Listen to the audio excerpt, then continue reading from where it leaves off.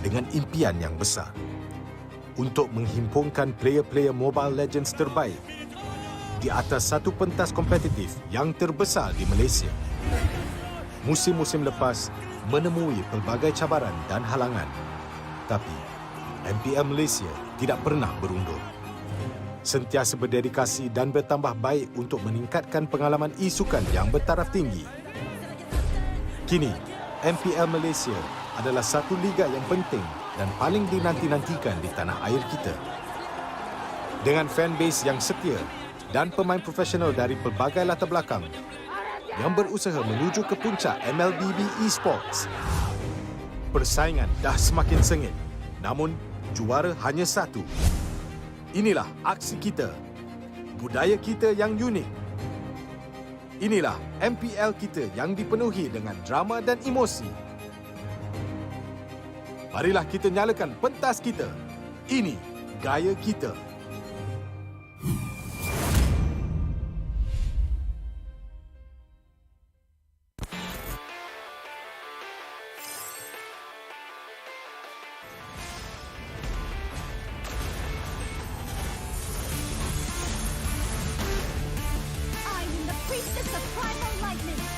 Hunter of all the evil gods! Meet your end! Legendary! Double kill!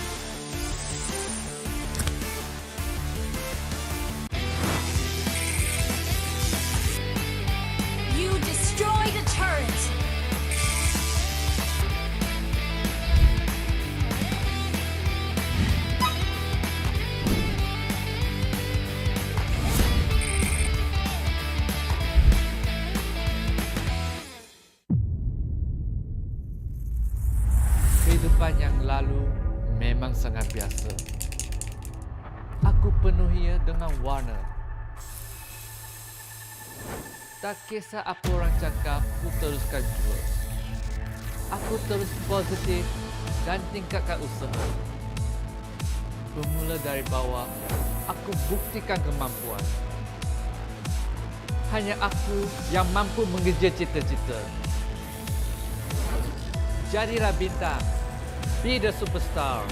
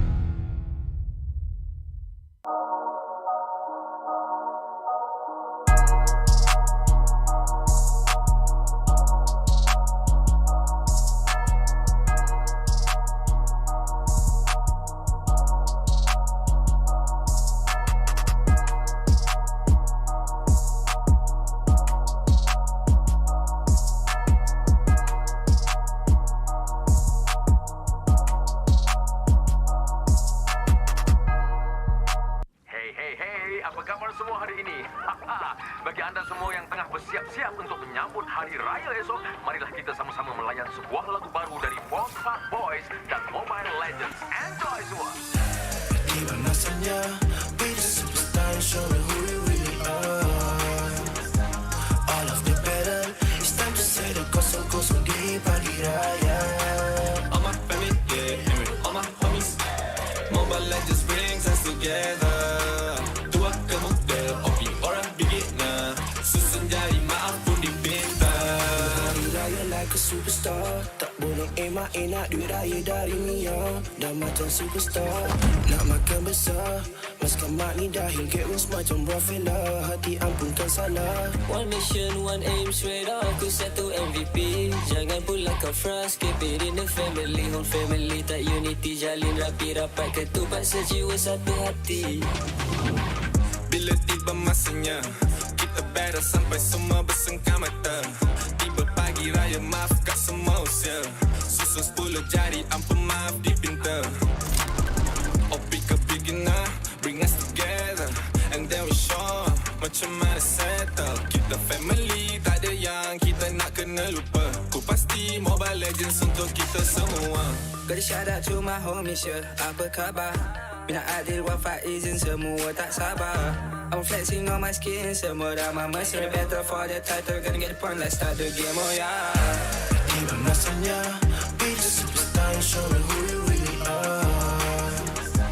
All of the battle, it's time to say the kosong-kosong di pagi raya. All my family, yeah, and with all my homies, Mobile Legends brings us together. Tua ke muda, opi orang beginner, susun jari maaf pun dipinta. Kecewa weti serai dua duduk diam jadi gerak pantas. Firework bang-bang sikit OP up dah ke atas. Pagi raya we homies push me ke glory. Rasakan kemenangan di pagi raya no worries. Yeah, tak perlu nak hide, kena trust your squad. Level up sama-sama satu visi, always on guard. Want to come close, yeah, even Lord kita sikat. Rendang lontong dodol on a roll, tak dekat tarikan. Yeah, no, bukan typical, always ready for better with the legends in this world, yeah. Double kill, triple kill, me next service like a boss. Going global with my boss, jadi MVP superstar. Terancam bunga api, maybe tu ada Eudora. Mia hilang tu pasti, di korban ni dah habis nyawa. Habis puasa dah miti ku gori. Raya nanti boleh tolong carry keluarga.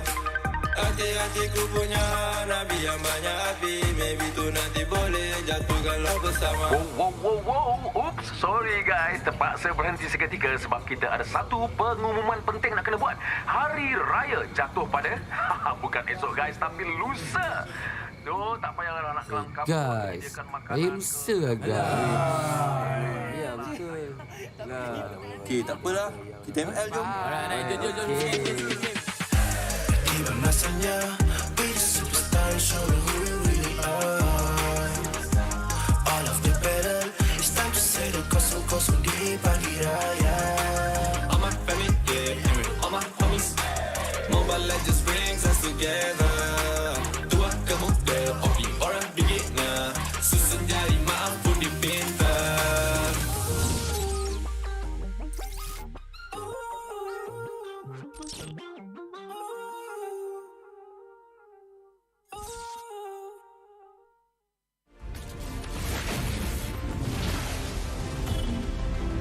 Pain is the proof that I'm still alive.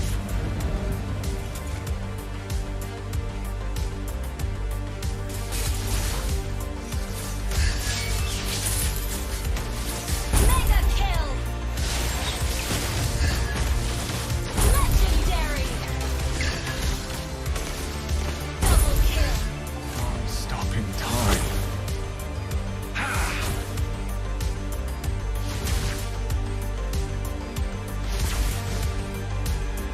Feels what I feel. Feels what I feel.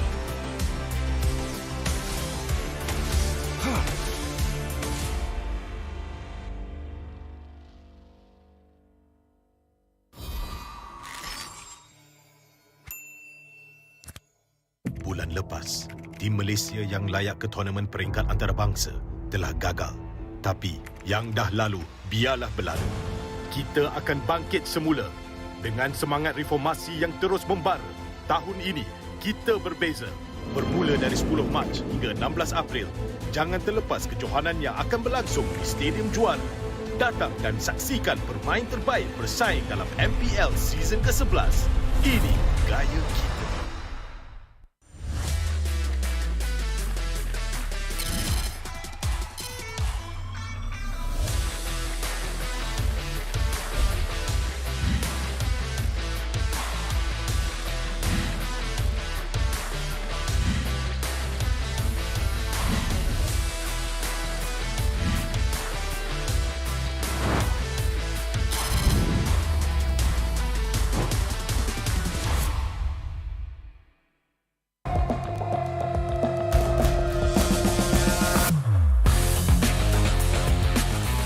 Memang banyak cabaran, tapi semuanya berikan aku pengalaman.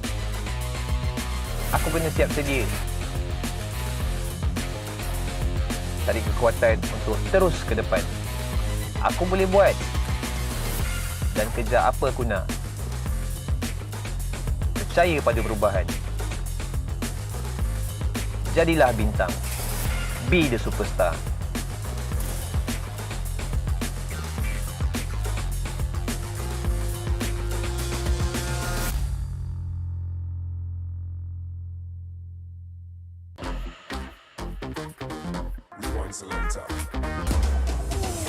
Around as he managed to evade the silence, but then again he has to get away from Master Ram as much as possible. Alamak, satu outplay yang menarik. Bocah mungkin akan dikorbankan.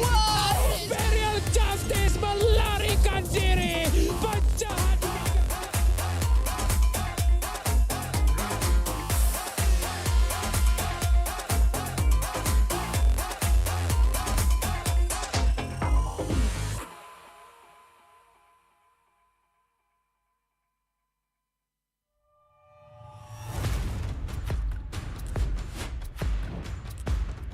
Ini kelanggaan kita. Ini gaya kita. Every year, I gotta deal with your nonsense. Anyways, selamat datang kepada format explanation video kita. This season, a brand new game format has been introduced, and we are thrilled to be presenting it to you. The MPL MY has been waiting for this revolution. Format kali ini lebih dramatic, lebih hangat. So let's begin. 10 teams will be seated into one group. Masa regular season, 10 pasukan akan main sesama sendiri satu kali saja. That's right, and these teams will score based on those games. Bila cerita pasal markah, kalau menang 2-0, 3 markah. 2-1, 2 markah saja. But if they lose 1-2, they will only earn 1 point. But if they lose 0-2, they won't score at all. Markah yang terakhir akan menentukan kedudukan terakhir mereka. And the lowest 2 scoring teams will be relegated at the end of the regular season. And the top 8 will then advance to the playoffs. Sekarang, mari kita tengok format untuk playoff. All games in the play-ins will be a best of 3. Kecuali upper bracket final dengan lower bracket final, kita akan main best of 5. Best of 5. And grand final, kita akan main best of 7. Teams ranked between the 5th as well as 8th place of the regular season will have to play in the play-ins. Team yang menang dekat play-in akan lawan dengan tempat ketiga dan keempat dekat upper bracket quarterfinals. The winners of the upper bracket quarterfinals will have to face off against the first as well as second seed of the upper bracket semifinals. Team yang kalah dekat play-in dan juga upper bracket quarterfinals akan disingkirkan. Luckily, if your team is in the upper bracket semifinals and they lose, they will go down to the lower bracket semifinals having a second life. Kalau team menang dekat upper bracket semifinal, akan gerak kepada upper bracket finals. Finally, the upper bracket finals as well as lower bracket final winners will face each other off in the grand finals. Untuk lawan, untuk dapatkan trofi MPL Malaysia. Inilah video format explanation kita. Siapakah akan jadi juara kali ini? The stage is set. Let the games begin. Ini gaya kita.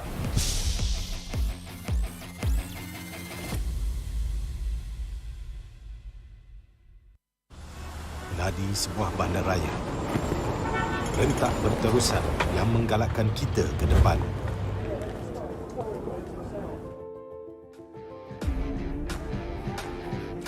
Sesuatu yang mengapi-apikan hidup dan semangat kita. Setiap orang mempunyai gaya dan irama tersendiri. Tapi, apakah yang boleh menyatukan semua lapisan masyarakat?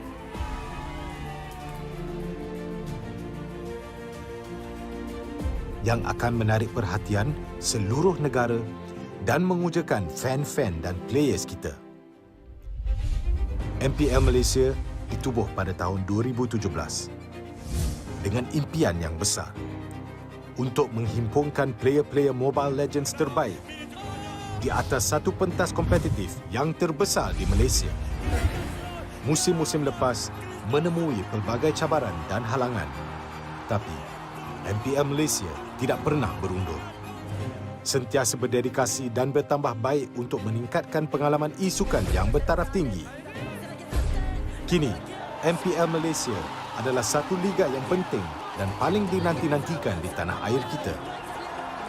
Dengan fanbase yang setia dan pemain profesional dari pelbagai latar belakang yang berusaha menuju ke puncak MLBB Esports. Persaingan dah semakin sengit, namun juara hanya satu. Inilah aksi kita, budaya kita yang unik. Inilah MPL kita yang dipenuhi dengan drama dan emosi. Marilah kita nyalakan pentas kita. Ini gaya kita.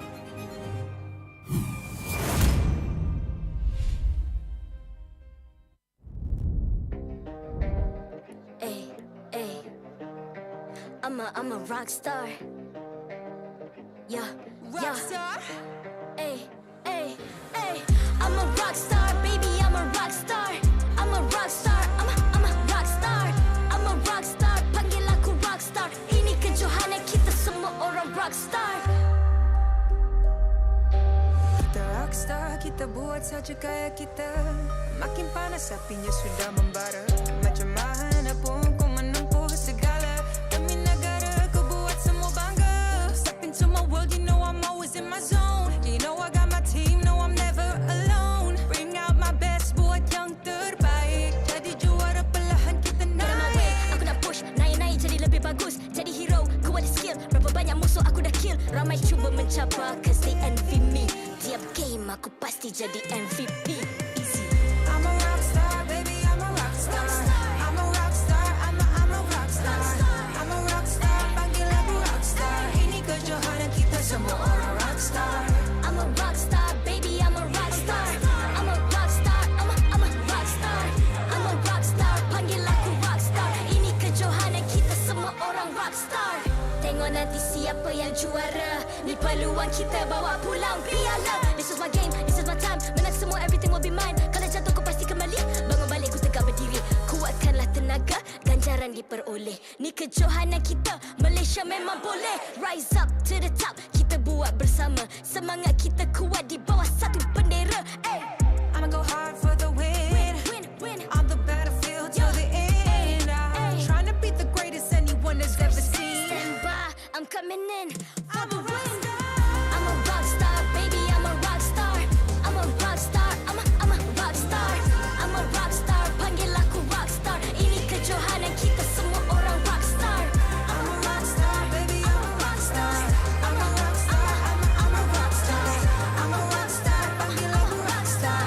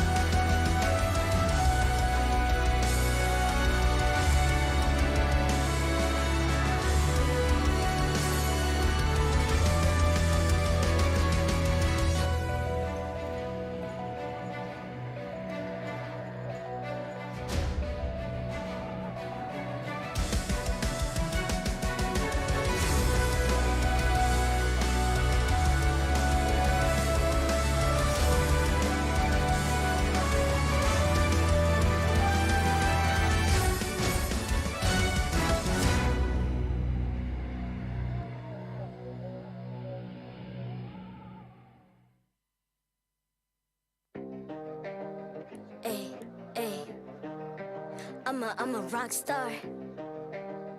Yeah, Rockstar? Ay, ay, ay. I'm a rock star, baby, I'm a rock star. I'm a rock star, I'm a rock star. I'm a rock star, panggil aku rock star. Ini kejohanan kita semua orang rock star. Kita rockstar, kita buat saja gaya kita. Makin panas apinya sudah membara.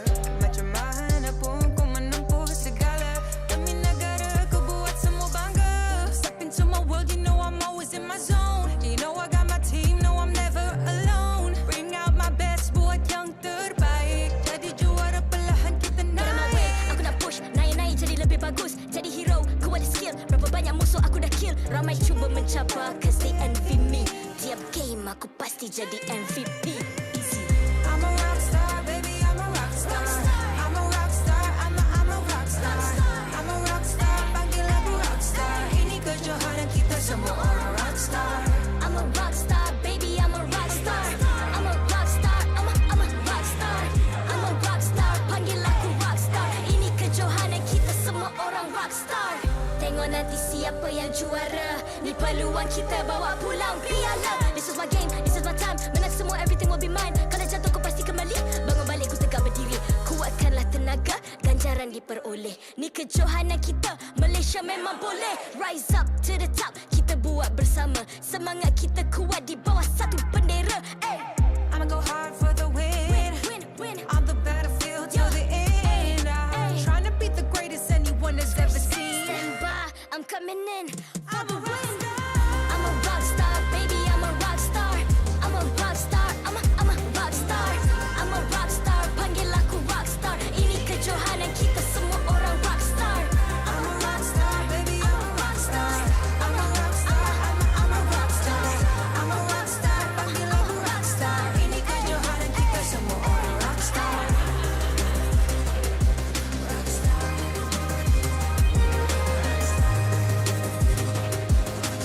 Ini kejohanan kita semua orang rockstar.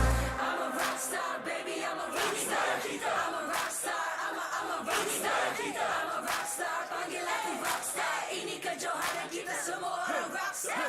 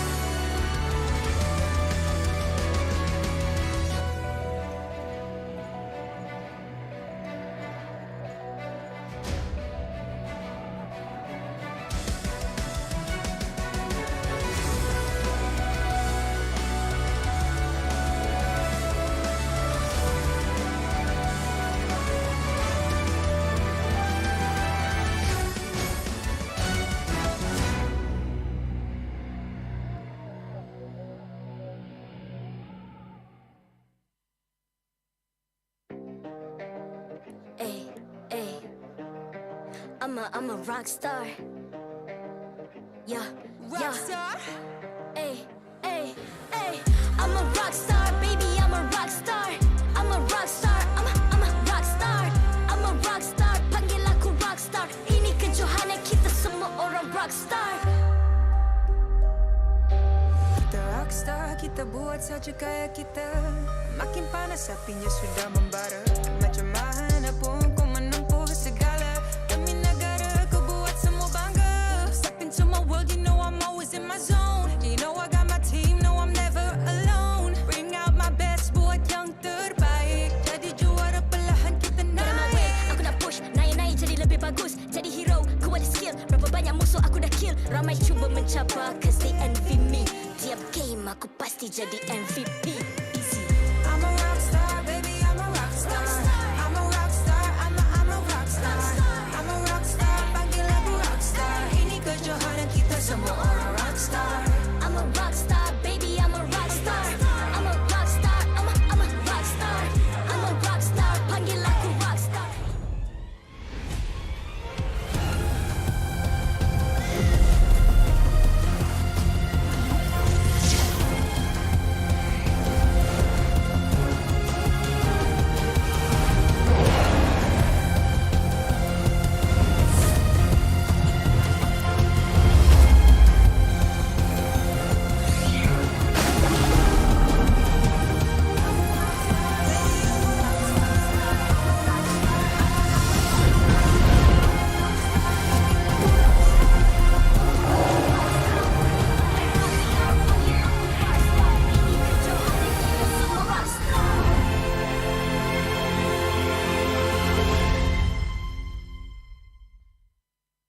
MPL Malaysia Season 11 is powered by Munton.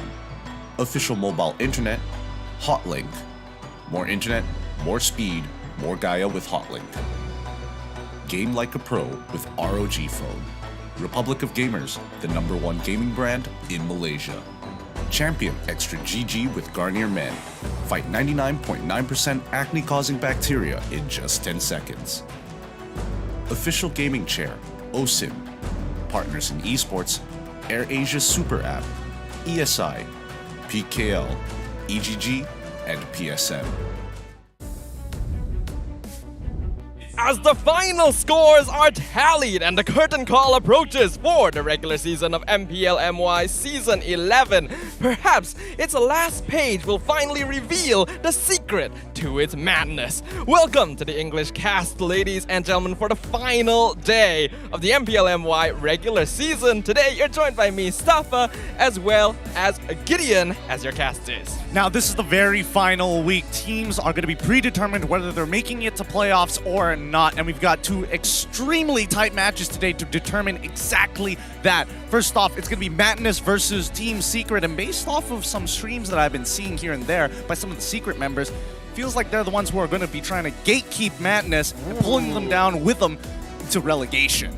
That's quite spicy right there. And it would be really interesting as well. As you guys can see up on screen, Madness versus Team Secret going to be the first match of the day, followed by Team HAQ versus Red Giants. Not just to close out Week 6, Day 2, not 3, but also the entire regular season of MPL MY Season 11. And what a tumultuous journey it has been so far. Yeah, nobody would have expected that Team HAQ would be in the position that they're in right now, especially after winning the last season and even representing us for M4. So quite the surprise that they're in, well, very close to relegation, as they have the exact same points as Madness as of yet. Now, there's a couple of nuances that we have to address. Number one, tiebreakers. We're not taking any head-to-heads. If you have the same amount of points, they're going to have to play a best of one. So for Red Giants, if they win any single game, if they get 1 point, if they get 2 points, if they get a 2-0, they will have to play a tiebreaker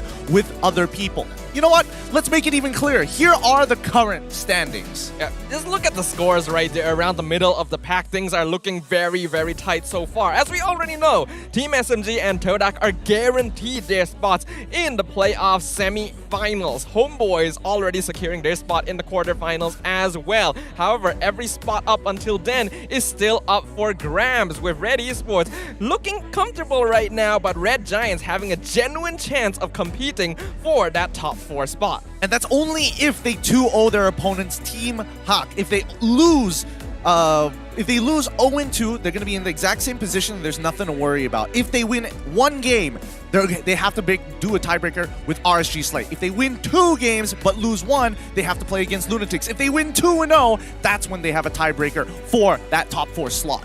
Yeah, things are looking pretty exciting for them, but on the opposite side of the table, we can see, as we mentioned, Team HAQ not looking to be in a very good position. We already know Team Secret isn't going to be moving on, but with Team HAQ and Madness Esports tied for that potential relegation spot, and both teams playing their final matches today, we are looking at some high-stakes games despite it being the end of the season. And that just goes to show how much more competitive this new format has made things.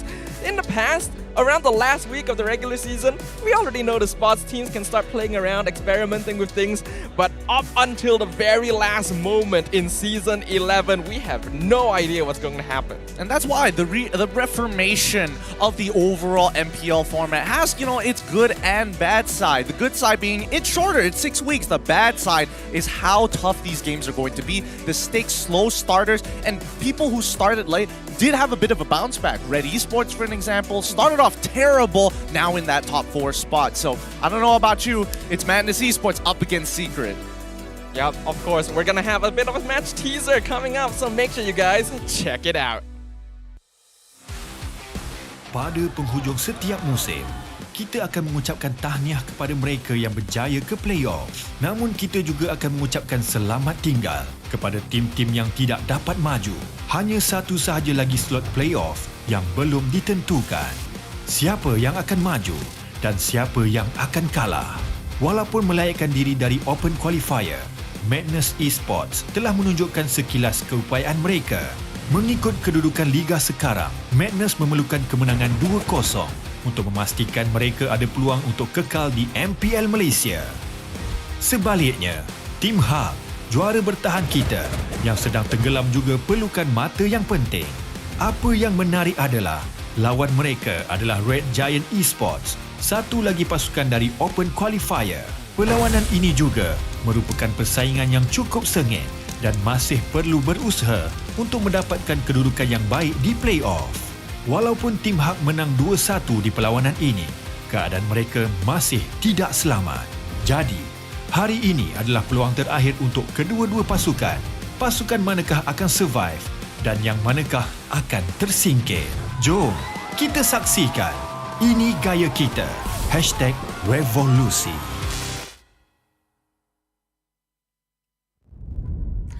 Dan itu dia match teaser untuk perlawanan pertama kita untuk hari ini. Hello semua, nama saya Rose, host anda sepanjang musim ini. And with that, who do you think will be making it to the playoffs? Will Team Secret stop Madness into advancing to the playoffs, or will Madness be able to make themselves comfortable until the second match of the day? Stadium Juara, are you ready for the first match of the day? Okay, I think they are ready. Mari kita invite kedua-dua pasukan ke atas pentas MPL Malaysia, Madness Esports and Team Secret. Madness Esports. Berada di ambang kejatuhan, mereka perlu melakukan sesuatu hari ini. Line-up original menjadi petahuran mereka untuk perlawanan ini. Adakah ini akan menjadi salah satu kunci untuk mendapatkan kemenangan? And now, have they prepared to face their biggest challenge? Mari kita lihat kemampuan mereka.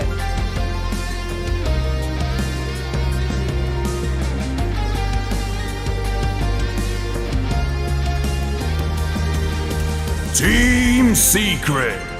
Mereka hadir ke pentas bagi melengkapkan perlawanan musim ini. Hari ini, AIM diturunkan ke pentas selaku line-up utama mereka. Will this solve their problem of not being able to win any games? Dan adakah mereka akan merobek senyuman Madness Esports? Sama-sama kita saksikan perlawanan ini.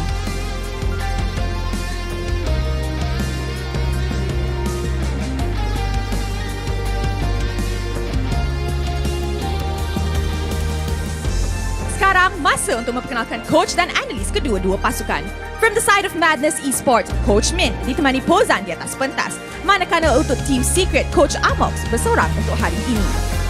Mari kita teruskan dengan fist bump di antara pasukan sebagai tanda professionalism. Inilah gaya kita. Inilah semangat kesukanan kita.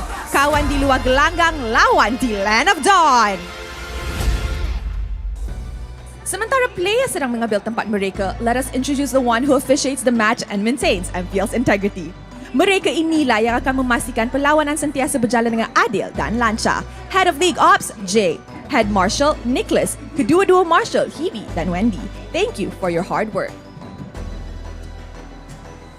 And now that the players are seated, Stadium Juara, who do you guys think will win this game? Will Madness Esports be able to secure themselves a slot in the playoffs? Or will this be the start of Team Secret's villain arc? Teams, this is your moment. Game on. A tense standoff opens up the final day of the MPL MY Season 11 regular season, with Madness Esports competing for a chance to move on into the playoffs, and Team Secret eager to finally prove themselves upon the MPL stage. Is it me, or is Stadium Juara's air just a little thin today? It feels like there's so much tension here with both teams fighting. And honestly, for Team Secret, they want to have a strong showing at the very end of the season, while Madness Esports are looking to keep themselves out of relegation. Every point is going to matter here. Every play is going to make the difference. Yep. And this is going to be a very difficult match, I think, even for Madness Esports here specifically. Remember, Team Secret, they have not won a single game. Not even talking about matches here, a single game since the start of the season. So many people are already expecting that Madness Esports has to win this 2-0, or things will not look good for them, especially considering that the more points they get here, the safer they will be to secure that spot when compared to Team HAQ, who arguably will have more difficult opponents. Whereas on the opposite side, Team Secret, well, a cornered beast is most dangerous when they have nothing left to lose. Boys are going to say their prayers while they still can, because they're going to need everything to make this work out. And based on the rumors that we've been hearing from streams and professional players, Team Secret apparently has been doing pretty decent and honestly winning a good majority of their scrims. So they've put the work in, they put the preparation, they've got the momentum that they had throughout the week to make themselves feel good on this day. Well, that's what we like to see, knowing that these teams, even in the dire straits they find themselves in, are still able to pick themselves up. Not the best news for Madness Esports here, as we can see their team stats up on screen. With a 75% overall hero ban rate on the Fanny, expect not to see it in the land of Dawn. We've seen Box play it a couple of times, unfortunately still unable to get a win on it, but Madness Esports is going to ensure that even Wanwan, arguably even the Kaja as well, going to be a priority here. Fredrin, Beatrix, Valentina, all of which very high priority picks for the side of Madness Esports, and it makes sense, right? It's a composition that helps really, that honestly benefits them when they are on blue side. When they are on red side, at least the Beatrix gives them some kind of supplement in the gold lane.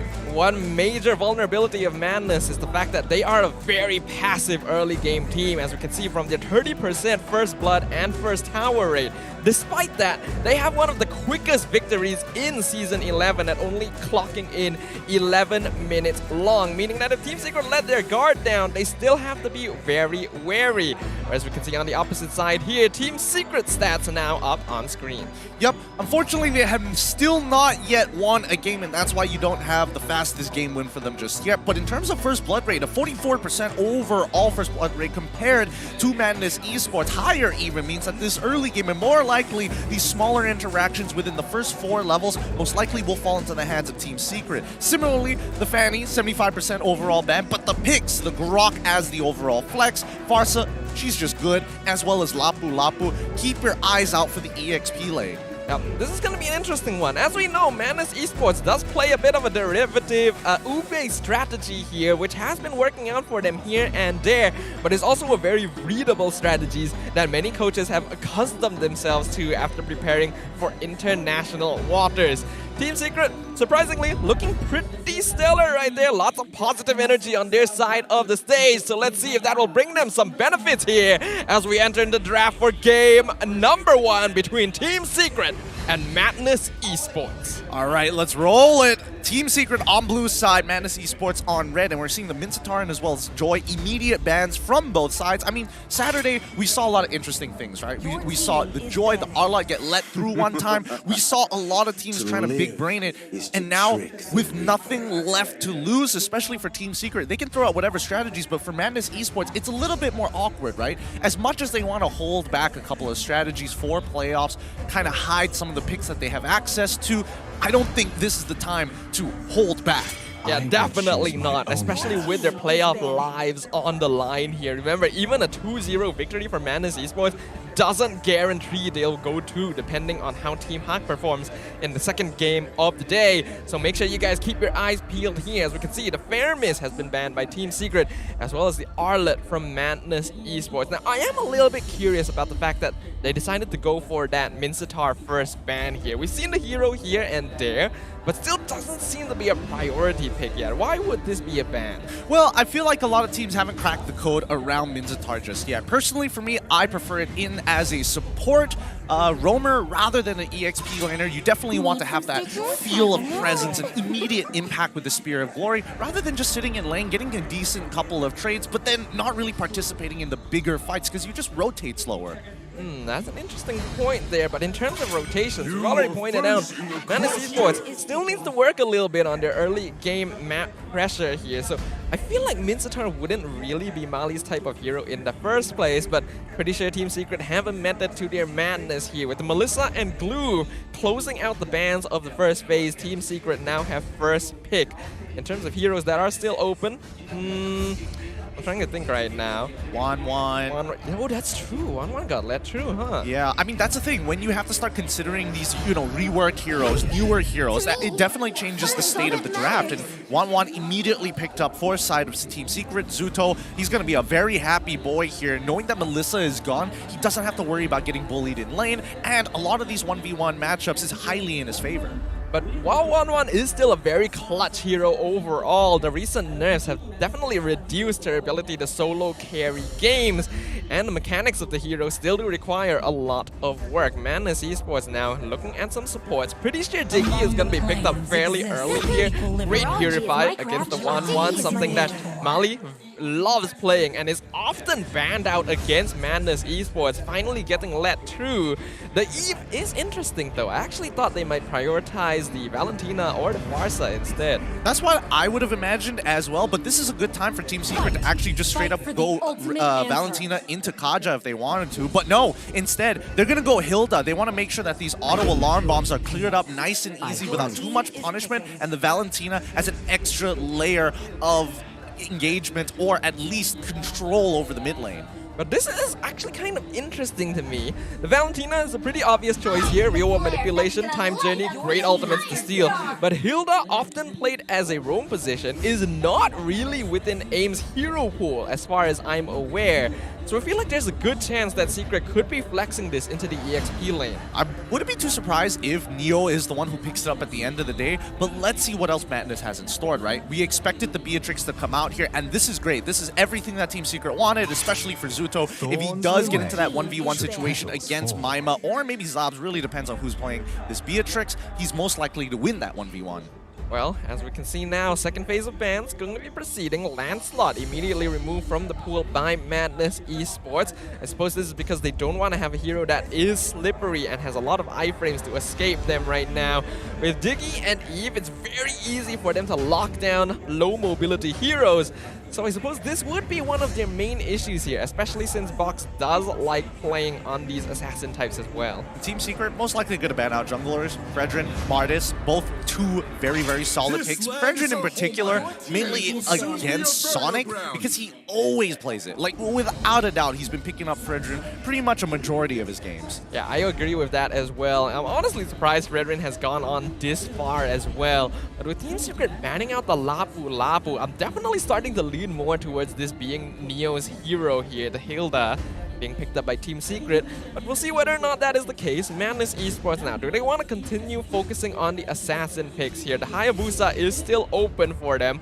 Martis also provides a lot of iframing, though the Fanny is a pretty good shout out there. Really high ban rate on both sides. Madness finally decide it's time to get rid of it. Yeah, and you know, for both sides, they never want to go with a strong jungle opening. Maybe for Madness, especially if it's with the Fredrin or maybe even the Martis. Fanny, big question mark here for Madness. For Team Secret, I do find it surprising that they didn't want to at least pick it up within the first rotation after the 1-1, because they got given access to it basically for free. Team Secret, they ban out the Phoveus to make sure that 1-1 is able to kind of kite around carefully and not have to worry about proccing the demonic power.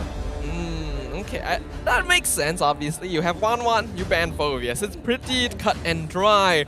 But that means that the Fredrin will be let through, something Sonic is very comfortable with. I'm going to assume here that the idea from Team Secret is let Sonic have Fredrin, and then they pick out something like the Martis or even the Akai to directly counter it. Both of which are pretty good here, and it looks like it's going to be Martis. They want an extra layer of peel in case they try to get to the back line, and especially if they're trying to get on top of the Beatrix, but I don't see enablers for Beatrix, right? Yes, you can fight inside the real-world manipulation. Yes, you can have the time reverse from Diggy to pull somebody back, and that's like the only combo that they have right now. We don't usually see Martis with the Ashura's Aura, with the Beatrix the Beer's Passion or something like that. It's just not enough time to get the full ultimate damage out. Well, with Fredrin being let through, Team Secret gonna have a very easy time to just lock it in for themselves, and they follow it up with the Benedetta as well. So this is actually going to be AIM playing on the Hilda. I don't feel like we've seen this yet, so I'm very excited to see how he'll perform, considering AIM does usually prefer Enchanter-style supports. We'll see it though. It's gonna be Madness Esports' time now to close out the draft. They're looking for an EXP lane that can match up against the Benedetta. We can see now why the Lapu Lapu was banned out earlier. What's it gonna be? Thinking. Do they care about Yutong? Honestly, Yutong probably isn't the way to go. Even if you get on top of 1-1, there's no guarantee that you can secure the kill. Oh, Keto! All right! So, taking a little bit of inspiration from Mr. Sapat from Homeboy, Sapakito, as we like to brand him. I like the idea, right? A lot of decently squishy heroes that if you get a full combination, you could probably one-shot. The Valentina and 1-1 especially, even if she decides to, you know, self-cleanse and self-purify, doesn't matter. Double jab will do the job. And obviously we always love watching some good old Paquito gameplay, but recently it becomes a lot more difficult to execute with the hero overall. So I'm excited to see how Yeah will do. He's been breaking out as an EXP laner this season, but having a look, how are the teams matching up here, Gideon? Well, based on what I'm looking at here, I feel like Madness Esports has a good grip on the early game. A lot of their heroes are able to abuse it, and that's how they're going to play. I'm expecting First Blood to go on their side, but mid-game is where it gets a little bit iffy, right? Team Secret, the only people who can actually defend that early game is going to be AIM on this Hilda, and hopefully he gets enough pressure to allow his team to transition into the mid-game where they're actually strong. Alright, so it's gonna be a battle around the early game right here as we enter the land of Dawn. Both teams with stakes on the table as well as pride on the line. Who will be the one to make a mark upon first game of the final day of our regular season? We will find out. All right, game number 1 here on the final day of week 6. Team Secret on blue side, Madness on red. Now, they both started on the same side of the map. They will path downwards towards the EXP lane, but notice immediately Madness Esports doubling up on that goal, trying to make sure that 1-1 isn't left alone with Beatrix. This is classic Madness gameplay. We can see now the Hilda being picked directly to counter this. Zutoto taking a lot of poke damage from Zavs to try and finish off Mali. Not sure if that was the best trade. Probably wasn't. AIM, unfortunately, isn't tanking enough damage here, and, you know, Zavs, he's prioritizing hitting Zuto because he knows that AIM is pretty much unkillable and has an infinite amount of sustain. But AIM is still gonna make his presence known right here. This is the danger of the Hilda. AIM gonna be specifically playing this to babysit against Mali, since they know Madness will be playing that Ube strat in the gold lane and not really bother invading the jungle. Yeah, and I think it's just not worth invading against someone like Martis, who's able to use his mortal coils as a means to get extra attack speed, especially against AIM. Even though he can regenerate, Sonic is still gonna be unaffected overall with his clear speed. In mid lane as well. This is going to be an important lane to watch here, especially since early game domination. Quite important. Sonic going to be popping out, trying to target for King Salmon, but Box is here, so he will be able to retreat in time. Right now, they're going to be contesting control over the Turtle Pit. Rather interesting with the sub-emblems. We did see that Zavs actually decided to take 1 point to get a little bit of physical lifesteal, and kind of interesting because he would have taken Electro Flash if that was the case. Ooh, Box getting comboed with a knockout strike right into the Decimate.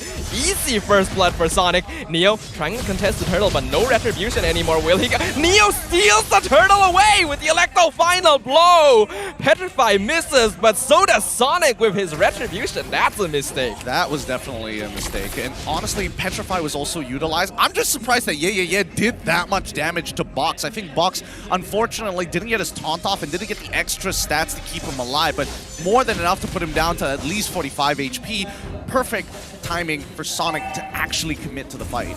Always gotta respect that Paquito, man. Hitting that level 4 is such a huge power spike for him, especially if he goes for an early Fury Hammer as well. That's more than enough damage for him to carry through the first few levels of the game.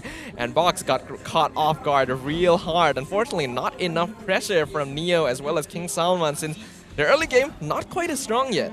Are you a big advocate of going Fury Hammer or straight into the core? Wait, ooh. That hurts. That really hurts. Aim gonna get a little bit of revenge poke back onto Zaz, but Zuto has to be careful here. Another snipe could cost him his life. And as for your question, I do personally prefer going for Fury Hammer first. I think it's just too much value for money. Really? I don't know. I'm preferring the Molten Core, but Zuto, he's so low at this point. They might as well try to die, but the wave has already been cleared. They're waiting for the next to crash, and we're expecting Sonic to actually get a double, but Box shows up. Yep, mass rotation by Team Secret to respond to this top lane aggression. King Salman, Box, Neo looking for the cutoff, but Man is doing a good job of disengaging right now. Ooh!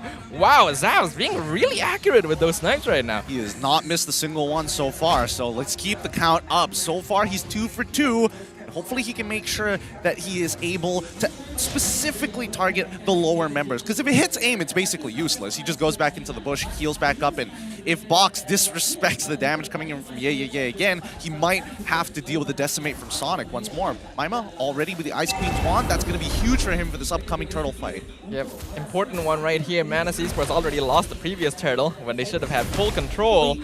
Yeah. Looking for the reversal, going on to King Salman with the knockout strike combo, but he dashes over the wall, so he's able to survive as Aim continues zoning out Sonic and Maima. In the top lane, Zavs gets the 2v1, so Zuto out of the picture for now. Team Secret gonna be looking to trade out the turtle in exchange for his life. They should get it, but I think Madness Esports is perfectly fine with that. Yep, they are very happy. If Zabs gets more gold, the better. They want his burst to be as big as possible. He should be able to crush this no problem. Okay, switch on over to the sniper rifle, and he can siege it down with little issue. And here comes Aim again with King Salman. Real world manipulation stolen away. Penetrate doing a lot of damage here. Aim might have to be careful as Zavs finishes him off, punishes the overextension.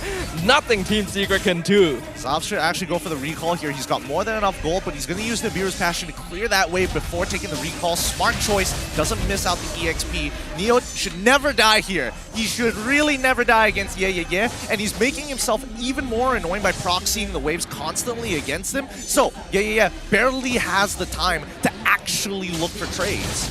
But you could say the same for Neo as well. He would ideally like... Oh, Neo!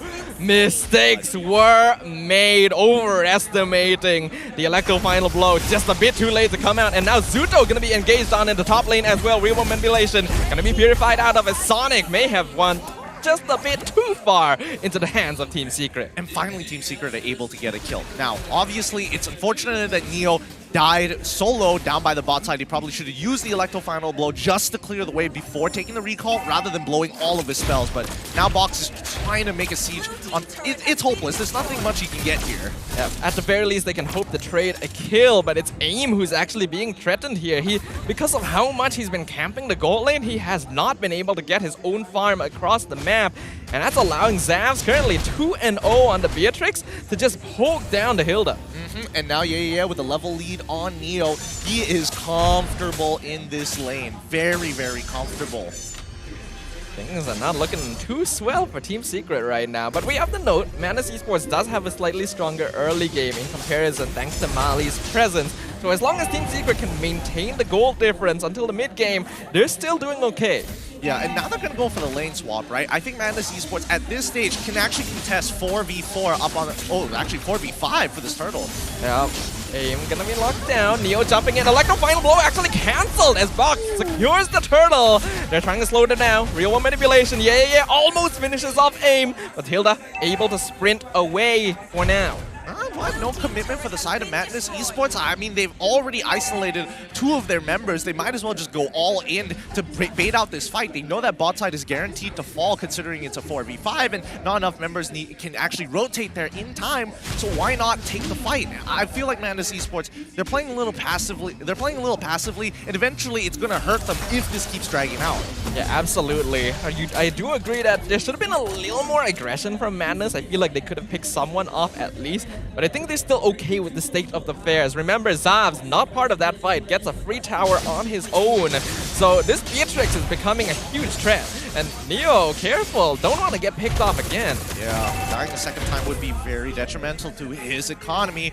Down blocked by bot side. If Team Secret, they are trying to keep As5 as much as they can, but it's getting hard. They're losing a lot of pressure across the map. Yeah, especially if it's 5v5, Madness Esports have way more experience there going for big team fights. So I feel like this is not really the area that Secret should be contesting against them in.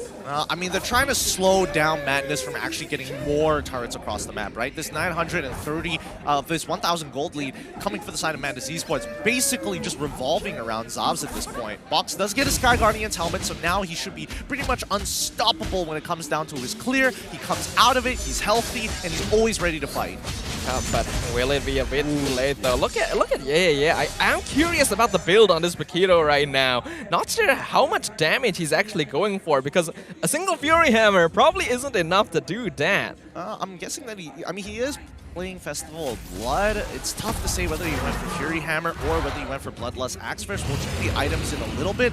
But his timings, right? His timings to punish the eye for an eye. He waits for it until the very last moment. Oh! Beautiful taunt by Box, but the time journey comes out to cancel it all. Real manipulation now trapping them as Box is decimated by Sonic with the killing spree. Aim follows right afterwards with the double kill. Electro final blow into the Petrify, into the crossbow tag. Zuto with the shutdown, with the double, with the triple. Will he be able to get more? No! Yeah. Ends his dreams and gets a shutdown for himself. 4-4-3 in favor of Madness Esports. What a turnaround from Zuto, and this is why Wanwan gets banned out a majority of games.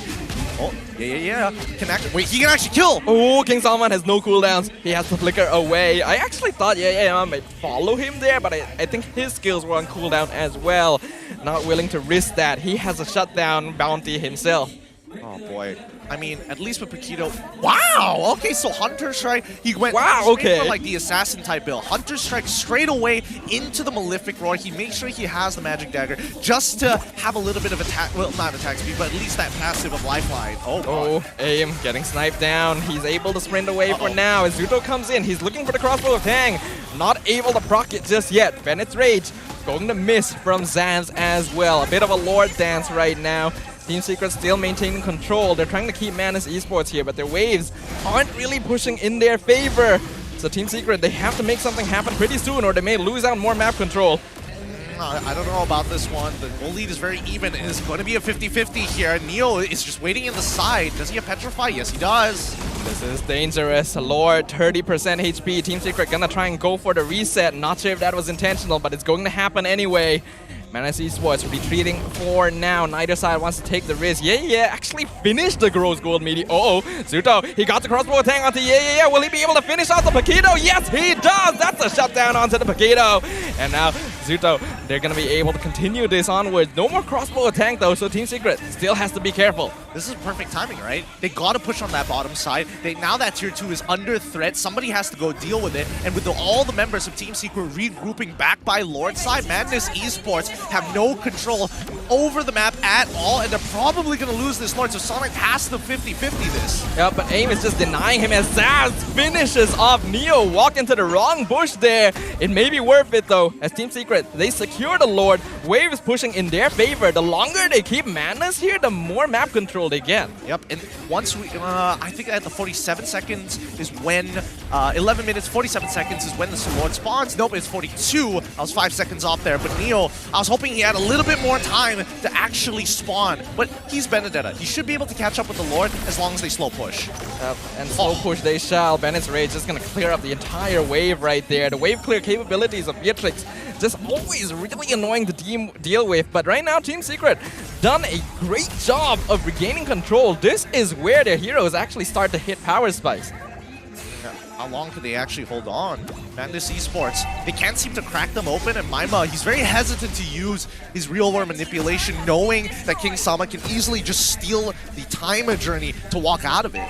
Team Secret currently on point of potentially getting their first victory here in Season 11. Real world manipulation stolen away by King Salman. They get the mid tier 2 box going for the stun. Neo taking a lot of damage from the auto alarm bombs as well. Real world manipulation comes out from Maima as Sonic goes in. He's looking for the decimate, but Box is already tanky enough to be able to survive a lot of it. Team Secret walk out after taking all the external towers. Nicely done by Team Secret, pulling the lead towards themselves. Is going to set them up for the late stages of the game. Now, if we're talking about the later stages, Zab's definitely a problem. He has Weapon Master. He's going to get an extra bit of attack damage with each item he gets that has attack damage on it. It scales well, and that's why you're seeing him with the Fury Hammer immediately into the BOD plus the Malefic Roar. Ideally, he wants to have the Husk Claw as well, but now AIM in trouble. Uh-oh, he's going to get dragged back by time reversal as well. AIM instantly dead. Box maybe a bit too late to follow up. Not able to get out the Appraiser's Wrath as Madness Esports picks up 2 for free. Neo going for the top lane push. Will he be able to take down the tower before they arrive? Looks like he will, but will he escape? Eye for an eye, already gone. Time reversal, Sonic cutting him off. The Benedetta could be picked up here, but some good movement allows Neo to get out scot-free. I mean, ideally, Box shouldn't have died there. If AIM just died, it would have been totally fine, but Box stalling even longer, knowing that his teammates... Oh, Sonic is dead. Yep, Zuto has crossbow of tank. He's gonna try and use it, preferably chain it. Oh, King Salman gets picked up by Mali somehow. He must have been caught out of position. His teammates weren't nearby enough. Now Zavs threatening Zuto, but the 1-1 able to dash away in time. And now 1-1 has a lot of damage inbuilt into her, but she still needs a bit of time, and if she's able to get the weakness points off in time, then it's ideal. However, Zabs, he doesn't have any special conditions. He just needs a little bit, just a little bit more damage to basically one-shot Zuto so he doesn't get to play the game before he gets the crossbow tang off. It's all about timings here and who makes that first move. But the problem is, something that buys a team a lot of timing is having heroes that can bolster the front line and start engagements. And in this late stage of the game, Madness Esports really doesn't have those tools as compared to heroes like Hilda and Frederick. I mean, that's why it's an early game composition. And yeah, the fact that he went for Malefic Roar as well as Hunter Strike is going to slightly put him behind. Now we can see Team Secret looking for the surround play. Yeah, might be catching out King Salman here, but he's gonna get caught out. Crossbow of Tang is ready. He paused the immortality, but the real world manipulation has finished off AIM in a killing spree. Zuto, he might be out of position. Zaz with the double kill, but here comes Neo to clean up the backline with King Salman shutting down Zaz. Sonic looking for the decimate, finishes off the Valentina. Neo trying to chase down Mali, but gets pulled back by the time reversal as well. Team Secret not able to clean up their opponents. They lose 3 in exchange for 2. A huge bait coming in for the side of Zuto, knowing that Neo should be able to clean up shop, but unfortunately, despite getting a great engage, killing both Zabs and Maima, he wasn't able to get the last kill to even out this trade. I mean, it's a 3 for 2 in favor of Madness. Yeah, unfortunately, the immortality on Yeah might have actually saved the game there for Madness Esports. Otherwise, Zuto may have been able to chain the crossbow of Tang straight up. He held onto it to make sure he could use it on the second life instead of wasting it on immortality. But Madness Esports are not going to let that opportunity go to waste, now attempting to regain control over the map. Yeah, Team Secret, they got a slow push started on that top side, so Team Secret just basically want to dance with Madness Esports for as long as possible. AIM, he's going to face check everything. No auto alarm bomb should be hitting his teammates. But Team Secret may be setting up for a split push right now. We can see Neo edging towards that top lane. They want to see how Madness Esports is going to move to determine whether or not a backdoor is possible. Even sending Zuto up to the top side as well as AIM. He's probably dead at this point. They actually missed the decimate timing on him. He dies, but that's no decimate for Sonic. Oh, Neo jumps in, Electro final blow, petrified, denied by Time Journey, and he falls instantly as Zuto also gets taken out by Zav's. Massive mistakes by Team Secret, who have greeted this out. King Salman chased down by Sonic as Vox is all by himself. 1v3, not able to escape. They had the map on their side. They had everything going for them, and all of a sudden, the one thing that stops them is just bad communication. Neo should have communicated that he was going to engage so that Team Secret could posture themselves to try to make something happen. But more importantly so, if they could get the time journey out of Mali earlier, that would have been even more ideal. Neo needs to be aware that no matter how hard he engages, Mali can stop it with the time journey. Yeah, Team Secret definitely should not have pressed that in that situation. Once they bait out the time journey, if they have to sacrifice Neo, then so be it. There's no reason to try and rush down that fight when the time journey is still active. And now Madness Esports attempting to clear out all the external towers for Team Secret. Zuto, be careful. He's trying to go for the crossbow. He actually does get it onto Sonic, but it's not going to be enough to finish him off, and Zuto pays the price. Now the rest of Team Secret caught out in real-world manipulation. Fox going to follow right afterwards. This is bad timing. Here comes the Lord. Really greedy by Team Secret. Very, very greedy from Zuto. Even Vox as well. They've got to calm down for half a second. They're losing more members than they should. Yeah. Flickering forward. Just the damage as well. The Lord crashing in. A nice Electro final blow. Will it be enough? Neo able to escape with his life intact, but the mid inhibitor will fall as well. 2 waves that Team Secret has to defend against. The Lord is on the crystal, and so is Madness Esports as they deny Team Secret's chances of their first Season 11 victory. Unfortunate indeed. A series of bad mistakes from Team Secret, giving Madness Esports a chance to bounce back. They had the advantage. They had an inhibitor down. They just had to play the map. Mistakes. Team Secret definitely looking to be more informed here, but not quite enough. Madness Esports is a team that will punish mistakes the moment they see them with their Ube style, with their 5v5 team fighting. And unfortunately, that's exactly what happened here. It's unfortunate, but it's great for Madness, right? They get that first point, and now they just need one more to secure. To the mic check we go. Let's go. Wakanda forever. Want some power? They want some power? Ambil Argus ke? Oh, kelas. Ke atas Half Baik dik. Boleh. King Sound. Kelas. Mana? Tengok ni. Boleh ni. Nice. Dia pas. Bandit gimmick. Mata ni. Nice. Nice. Hati-hati Wawan. Mati aku mati. Nice dik. Nice. Kena bet. Hai. Banget, santai. Ni disiplin bisa kan? Gaslah kuasa. Goreng-goreng kat sini. Gaslah kuasa. I think this game does give us a pretty good idea of the difference between finding and making opportunities and forcing opportunities. Where Team Secret definitely had control over that mid-game, but went just a few steps too far, too many times. And on the MPL stage, a single mistake will cost you everything.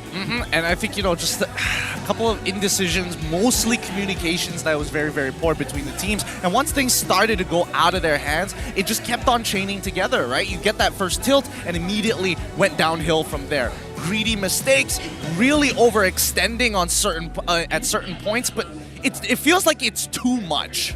It really does feel like too much, but you know what is never too much? More internet, more speed, and more Gaia with Hotlink. Make sure you guys go check out Hotlink now, because you can enjoy a 30 GB plus 20 GB bonus high-speed internet for only 35 ringgit a month with Hotlink prepaid Pantas. And you can even enjoy 50 GB and new devices from no cost at all with Hotlink postpaid 60. So What are you guys waiting for? Yeah, go download the app and then quickly start signing up for Hotlink while you still can, especially if you're looking for a new device. But that being said, right, it's very difficult to believe that like this is the only thing. This is all that they have to offer. Similarly, like the All-Star event, Purify Harmonia, which is available right now. If you're looking for more things to do in Mobile Legends, the All-Star Purify Harmonia event is the way to go. From the 31st all the way to the 23rd of May, you can complete tasks to collect Techno Notes and unlock free rewards like the special skin Raphaelia, the Seraphic Selfie, the Avatar Borders, Shine Atomic Pop, the Atomic Pop Spawn Effect, and Graffiti.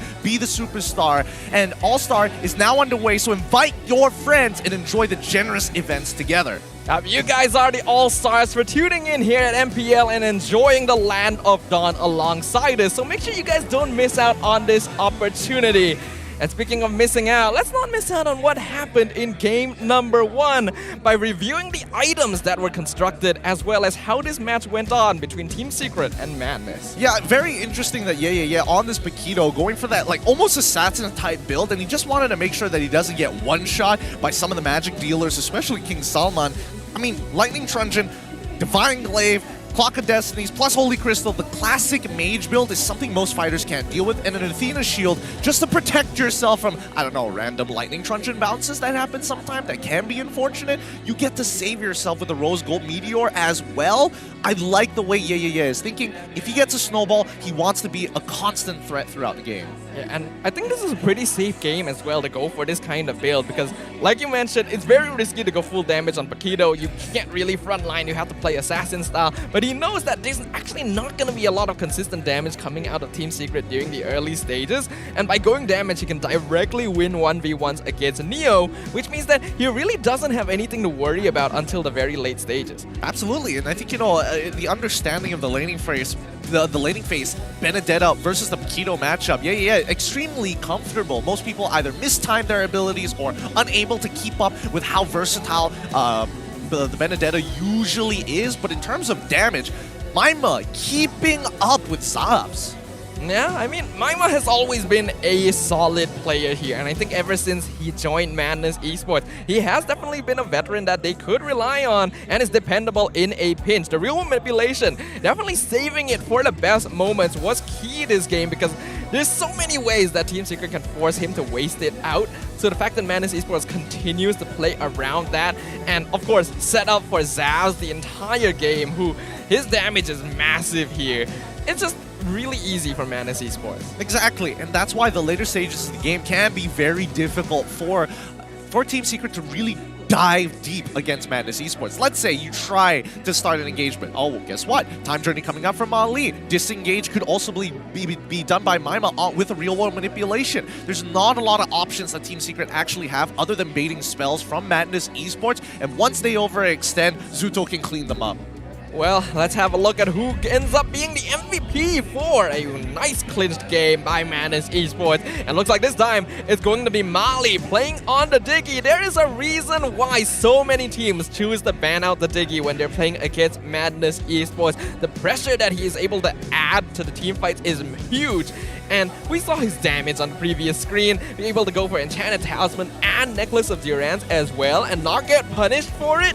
Yeah, that can be a problem. I mean, the fact is that Mali is so dedicated to his marksman. He goes for Encourage rather than Conceal. I would have expected Conceal to make more plays across the map, but no. It's all about Zabs. Make sure Zabs has everything that he needs, even the extra attack speed. And Madness Esports doesn't have the most complex teamfight engagement strategies that may require or benefit from the use of Conceal, so they know that they're gonna go head-to-head, they're gonna fight 5-man, they're not gonna make sneak attacks here because they're not the style of team to go for that. So why not just go for Encourage, boost up your overall abilities as a squad, and take advantage of the style that Madness Esports is comfortable with playing.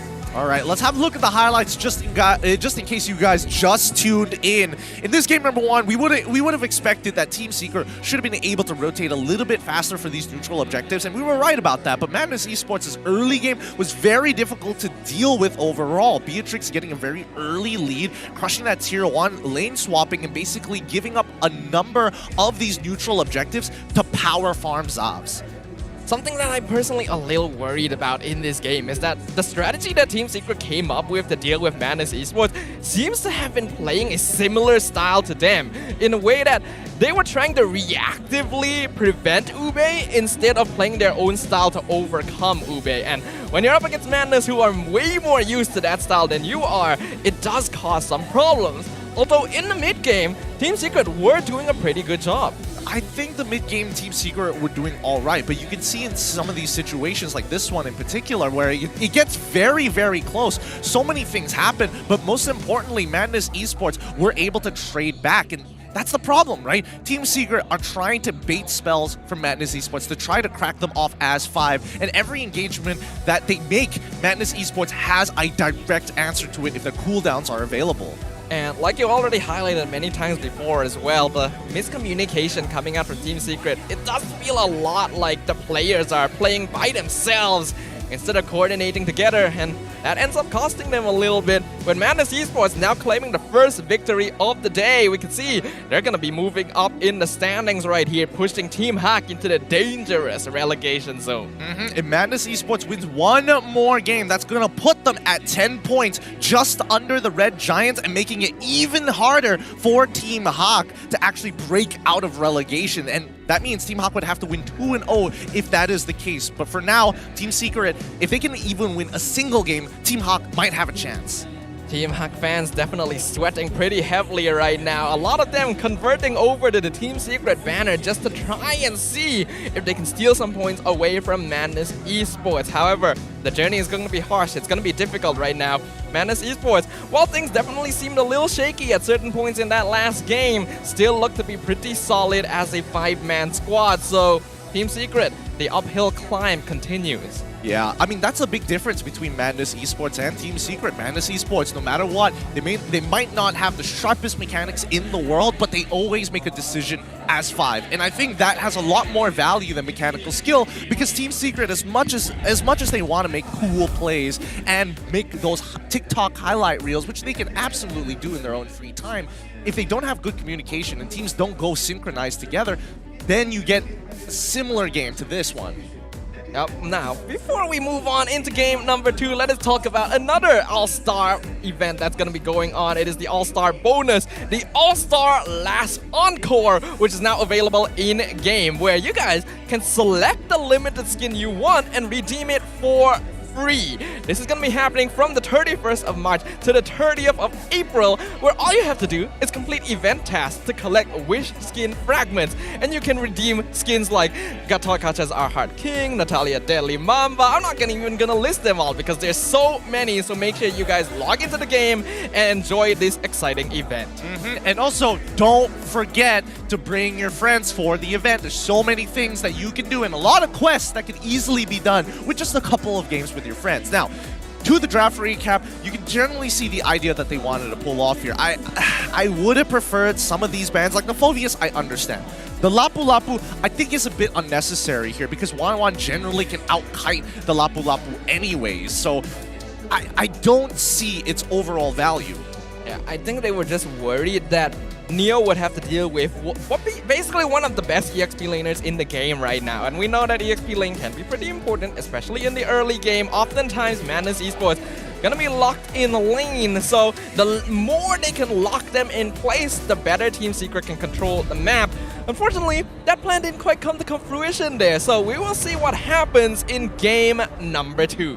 I think a lot of it comes down to whether Team Secret is able to kind of crack the code on what Madness Esports wants to do, and a lot of it just revolves around team fighting and playing around the gold lane. We expect Yeah to be alone, so get Neo a decent matchup in the EXP lane, have good control over mid, and start punishing the gold lane. That's the general formula that we expect to see, especially when you're up against a team that plays for the gold lane and only wants the team fight. Yeah, putting it like that, it really does sound like really easy steps. Like, you'd expect any pro team to be able to accomplish them, but sometimes extenuating factors do come into play here. As you can see, the teams have switched sides. Madness Esports going for first pick, Team Secret on second pick, and they've actually swapped around some bans as well. Madness, they led the 1-1 through previously, but now that they have the opportunity to first pick it, they're getting rid of it themselves.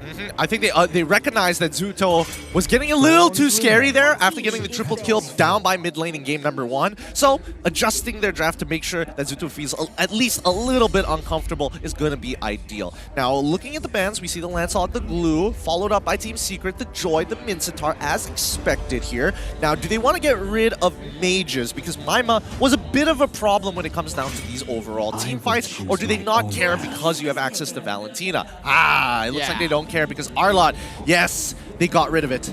Yeah, I think it's less of a don't care situation and more of a we can't let Arlott through. It's way too dangerous here. They already tried to respect ban by getting rid of Lapu Lapu previously. If they gave him Arlott, that's just not gonna make sense. But that means that Madness Esports has lots of freedom here, instantly locking in Maima's hero, the Eve, first pick. All right, now Team Secret need to determine which phase of the game they want to play for. They're definitely going to go for Valentina. That's to be expected. Whether or not they want to have their hands on Fredrin is a different story, but we saw that Sonic was very capable of playing that Martis, so now this creates a very interesting dynamic, right? How do you start dealing with a Martis that has anti-CC in comparison to the Fredrin? Which would you prefer to get rid of? Because if they decide to pick up the Martis early now, that means they will need a marksman that has DHS later on in the game. Exactly, and that does put Team Secret in a bit of a precarious situation. Do they lock in the Fredrin here, or do they want to contest the Martis away? In comparison, I feel like Vox will be a bit more comfortable with the Fredrin, but it's not impossible either way. We'll see what it's going to be. It's going to be the Fredrin and the Julian? Wow, this is very, very bold. I think Team Secret is making sure that their gold lane is flexible, right? These are enablers, people who look to lock down their opponents, people who are looking to combo with somebody else. The question is, what is that combo, right? If Julian is going into the mid lane, usually the mid laner is the damage dealer. I'm thinking that Team Secret want to play Beatrix here. That's an interesting shout out right now. Madness Esports, they're not going to forgo for the Beatrix this time since the Melissa is wide open, and they're going to follow it up with the Lolita as well. Wow. Will Manipulation and Numnon Blast, a really scary combination right there. Team Secret, what are they going to pick up to deal with this? The Diggy is actually wide open. I mean, Diggy isn't that bad, but then they'll lose out on Beatrix. So it depends on what they find more important. Just the raw damage or a marksman who can enable everybody when you get a bit of help. And it looks like it's going to be Kaja, so their composition has plenty of pick-off potential, a lot of combo components, and I think, you know, Kaja with the Julian, very underrated duo. Yeah, I think it's really powerful, and thinking about it now, perhaps the Julian pick could be an option to burst down Eve even with the real manipulation shield, but not sure if it's going to be enough. Pickoff is definitely a good solution to go against big 5v5 Ube strategies, but that does require a little bit more cunning from Team Secret. Yeah, I think Madness Esports, they get rid of Yuzong here. They need to either, well, they get rid of the carry instead. I would have imagined that they would get rid of like Beatrix and as well as Yuzong for the side of Madness Esports. At least then Melissa is basically going to go uncontested. Interesting choices so all around right now. Team Secret banning out Lapu Lapu. It's definitely leading me to believe that they're gonna start the second phase with the EXP lane. Gonna ban out the Marcus as well to make sure that Fredrin isn't too easily countered in the jungle position. I think it's fairly smart so far. Madness Esports, what's gonna be their response to this? I hope it's Yuzong. It's either Yuzong or Beatrix, right? One or the other. Oh, Benedetta, because of the previous game, I guess that works too, I suppose, but I think Melissa should have been able to be self-sustaining enough against the Benedetta, and plus he's also got Mali to kind of buy him that extra bit of time if it does get into a dire situation. Team Secret, on the other hand, it's really smart of them that they decided to get rid of the Martis. However, I have been talking about this particular interaction time and time again. Teams need to abuse Akai a little bit more, especially when they're up against a Fredrin. It's just our Malaysian meta culture that we do enjoy playing things with a lot more kill pressure. Things like Martis, things like Karina, for an example. Yeah, I agree with you. I'm honestly surprised at how little we've seen Akai because of how effective the heavy spin is in team fights here.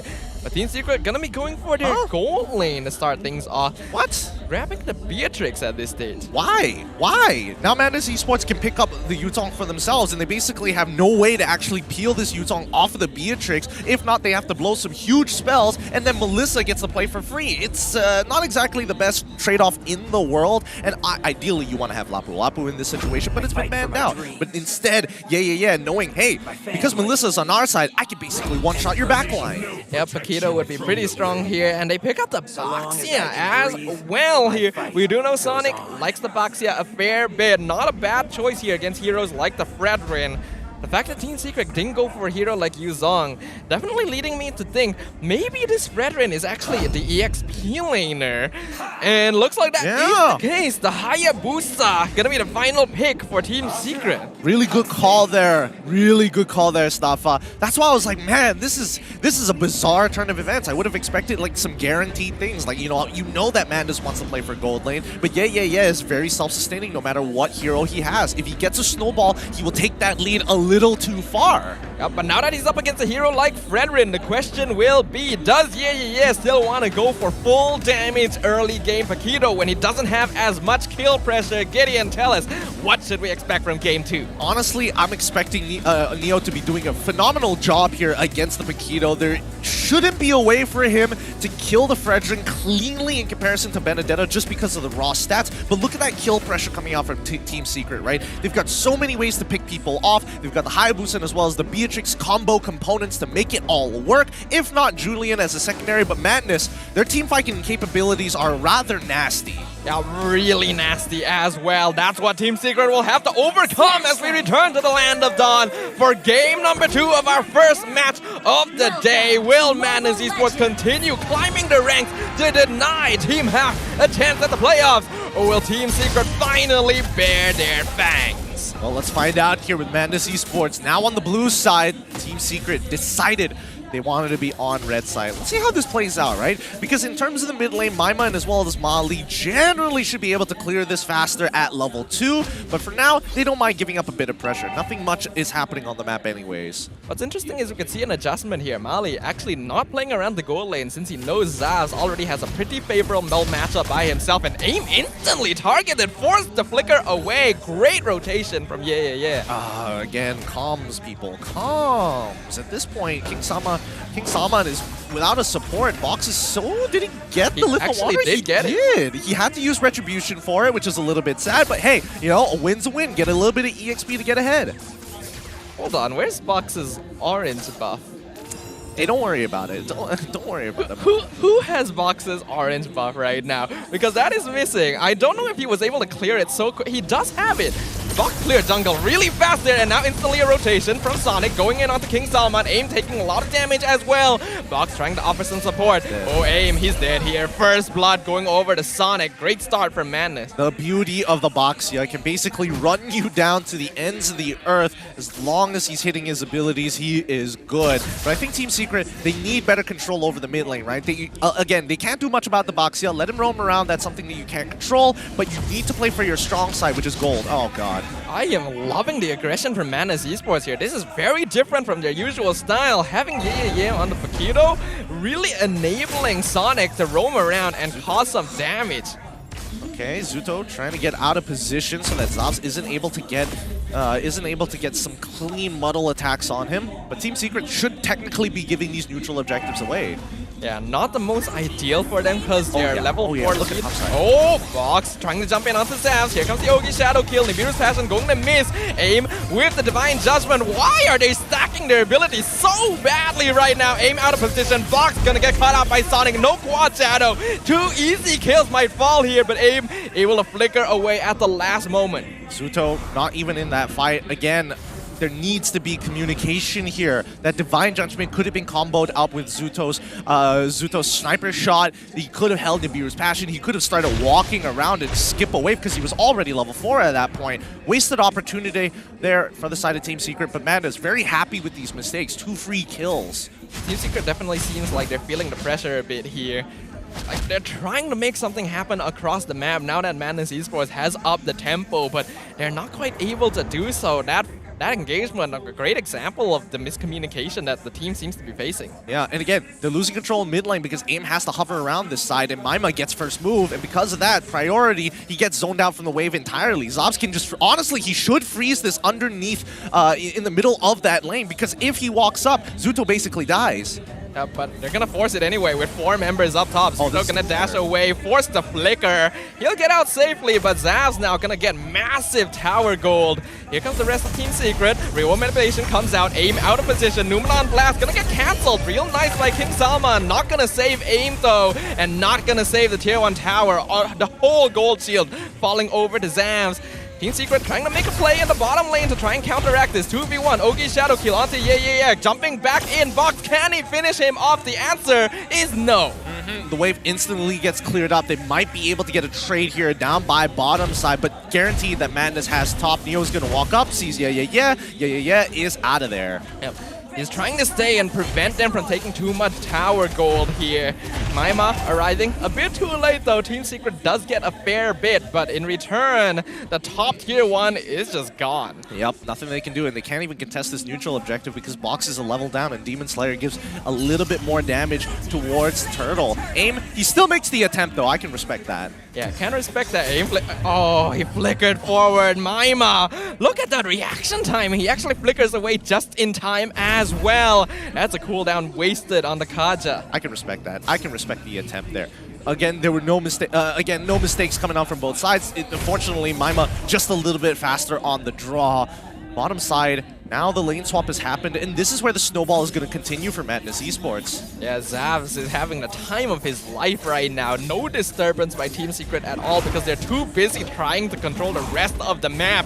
And unfortunately, not being successful with it. As Sonic, does he steal that away? Yes, he does. Now Box in danger. Yeah, threatening him. Able to jump out just in time, but Madness continuing to apply pressure. Yep, this is going to get depressing pretty quick here. The only problem is that Madness are leaving holes in their defense, right? Like Zuto is now able to get a trade up on that top side. Bottom side needs to hold on for as long as possible so that Zuto can get there to clear that wave. If not, Neo has to absorb this pressure. He is willing to die. He needs to, honestly, he needs to die for this.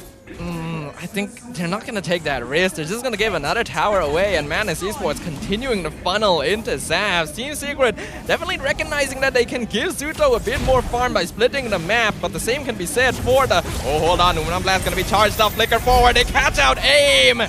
Kaja not being able to contribute this game at all. And they're actually still continuing concealed play, just forcing Team Secret back. They're even chasing them now. Zuto flickers over the wall to safety, but they might lose their tier 1 mid here. They will. Zavs continues being funneled.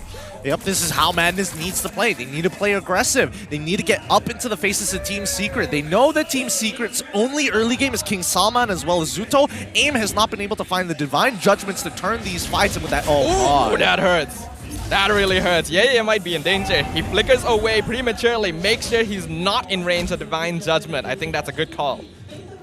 Oh man, I needed to get a quick swig of coffee after that one because this is a brutal game for Team Secret. I don't know how they're going to come back for this. I'm going to be completely honest with you, but AIM finally landing it. Yeah, there we go. Divine Judgment along with 2 other players means that Yeah is taken down, but at the same time, Neo falls as a mega kill to Sonic. They've already cleared up the entire bottom lane of towers on the side of Team Secret. Team Secret looking to see if they can respond in kind. Not sure how much they'll lose in exchange, though. I mean, they've already lost so much. It's basically a 5k gold lead for Madness Esports, and they just need to put on that pressure. Just keep playing the map, right? These neutral objectives, the 3rd turtle is already done for. The 1st Lord is going to come back up, and when you get that Lord, you can at least develop your 5k lead to a 7k to arguably 8k if you take out the last 2 tier 2s. The stage of the game not looking too good for Team Secret here. Madness may be on track on making it so that they have literally 0 victories the entire season, and that is the last thing Team Secret wants. So hopefully they're going to be able to buckle up. As you can see right now, Zavs and Sonic leading the pack in terms of gold, even aggressively engaging onto Neo, who has no chance of fighting back. Exactly. If you don't have a battle spell, don't be that far up. But Neo sacrifices his life for Zuto to actually get another tier 1 on that bottom side. Tier 2 getting attacked though. Yep. Oki Shadow Kill literally does nothing right now. Box is so far behind in terms of the gold that he's been able to earn. all of the external towers just gonna fall to Madness. Team Secret not able to fight this at all. The pickoff composition that they drafted has been denied from the very first few minutes. Yeah, I mean, level 4 should have been the time Team Secret makes that play, but all of it has been punished, right? Each stage of the game, they've been punished. 6k gold lead, about to be 7 for the side of Madness as they now consume the entire jungle and ruin Team Secret's economy. 7,000 net worth lead in 8.5 minutes. Madness Esports just walking away with this game right now. And Team Secret, while their heroes do have solid late game scaling, I'm not sure if they're gonna have enough time. Honestly, I don't think Maiwan needed the flicker for that, but why not at this stage? Right? I mean, nobody else really threatens him. It's not like King Salman can actually stop him. Even if he does get the enhanced sights on top of him, he just needs to press his ult to get the shield and survive. So I think, you know, not giving these kills over to Team Secret is going to be rather important because I think everybody, well, okay, Sonic and as well, just Sonic has the shutdown. I would have imagined that Zabs would have a shutdown at this point. My goodness, look at the damage ranking. It's just a clear color split down the middle. That is ridiculous. It feels really bad for Team Secret if Box is doing less damage than Mali. And speaks to just how much domination we've been seeing so far. The First Lord now pushing down bot. Madness looking to set up an ambush. Yep, they want to see if somebody is going to reveal themselves. They see 2 and now Sonic going to engage. Yep, he's going to find out aim first. The rest of Madness may be a little slow to catch up. They're aiming for King Salman instead. Will they catch the Julian? I'm going to assume no, but aim is still out of position. They're just buying time though. Yeah. Zoning out the back line. Zav's getting a tower. Ogi Shadow Kill comes out. Not as the map spazzes out in response to the absolute chaos happening. Madness Esports continuing to pressure the base. The Elemental Lord has fallen. Real World Manipulation comes out. No blast as well. Going to miss as the Divine Judgment cancels it out. Mali gets caught out with the enhanced chain, but they're so tanky. Aim falls in the midst of all the chaos, and the towers continue vibing to the dance of Madness Esports. Okay, really nice play coming out from Team Secret at the very least. They only lose 1 inhibitor for this, and King Salman is able to get the Shadow Blades, which is great because now he has some auto attack. Oh, what? That hit him? Oh, that crit? That feels bad. That just straight up feels bad. Madness Esports, an easy ticket to continue their push as Zavs finishes off the mid inhibitor. Look at the amount of damage he's doing to the backline. Zuto nearly dying, forced to flicker back into the base as Neo tries to clear up the top lane. He survives, but for how long? Madness Esports eager to end this. Numana Blast flickers forward, catches out aim. Zavs aiming the crystal. Zuto trying to stop him as much as possible. Team Secret may be able to delay this, but another minion wave is coming out. Neo finishes Mali off. Madness Esports finally biting off a bit too much, but Zavs is still alive, and so is yeah, as he finishes off King Salman. Ogi Shadow Kill not able to complete the kill onto Sonic, and yeah, still buying time. Double kill! Zuto gets the shutdown, but what does it mean when Zavs finishes off the mega kill? Team Secret's chances of a single victory in Season 11 are dying right before their very eyes, with Madness Esports claiming the 2-0 clean sweep. Woo! Madness Esports pull themselves at the best possible odds to get out of relegation. They've done all that they possibly can to stay ahead of the pack. GG, well played to Madness Esports. The pressure is now on for Team HAQ as they will need to get a 2-0 victory in order to even stand a chance of moving on to the playoffs. Unfortunately here for Team Secret, no victories at all throughout Season 11. This was just not their time, but still a valiant effort by these players who did not throw in the towel until the very end. Yeah, but you have to give respect to players. Despite the odds stacked against them, despite what everybody has been saying, they still make it up on that stage and they still are willing to play. Look at the show of sportsmanship right there. Hugs all around from both sides. Respects being shown, and now we can see how Madness Esports feels about the state of affair. Rose, take it away. Okay, everybody. Hello, Madness. Congratulations. Tapi sebelum I interview Madness, I would like to interview Team Secret first. Secret dulu. Okay, guys, to the front.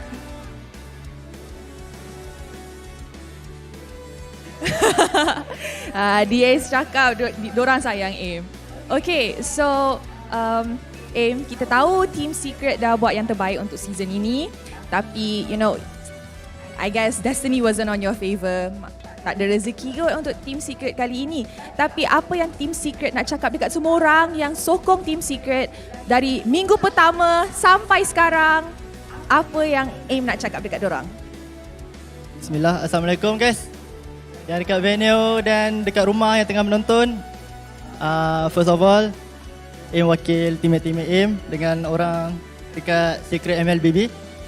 Nak minta maaf yang kita orang tak dapat memenuhi korang punya high expectation kat kita orang.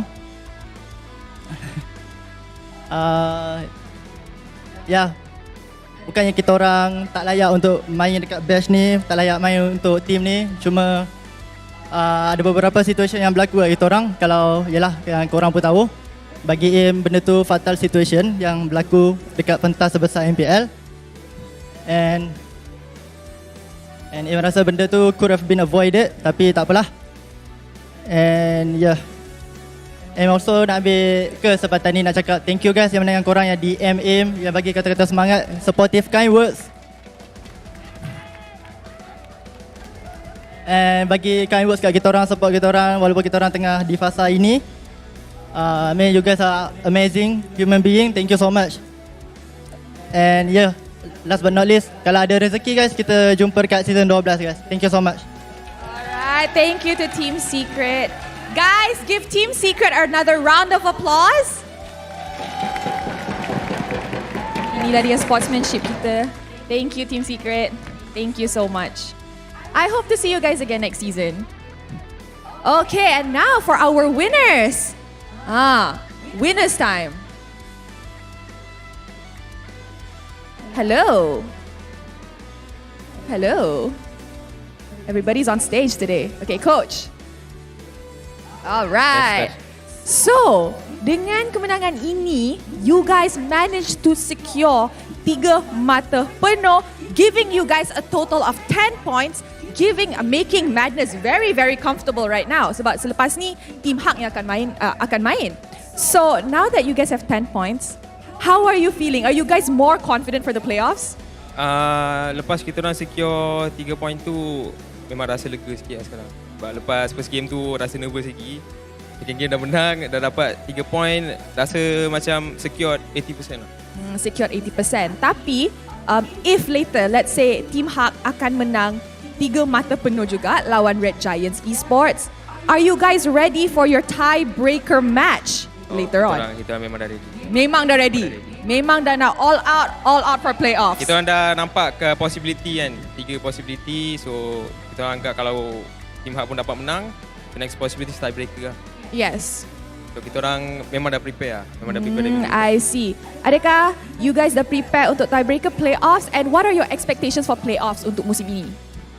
Playoff kali ni kita orang harap dapat bangkit balik lah, sebab kan regular season kali ni kita orang tak dapat perform dengan bagus sebab banyak isu yang kita orang hadap. Tapi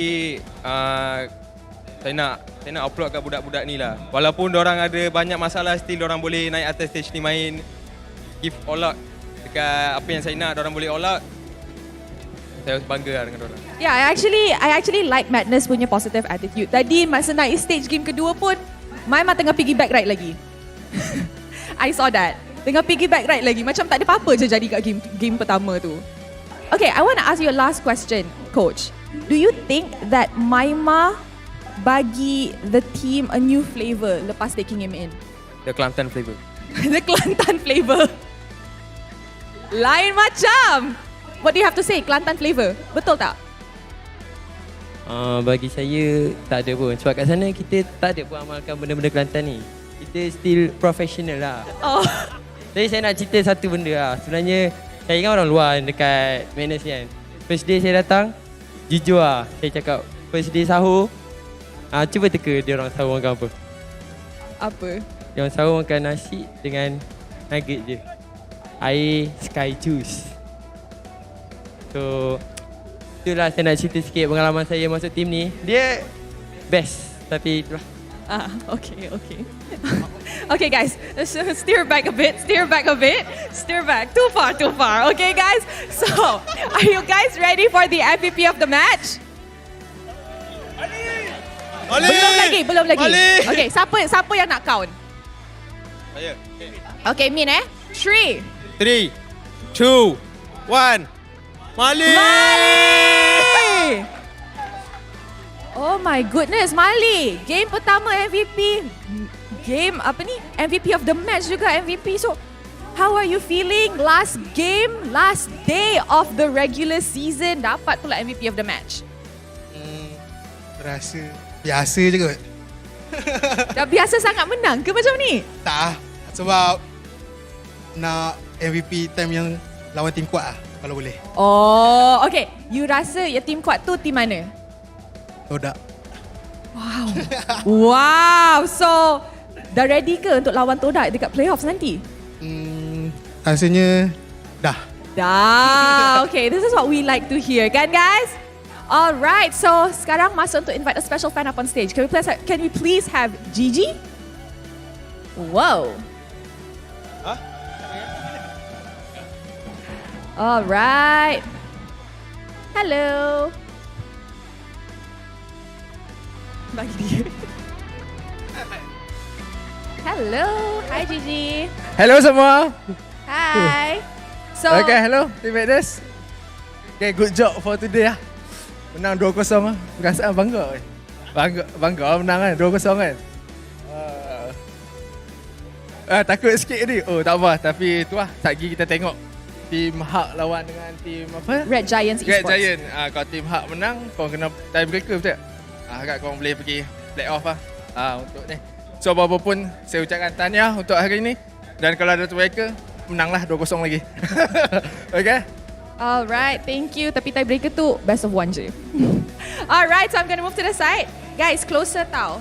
Closer. Alright everybody, first match of the last day regular season dah habis. Tapi kita ada playoffs lagi. So, kalau korang nak saksikan game-game yang macam ni, jom datang ke Stadium Juara by scanning the QR code down below. Dan kalau korang ialah satu audience untuk naik pentas MPL, korang akan dapat skin yang bernilai 899 diamond. Thank you. Thank you Gigi and thank you to Team Madness. Congratulations on the win. Pergi rest dulu dekat belakang. Kita akan tahu kalau ada tiebreaker dengan match selepas ini.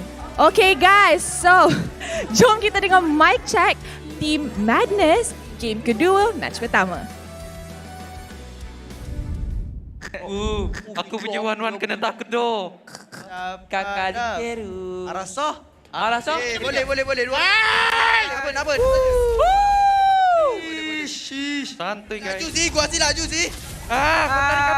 Assalamualaikum. Assalamualaikum. Dapli. Kau punya minion ni kau. Minion kau oi. Punya berubah ada lagi ni.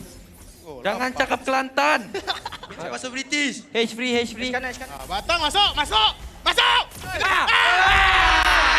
Freestyle guys. Dah. Boleh. Nice. Sekejap. Reset. Boleh mati tu? Terang. Nice guys.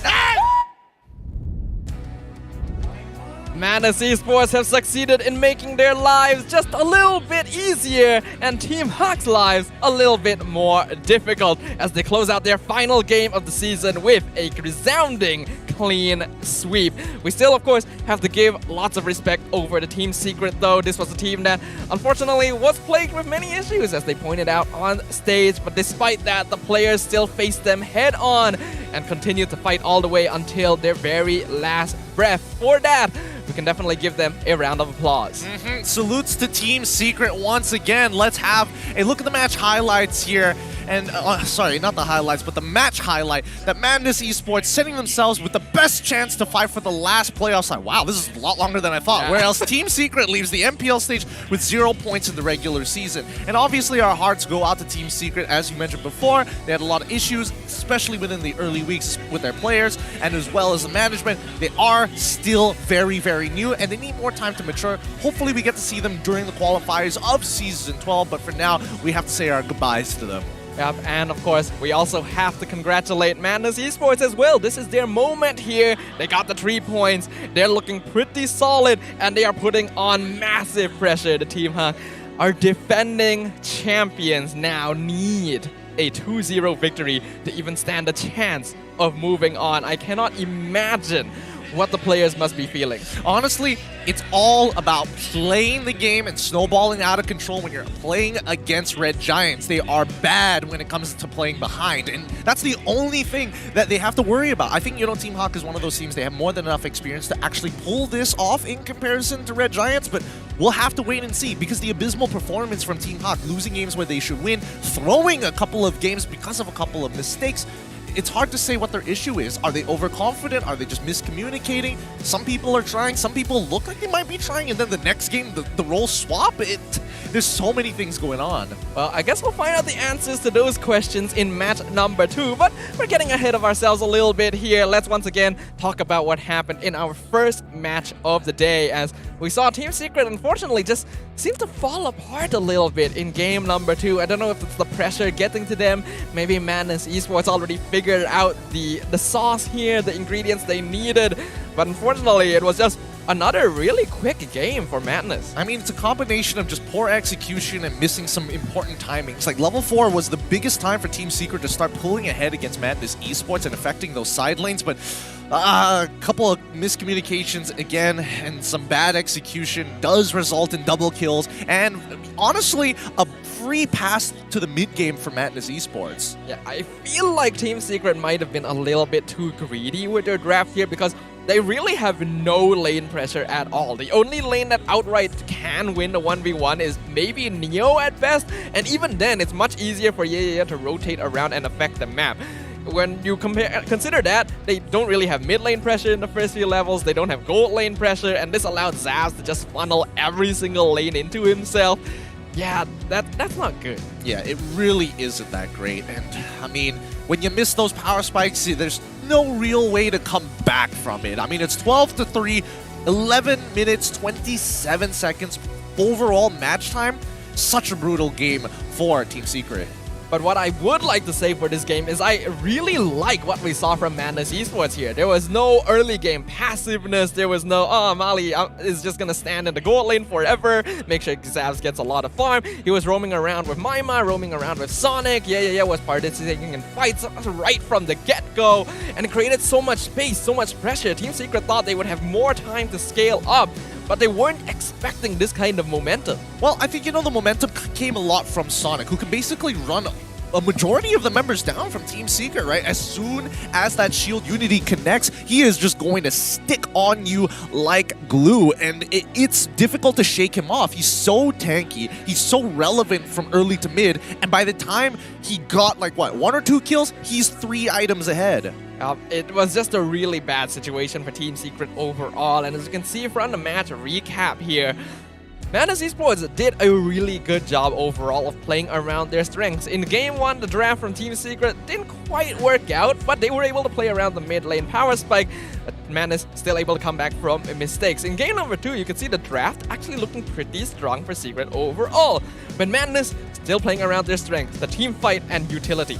Yep, all the time. This is a team that likes to team fight, that likes to be as 5 to make things happen across the map. Split pushing isn't kind of their thing. They also don't they also like to play 4 and 1 because Yeah is a very mechanically talented player. Like his laning is phenomenal, honestly. Like Keto into Benedetta is not an easy matchup because half the time you either whiff an ability because Neo's in mid dash on Benedetta, or the eye for an eye blocks out the big damage. Yeah, honestly, I'm just really impressed by Yeah overall. I remember all the way in the first week of the regular season when we first saw Madness Esports play, I think against Lunatics, Yeah already stuck out, and he's continuing to do so here. But we of course still have to give props to the MVP of the match here, the one that allows it all to happen, creates the setups that his team needs. It's none other than Mali. Yep, most people are like, oh, he only plays Enchanter supports. No, Mali actually can play hard initiators as well. Lolita being a very valuable tool to the team. He's able to block important projectiles, and most importantly, that Numenor Blast plus Flicker to set up the big snowballs that everybody was waiting to see from Madness Esports. Mali, just a really annoying presence overall, and we were definitely commenting on him a lot throughout the regular season, saying he's being too passive, he's staying in the goal lane too long, but we got a taste of what he's actually capable of in this game, as we can see in the highlights once again, how active competitive Madness Esports was. And when this team has lane superiority across the map, they're just going to move as a group and get everything they can get their claws on. Yeah, and again, very good punishes. At least with Madness Esports, you can see that they're cleaning up on their basics. They're making sure that they're punishing people who either lack resources or don't have battle spells. And that's the way that you want to go, especially if you are snowballing out of control and playing on something like a Boxia. Madness Esports has a really powerful rundown composition, and their team fight is stellar with heroes like Melissa, like Eve, like Lolita. That once they got that early game lead, Team Secret didn't have the tools to deal with them anymore. The Divine Judgment just became a non-factor. I'm pretty sure they only made one successful catch the entire game.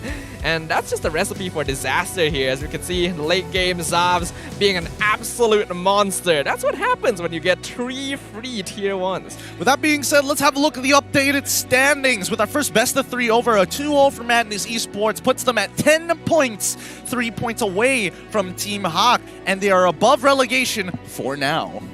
This is so scary right now. Can you imagine, like, when the season started, someone telling us the defending champions are at risk of relegation all the way up until their final match.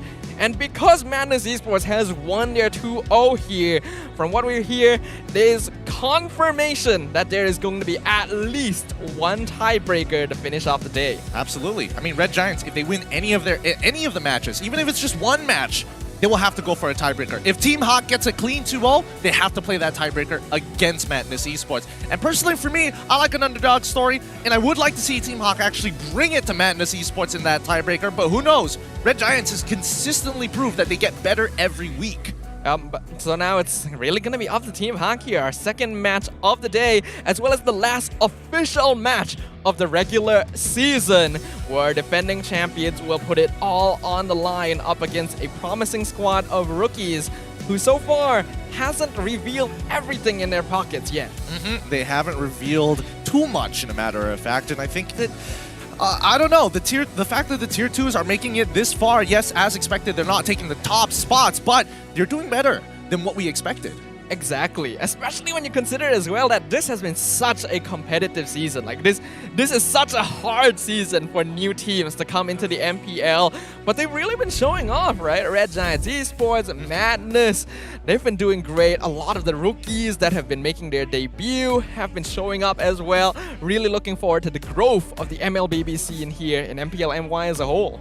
A lot of young talents, But guys, just in case you don't know, you can join the All-Star Festival. It's already been happening, and guys, from the 5th all the way to the 20th, and completing those daily tasks to get the All-Star promo diamonds, just log in. That's all you gotta do, and you can immediately claim a couple for yourselves. If you want to take it a step further, you can also claim the free logging gift that might yield up to 1,936 promo diamonds. The All-Star promo diamonds can also be used in the All-Star Mega Sale, which is happening on the 20th. So don't forget to get them via the daily tasks. Wow, that is a lot of promo diamonds. Imagine all the skins, all the heroes you can buy with that. So if you guys aren't the type to spend a lot on your games, but you want your heroes to look fancy and snazzy regardless, this is going to be your one opportunity. Make sure you don't miss it, just like you don't miss the second match of the day,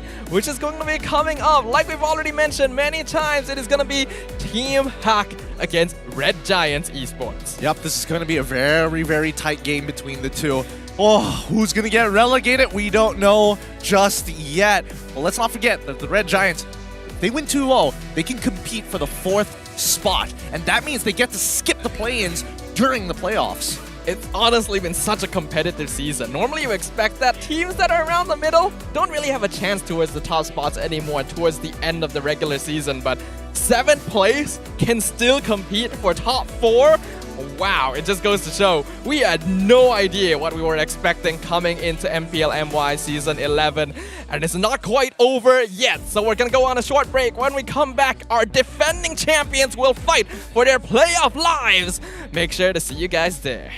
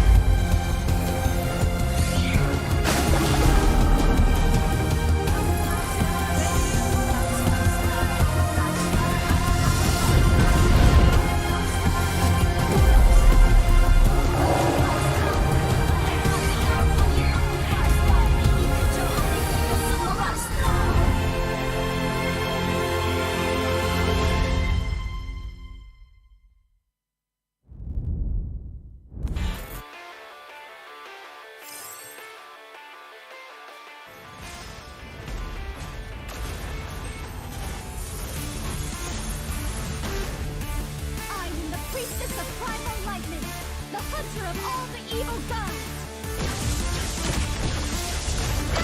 Legendary. Meet your end. Legendary.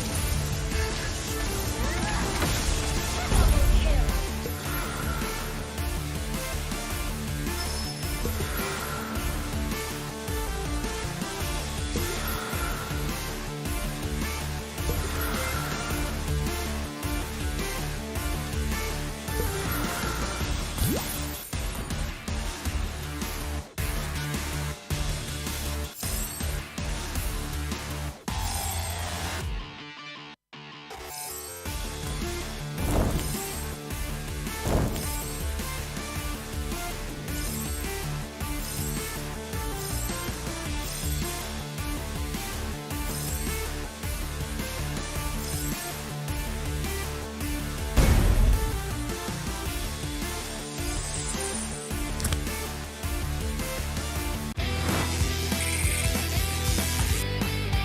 You destroyed a turret.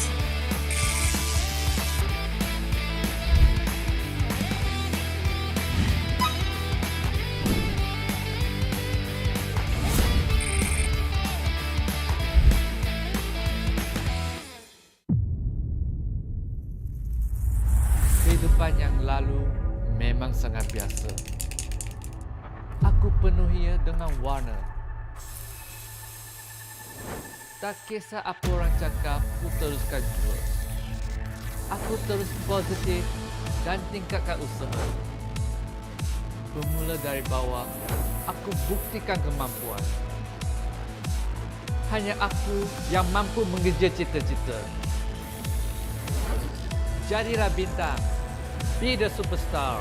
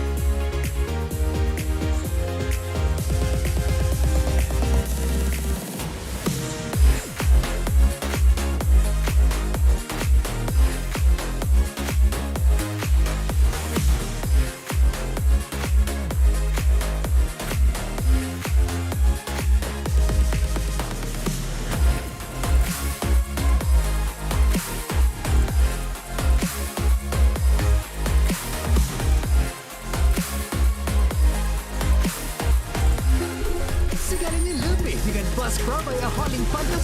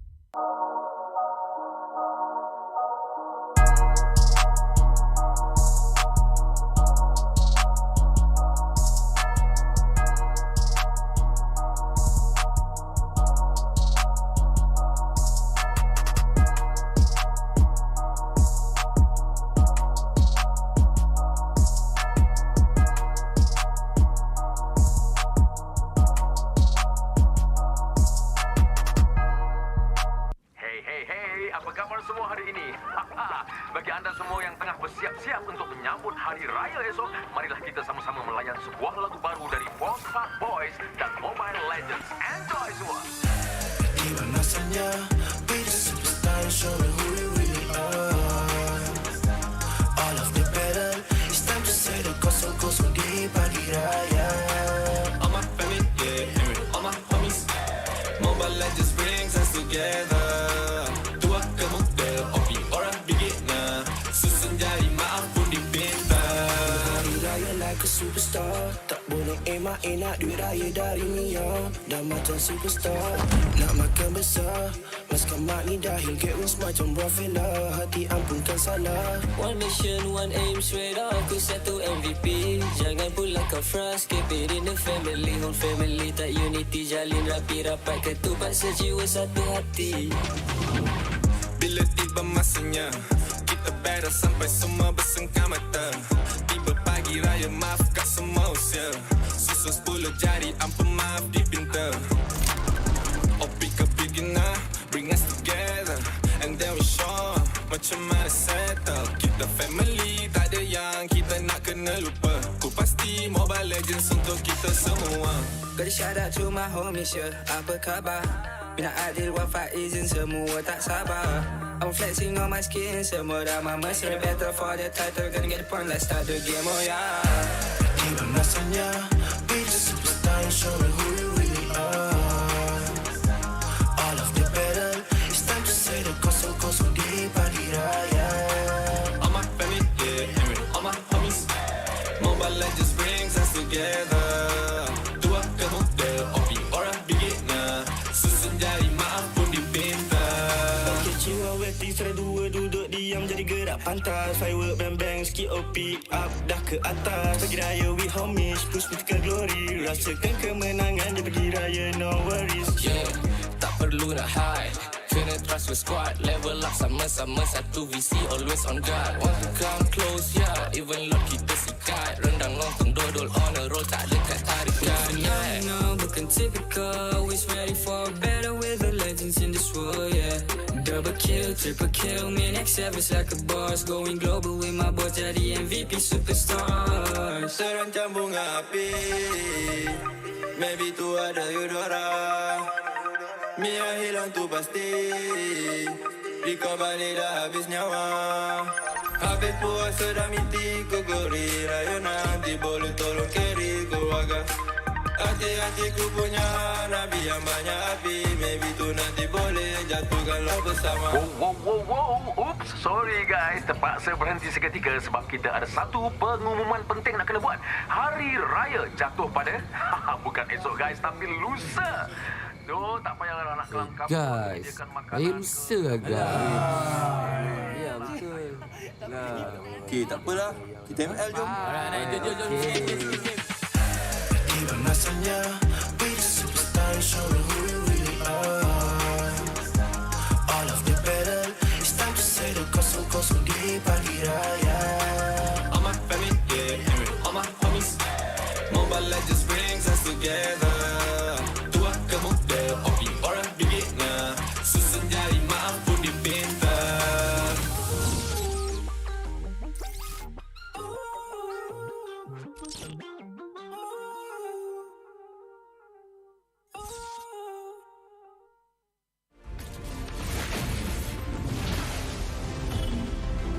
Hey, is the proof that I'm still alive.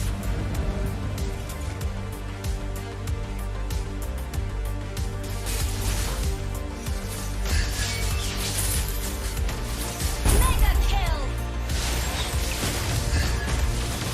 Legendary! Double kill! Stopping time.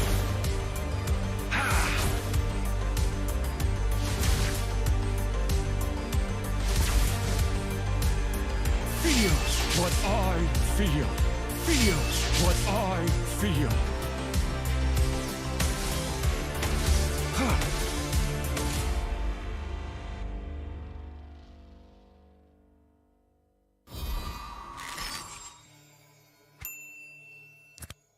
Bulan lepas, tim Malaysia yang layak ke tournament peringkat antarabangsa telah gagal Tapi yang dah lalu, biarlah berlalu. Kita akan bangkit semula dengan semangat reformasi yang terus membara. Tahun ini, kita berbeza. Bermula dari 10 Mac hingga 16 April. Jangan terlepas kejohanan yang akan berlangsung di Stadium Juara. Datang dan saksikan permain terbaik bersaing dalam MPL season ke-11. Ini gaya kita.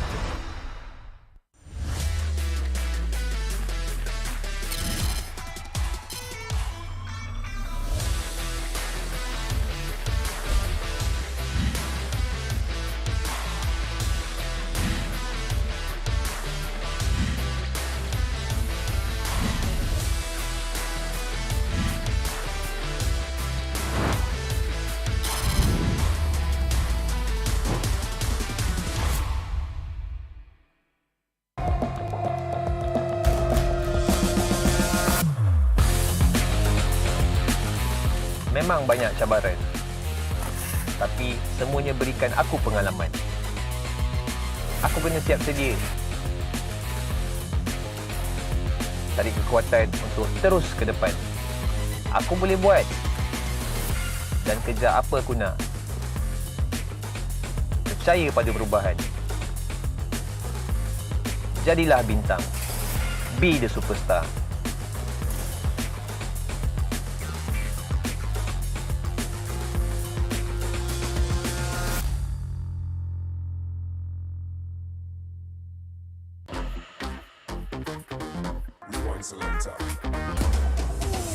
Around as he managed to evade the silence, but then again he has to get away from Masaram as much as possible. Alamak, satu outplay yang menarik. Bocah mungkin akan dikorbankan. Imperial Justice melarikan diri. Penjahat.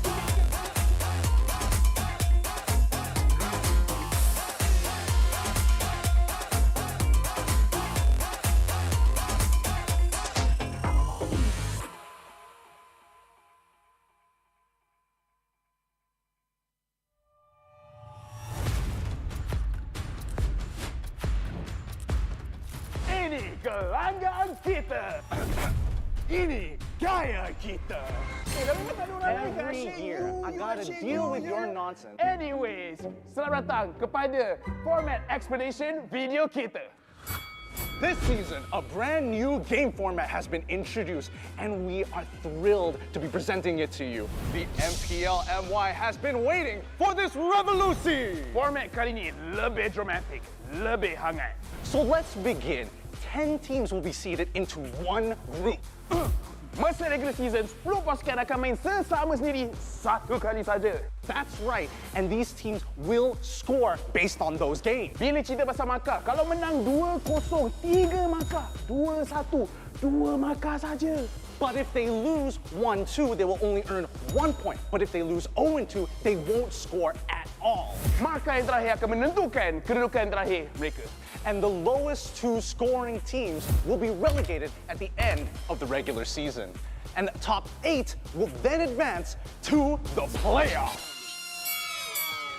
Sekarang, mari kita tengok format untuk playoff. All games in the play-ins will be a best of 3. Kecuali upper bracket final dengan lower bracket final, kita akan main best of 5. Best of 5. And grand final, kita akan main best of 7. Teams ranked between the 5th as well as 8th place of the regular season will have to play in the play-ins. Team yang menang dekat play-in akan lawan dengan tempat ketiga dan keempat dekat upper bracket quarterfinals. The winners of the upper bracket quarterfinals will have to face off against the first as well as second seed of the upper bracket semifinals. Team yang kalah dekat play-in dan juga upper bracket quarterfinals akan disingkirkan. Luckily, if your team is in the upper bracket semifinals and they lose, they will go down to the lower bracket semifinals having a second life. Kalau team menang dekat upper bracket semifinal, akan gerak kepada upper bracket finals. Finally, the upper bracket finals as well as lower bracket final winners will face each other off in the grand finals. Untuk lawan, untuk dapatkan trofi MPL Malaysia. Inilah video format explanation kita. Siapakah akan jadi juara kali ini? The stage is set. Let the games begin. Ini gaya kita.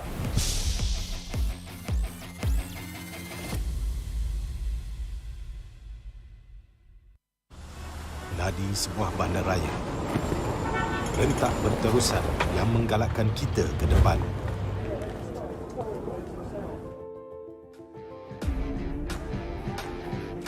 Sesuatu yang mengapi-apikan hidup dan semangat kita. Setiap orang mempunyai gaya dan irama tersendiri. Tapi, apakah yang boleh menyatukan semua lapisan masyarakat?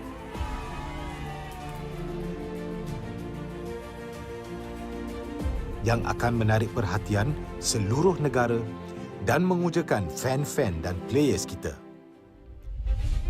MPL Malaysia ditubuh pada tahun 2017 dengan impian yang besar untuk menghimpunkan player-player Mobile Legends terbaik di atas satu pentas kompetitif yang terbesar di Malaysia. Musim-musim lepas menemui pelbagai cabaran dan halangan, tapi MPL Malaysia tidak pernah berundur. Sentiasa berdedikasi dan bertambah baik untuk meningkatkan pengalaman e-sukan yang bertaraf tinggi. Kini, MPL Malaysia adalah satu liga yang penting dan paling dinanti-nantikan di tanah air kita. Dengan fanbase yang setia dan pemain profesional dari pelbagai latar belakang yang berusaha menuju ke puncak MLBB Esports. Persaingan dah semakin sengit, namun juara hanya satu. Inilah aksi kita, budaya kita yang unik. Inilah MPL kita yang dipenuhi dengan drama dan emosi. Marilah kita nyalakan pentas kita. Ini gaya kita.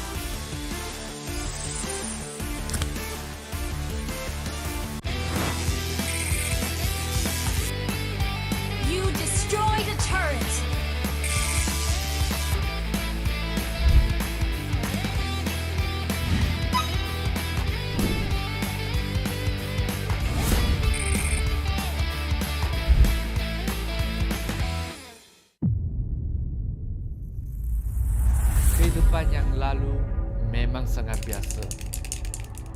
Aku penuhinya dengan warna. Tak kisah apa orang cakap, aku teruskan jua. Aku terus positif dan tingkatkan usaha. Bermula dari bawah, aku buktikan kemampuan. Hanya aku yang mampu mengejar cita-cita. Jadilah bintang.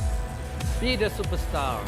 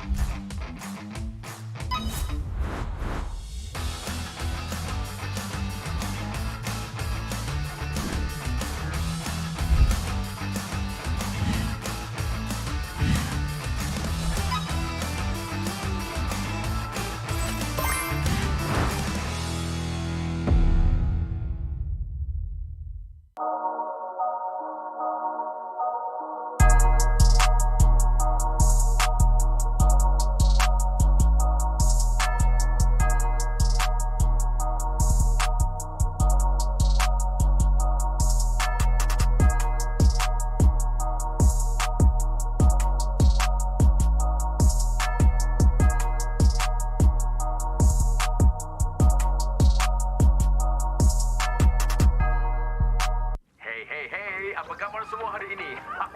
Bagi anda semua yang tengah bersiap-siap untuk menyambut Hari Raya esok, marilah kita sama-sama melayan sebuah lagu baru dari HAQ Boys dan Mobile Legends. Enjoy semua. Tiba masanya be the superstar and show me who we really are. All of the better, it's time to say the kosong-kosong di pagi raya. All my family, yeah, all my homies. Mobile Legends brings us together. Tua ke muda, hobi orang beginner. Susun jari maaf pun dipinta. Hari raya like a superstar. Tak boleh emak nak duit raya dari Mia. Dah macam superstar, nak makan besar.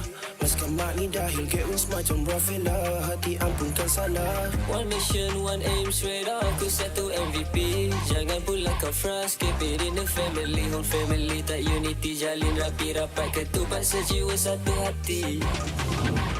Bila tiba masanya, kita battle sampai semua bersengkam mata. Tiba pagi raya, maafkan semua usia.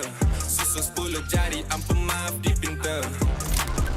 Opi ke beginner, bring us together.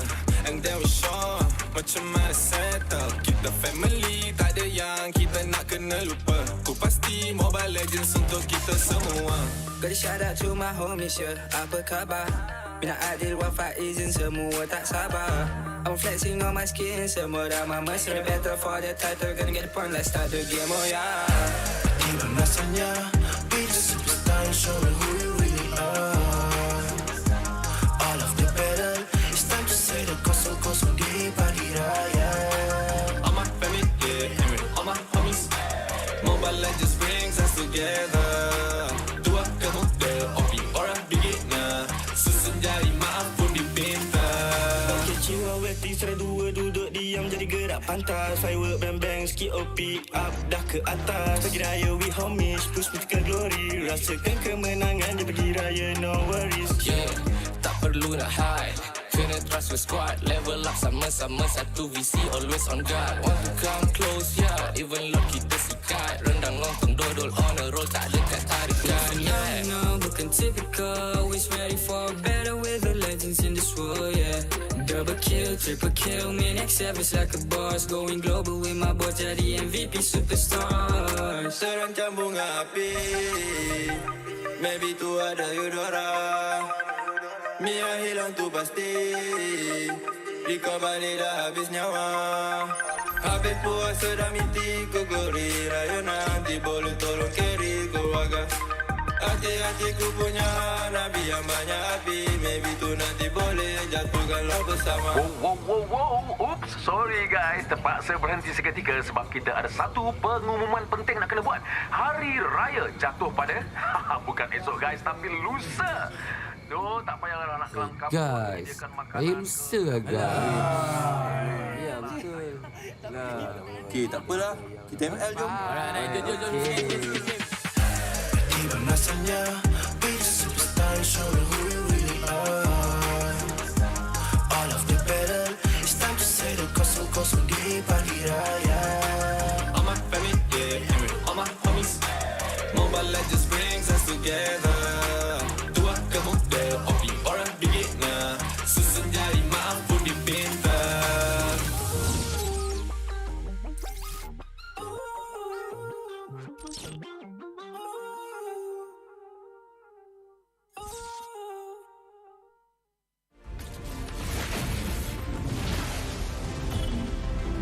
Pain is the proof that I'm still alive.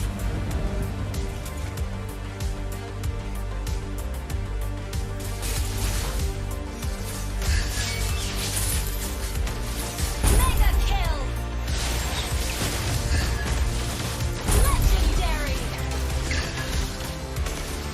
Double kill. Stopping time.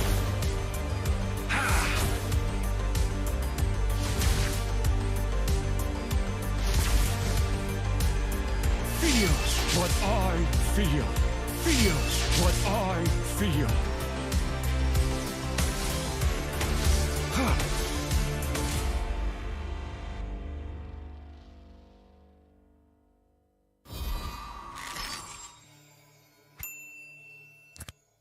Bulan lepas, tim Malaysia yang layak ke tournament peringkat antarabangsa telah gagal. Tapi yang dah lalu, biarlah berlalu. Kita akan bangkit semula dengan semangat reformasi yang terus membara. Tahun ini, kita berbeza. Bermula dari 10 Mac hingga 16 April, jangan terlepas kejohanan yang akan berlangsung di Stadium Juara. Datang dan saksikan pemain terbaik bersaing dalam MPL season ke-11. Ini gaya kita.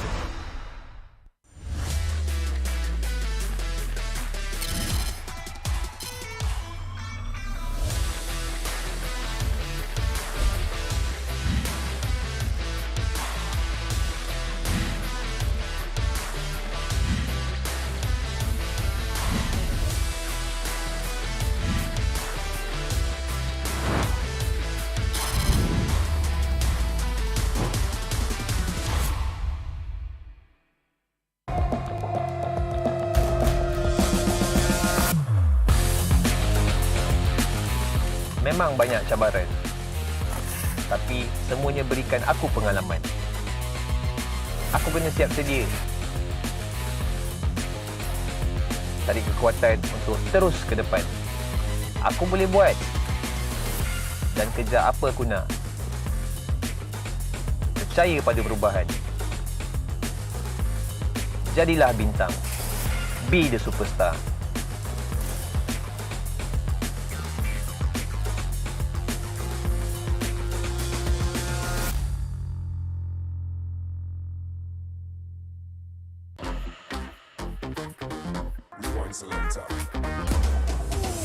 Around as he managed to evade the silence, but then again he has to get away from Master Ram as much as possible. Alamak, satu outplay yang menarik. Bocah mungkin akan dikorbankan. Imperial Justice melarikan diri. Penjahat.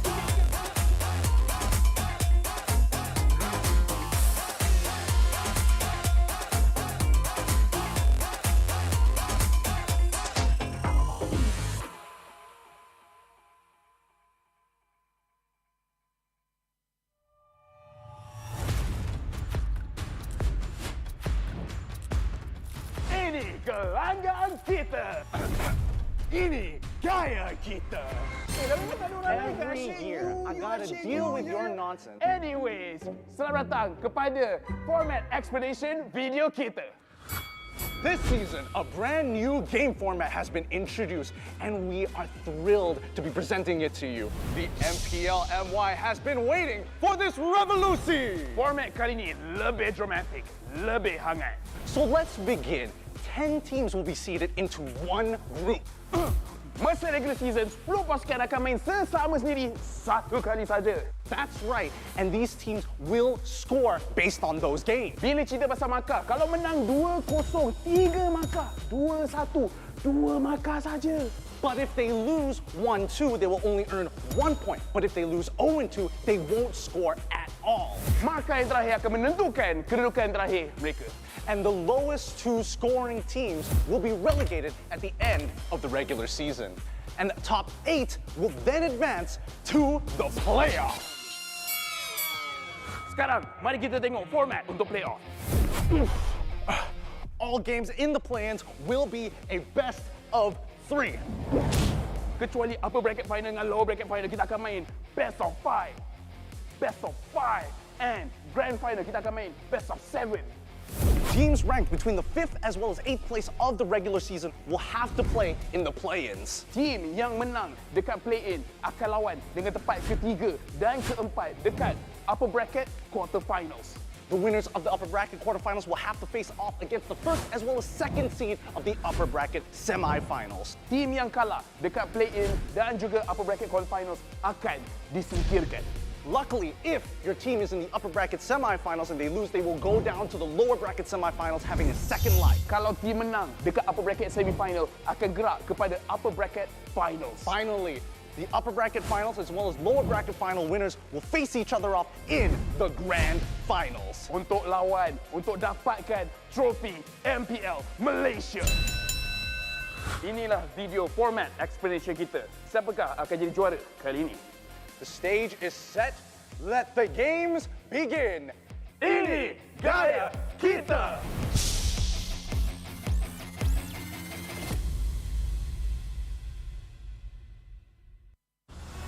Nadi sebuah bandaraya rentak berterusan yang menggalakkan kita ke depan.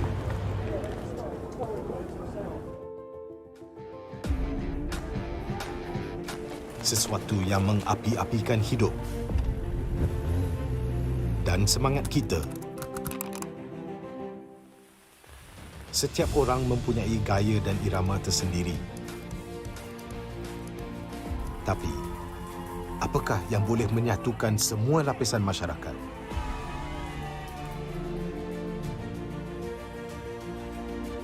Yang akan menarik perhatian seluruh negara dan mengujakan fan-fan dan players kita. MPL Malaysia ditubuh pada tahun 2017 dengan impian yang besar untuk menghimpunkan player-player Mobile Legends terbaik di atas satu pentas kompetitif yang terbesar di Malaysia.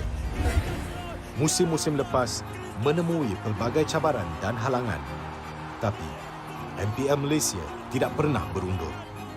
Sentiasa berdedikasi dan bertambah baik untuk meningkatkan pengalaman e-sukan yang bertaraf tinggi. Kini, MPL Malaysia adalah satu liga yang penting dan paling dinanti-nantikan di tanah air kita. Dengan fanbase yang setia dan pemain profesional dari pelbagai latar belakang yang berusaha menuju ke puncak MLBB Esports. Persaingan dah semakin sengit, namun juara hanya satu. Inilah aksi kita, budaya kita yang unik. Inilah MPL kita yang dipenuhi dengan drama dan emosi. Marilah kita nyalakan pentas kita. Ini gaya kita.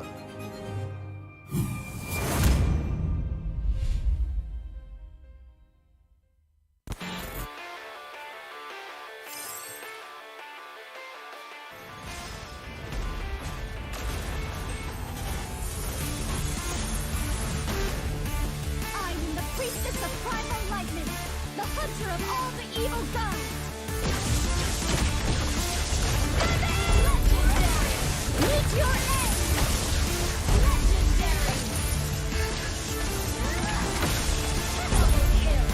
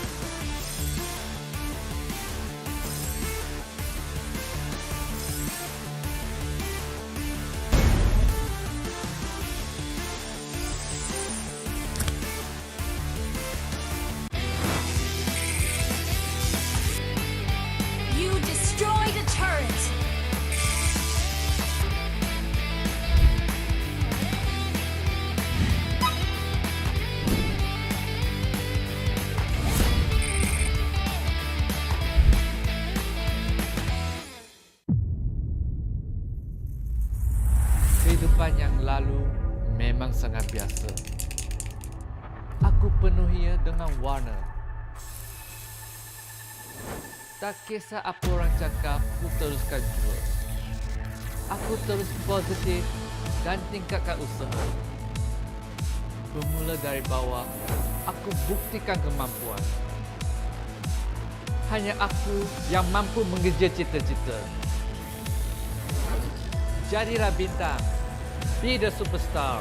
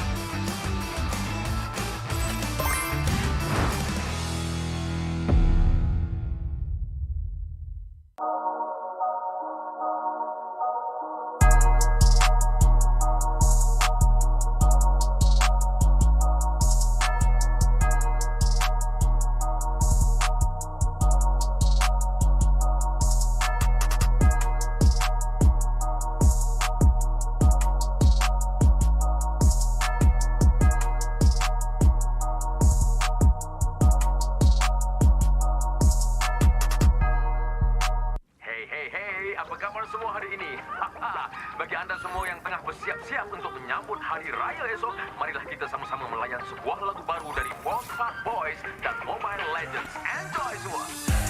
Tiba masanya be the superstar and show me who you really are. All of the battle, it's time to say the kosong-kosong di pagi raya. All my family, yeah, all my homies. Mobile Legends brings us together. Tua ke muda, opi orang beginner. Susun jari maaf pun dipinta. Hari raya like a superstar. Tak boleh emak nak duit raya dari Mia. Dah macam superstar, nak makan besar. Maskan mak ni dahil get wins macam Rafaela. Hati ampunkan salah. One mission, one aim, straight up aku satu MVP. Jangan pula kau frust, keep it in the family. Whole family tak unity, jalin rapi rapat ketupat sejiwa satu hati. Bila tiba masanya, kita battle sampai semua bersengkam mata. Tiba pagi raya, maafkan semua usia. Susun 10 jari, ampun maaf dipinta.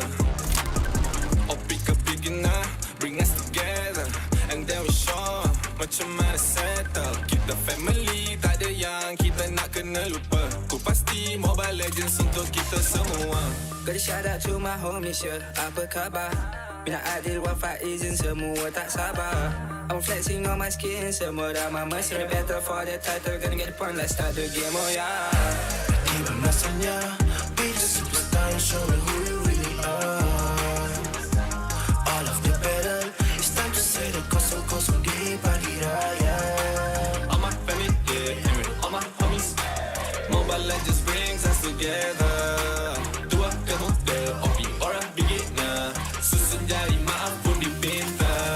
Kecewa waiting, serai dua duduk diam jadi gerak pantas. Firework bang-bang, skip OP up dah ke atas. Pagi raya we homies, push me ke glory. Rasakan kemenangan di pagi raya, no worries. Yeah, tak perlu nak hide. Kena trust with squad. Level up sama-sama satu visi, always on guard. Want to come close, yeah. Even Lord kita sikat. Rendang lontong dodol on a roll, tak dekat tarikan. Yeah, no, bukan typical. Always ready for better with the legends in this world, yeah. Double kill, triple kill, me next service like a boss. Going global with my boss, jadi MVP superstar. Terancam bunga api, maybe tu ada Eudora. Mia hilang tu pasti, Rika balik dah habis nyawa. Habis puasa dah miti ku gori. Raya nanti boleh tolong carry keluarga. Hati-hati ku punya Nabi yang banyak api. Maybe tu nanti boleh jatuhkanlah bersama. Wow. Oops, sorry guys. Terpaksa berhenti seketika sebab kita ada satu pengumuman penting nak kena buat. Hari Raya jatuh pada bukan esok guys, tapi lusa. No, tak payah nak kelangkap. Guys, air lusa guys. Ya, betul. Okey, tak apalah. Kita ML jom. Jom. Tiba masanya be the superstar and show me who you really are. All of the battle, it's time to say the kosong-kosong di pagi raya. All my family, yeah, all my homies. Mobile Legends brings us together. Tua ke muda, opi orang beginner. Susun jari maaf pun dipinta.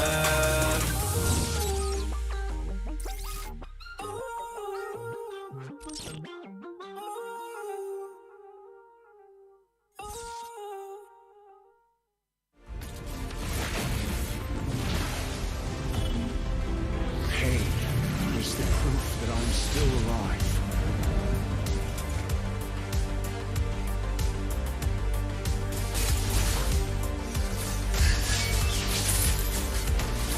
Mega kill. Legendary. Double kill. Stopping time.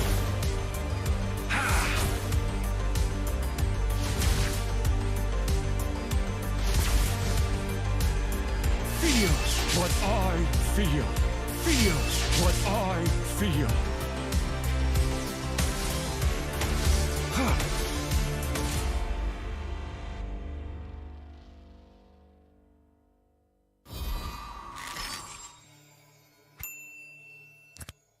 Bulan lepas, tim Malaysia yang layak ke tournament peringkat antarabangsa telah gagal. Tapi yang dah lalu, biarlah berlalu. Kita akan bangkit semula Dengan semangat reformasi yang terus membara, tahun ini kita berbeza. Bermula dari 10 Mac hingga 16 April, jangan terlepas kejohanan yang akan berlangsung di Stadium Juara. Datang dan saksikan bermain terbaik bersaing dalam MPL season ke-11. Ini gaya kita.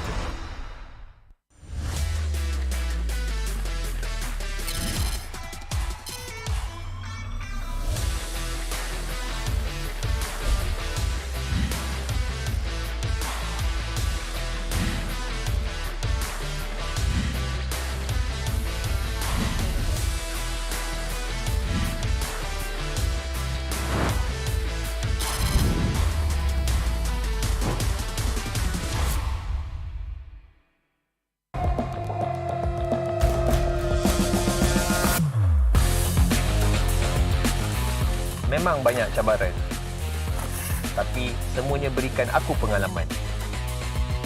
Aku kena siap sedia, cari kekuatan untuk terus ke depan. Aku boleh buat dan kejar apa aku nak. Percaya pada perubahan. Jadilah bintang. Be the superstar.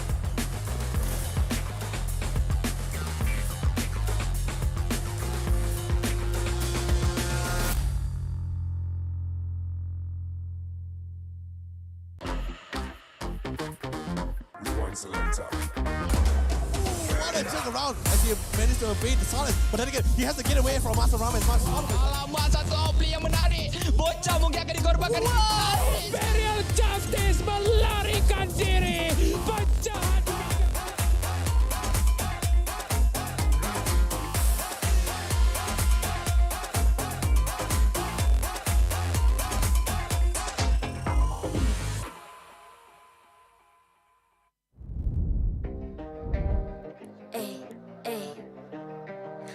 I'm a rock star.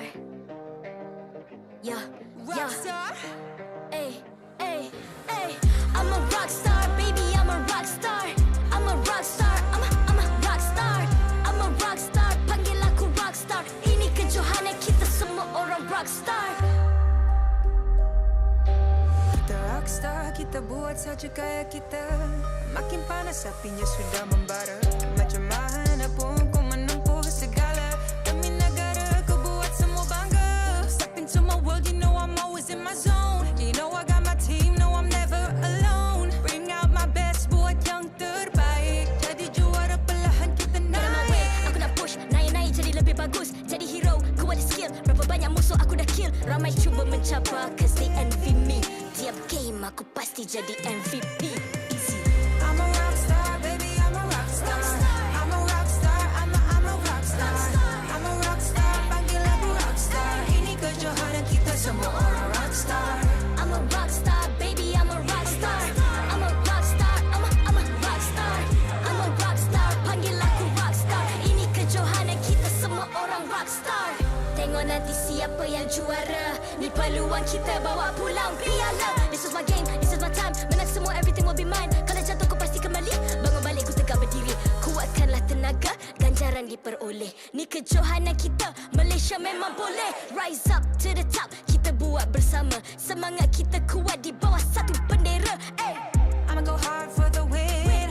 Win. On the battlefield till the end. I'm trying to beat the greatest anyone has ever seen. Stand by, I'm coming in for the win. I'm a rock star, baby. I'm a rock star. I'm a rock star. I'm a rock star. I'm a rock star. Panggil aku rock star. Ini kejohanan kita semua orang rock star. I'm a rock star, baby. I'm a rock star. I'm a rock star. I'm a rock star. I'm a rock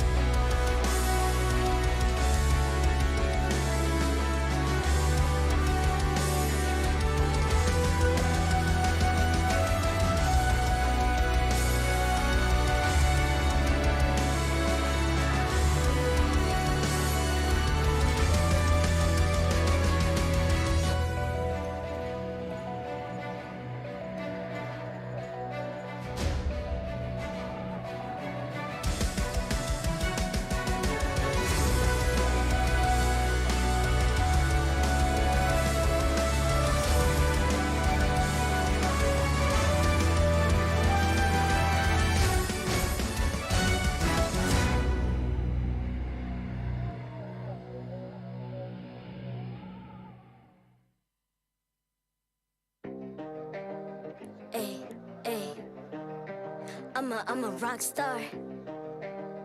Yeah, Rock star? Ay, ay, ay. I'm a rock star, baby, I'm a rock star. I'm a rock star, I'm a rock star. I'm a rock star, panggil aku rock star. Ini kejohanan kita semua orang rock star. Kita rockstar, kita buat saja gaya kita. Makin panas apinya sudah membara. Macam mana pun kau menempuh segala.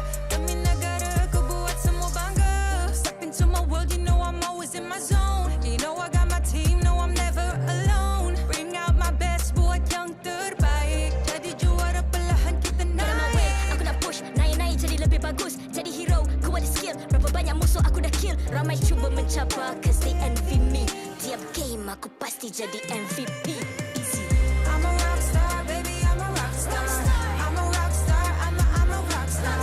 I'm a rockstar, panggil aku rockstar. Ini kejohanan kita semua orang rockstar. I'm a rockstar, baby, I'm a rockstar. I'm a rockstar, I'm a rockstar. I'm a rockstar, panggil aku rockstar. Ini kejohanan kita semua orang rockstar. Tengok nanti siapa yang juara. Ni peluang kita bawa pulang piala. This is my game, this is my time. Menang semua, everything will be mine. Kalau jatuh kau pasti kembali. Bangun balik ku tegak berdiri. Kuatkanlah tenaga, ganjaran diperoleh. Ni kejohanan kita, Malaysia memang boleh. Rise up to the top, kita buat bersama. Semangat kita kuat di bawah satu bendera. Ay. I'ma go hard for the win. Win. On the battlefield till the end. I'm trying to beat the greatest anyone has ever seen. Stand by, I'm coming in for the win. I'm a rock star, baby, I'm a rock star. I'm a rock star, I'm a rock star. I'm a rock star, panggil aku rock star. Ini kejohanan kita semua orang rock star. I'm a rockstar, baby, I'm a rockstar. I'm a rockstar, I'm a rockstar. I'm a rockstar, panggil aku rockstar. Ini kejohanan kita semua orang rockstar.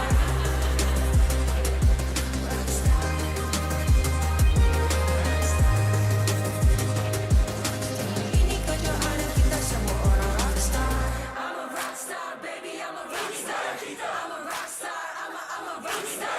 I'm a rockstar, panggil aku rockstar. Ini kejohanan kita semua orang rockstar.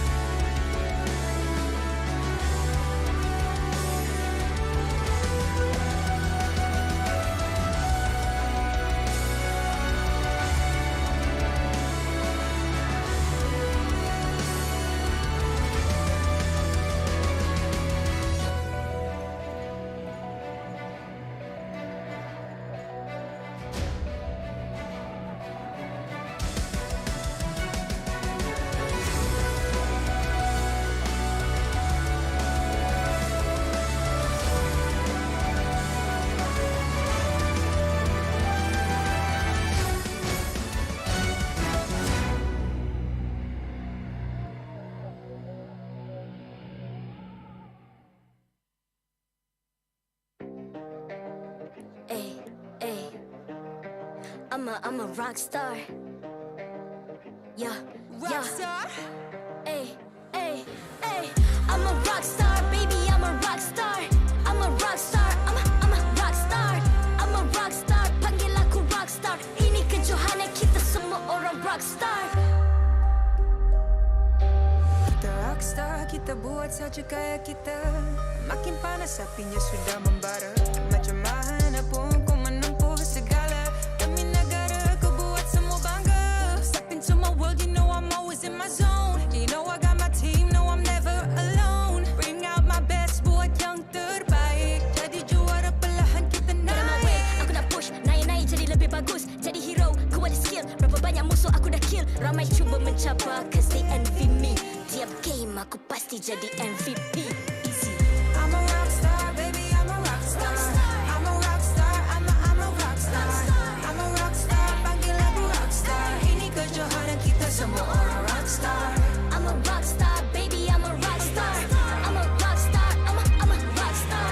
I'm a rock star, panggil aku rock star. Ini kejohanan kita semua orang rock star. Tengok nanti siapa yang juara. Ni peluang kita bawa pulang piala. This is my game, this is my time. Menang semua, everything will be mine. Kalau jatuh kau pasti kembali. Bangun balik ku tegak berdiri. Kuatkanlah tenaga, ganjaran diperoleh. Ni kejohanan kita, Malaysia memang boleh. Rise up to the top, kita buat bersama. Semangat kita kuat di bawah satu bendera.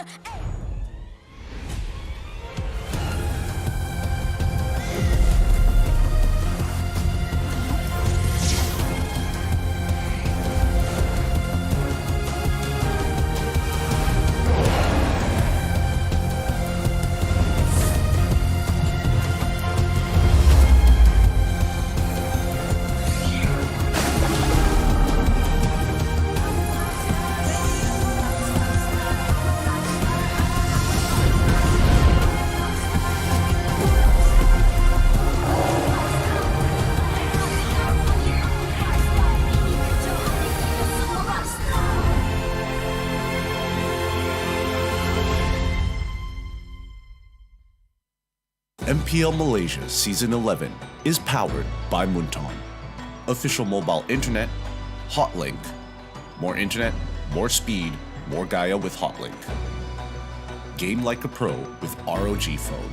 Republic of Gamers, the #1 gaming brand in Malaysia. Champion Extra GG with Garnier Men. Fight 99.9% acne-causing bacteria in just 10 seconds. Official gaming chair, OSIM. Partners in esports, AirAsia Super App, ESI, PKL, EGG, and PSM. In a reversal of the fates, our defending champions who made it all the way to the top from the qualifiers in their Cinderella run now threaten to be sent back to the qualifiers if they're unable to overcome their final giant obstacle. Welcome back to the English cast here of MPL MY Season 11 for our final official scheduled match of the regular season. You're watching with me, Staffa, as well as Gideon to find out, will Team HAQ make it to the playoffs? Now, Team HAQ have had a long, arduous journey to get to this point, having suffered multiple losses over the weeks during the regular season, while the Red Giants had their ups and downs. But at the end of the day, they are nowhere close to relegation. No matter what, whatever the results of this match, we have one more tiebreaker at the end of the day. The question is, who is going to make it to that tiebreaker? Things are tense right here. It's literally supposed to be the last match of the season if we don't count tiebreakers, of course. And yet, there's still so many stakes on the line. And who could have predicted that our defending champions would be in a position like this, where they have to fight against Red Giants Esports to potentially play a tiebreaker against Madness, who started off the day in a clean fashion, winning 2-0 over Team Secret. Yeah, I don't think anybody was ready to see Team HAQ in the position that they were in right now, but the same can be said about the Red Giants. The fact that they can actually contest for the 4th slot in the top 4 segment to skip the play-ins entirely during playoffs itself is already a feat if Red Giants are able to win specifically 2-0. If they win the match regardless, they will have to go through a tiebreaker with either RSG, LTX, or Red Esports. One of these 3 teams, but if Team HAQ are able to 2-0 the Red Giants in this match, they might be able to still qualify for the playoffs if they can beat Madness immediately after in a best-of-1.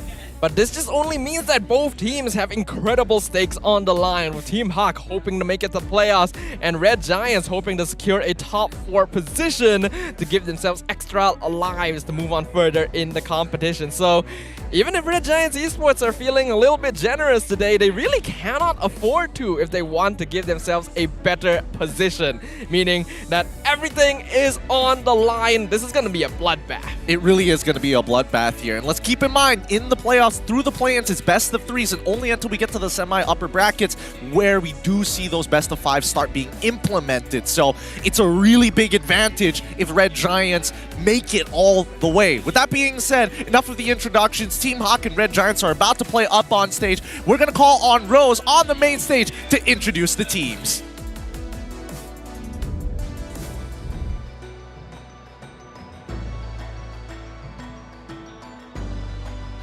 Hello. Terima kasih kepada caster-caster kita. I'm so sorry I on my mic tapi dia tak on. So, okay, it's okay. I'm not the only one who choked today. Lafel pun choke. Hello semua. Nama saya Rose, host anda sepanjang musim ini. Even though the musim is gonna end soon. Tapi, sekarang kita akan masuk ke match kedua untuk hari ini. A team with everything to lose and a team that wants the upper bracket slot. So guys, are you ready for the second match of the day? Stadium Juara, let me hear you scream! Okay, the energy is there. I like. You guys think the players are ready? Da? Do you think Team HAQ has a chance of entering the playoffs? Ada. Do you think Red Giants has a chance at entering the top 4? Ada. And with that, mari kita invite kedua-dua pasukan ke atas pentas MPL Malaysia, Team HAQ and Red Giants Esports. Team HAQ. Berdepan situasi yang gede, juara bertahan perlu melakukan pada hari ini. Local lineup mereka menjadi pilihan untuk match hari ini. Apakah persiapan untuk memecah kebuntuan mereka? Dan mampukah mereka menundukkan Red Giants Esports untuk meneruskan perjuangan? Adakah mereka akan berjaya? Let us look forward to it.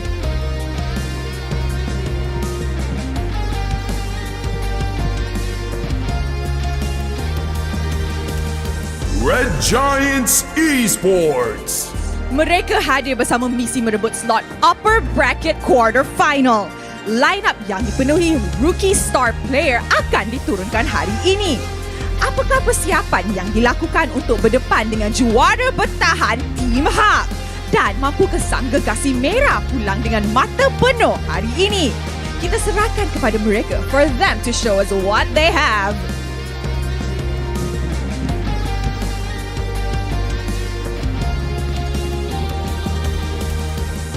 Sekarang masa untuk memperkenalkan coach dan analis kedua-dua pasukan. From the side of Team HAQ, Coach Pab makes a solo appearance. While from the side of Red Giants Esports, Coach Ozora Vecchi is here with Esha Ohana. Mari kita teruskan dengan fist bump di antara pasukan sebagai tanda professionalism. Inilah gaya kita. Inilah semangat kesukanan kita. Kawan di luar gelanggang, lawan di Land of Dawn. And now that the players are seated, I would like to interview the coaches. Coach Pabs, and can I please have Coach Ozora Vecchi? Sebelum game start, I want to know what the coaches have to say. Okay, guys? Let's start with Coach Pabs. Hi, Coach. Hello. Ready? Yeah. Yang nervous. Okay, so Coach, kita tahu tadi the first match of the day, kita nampak Madness menang 3-point clean. Okay? Dengan 3 point tu, it will make Team HAQ's game today very, very dangerous. Adakah Team HAQ dah ready untuk match up ini? Team HAQ dah bersedia untuk sampai terus ke grand final. Wow! I love that confidence. Okay. Tapi asal coach gelak macam tu, jangan. Okay, coach. Sebelum ni, we know that Team HAQ is having a rocky season. Do you think Team HAQ dah dapat jawapan untuk stop this rocky season from continuing further? Dia ada masalah untuk kita beradaptasi dengan patch. Jadi kita akan pastikan patch pula beradaptasi dengan Team HAQ. Oh, I like this. Okay, Coach Pabs, the players are all listening. Nak cakap apa-apa dekat dorang. Go ahead. Untuk player Team HAQ, Lola, Gary, Minman, Panda And 3 orang kat belakang tu, korang dah buat yang terbaik. Jadi have fun je lah hari ni. Nothing to lose, have fun. Okay.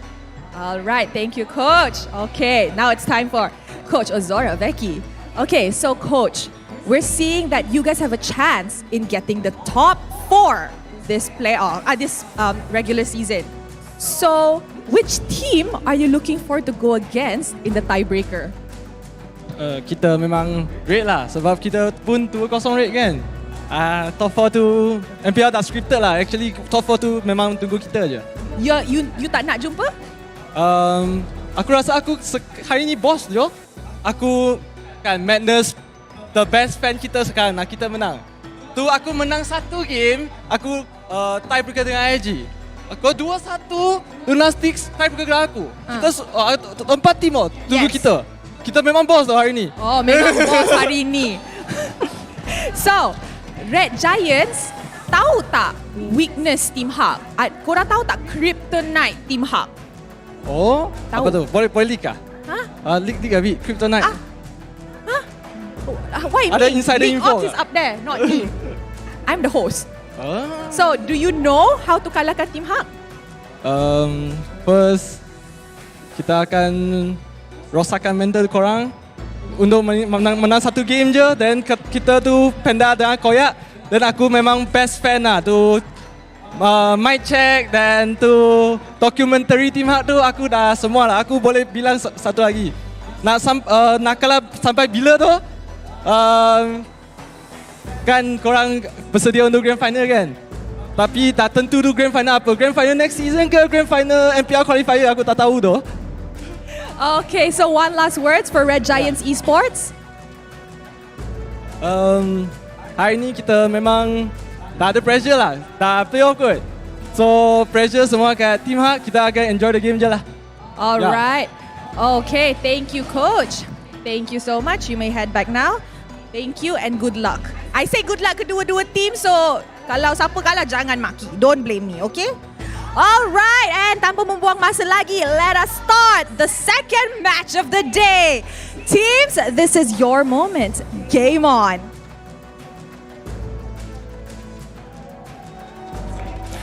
Thanks, Rose. Oh, man.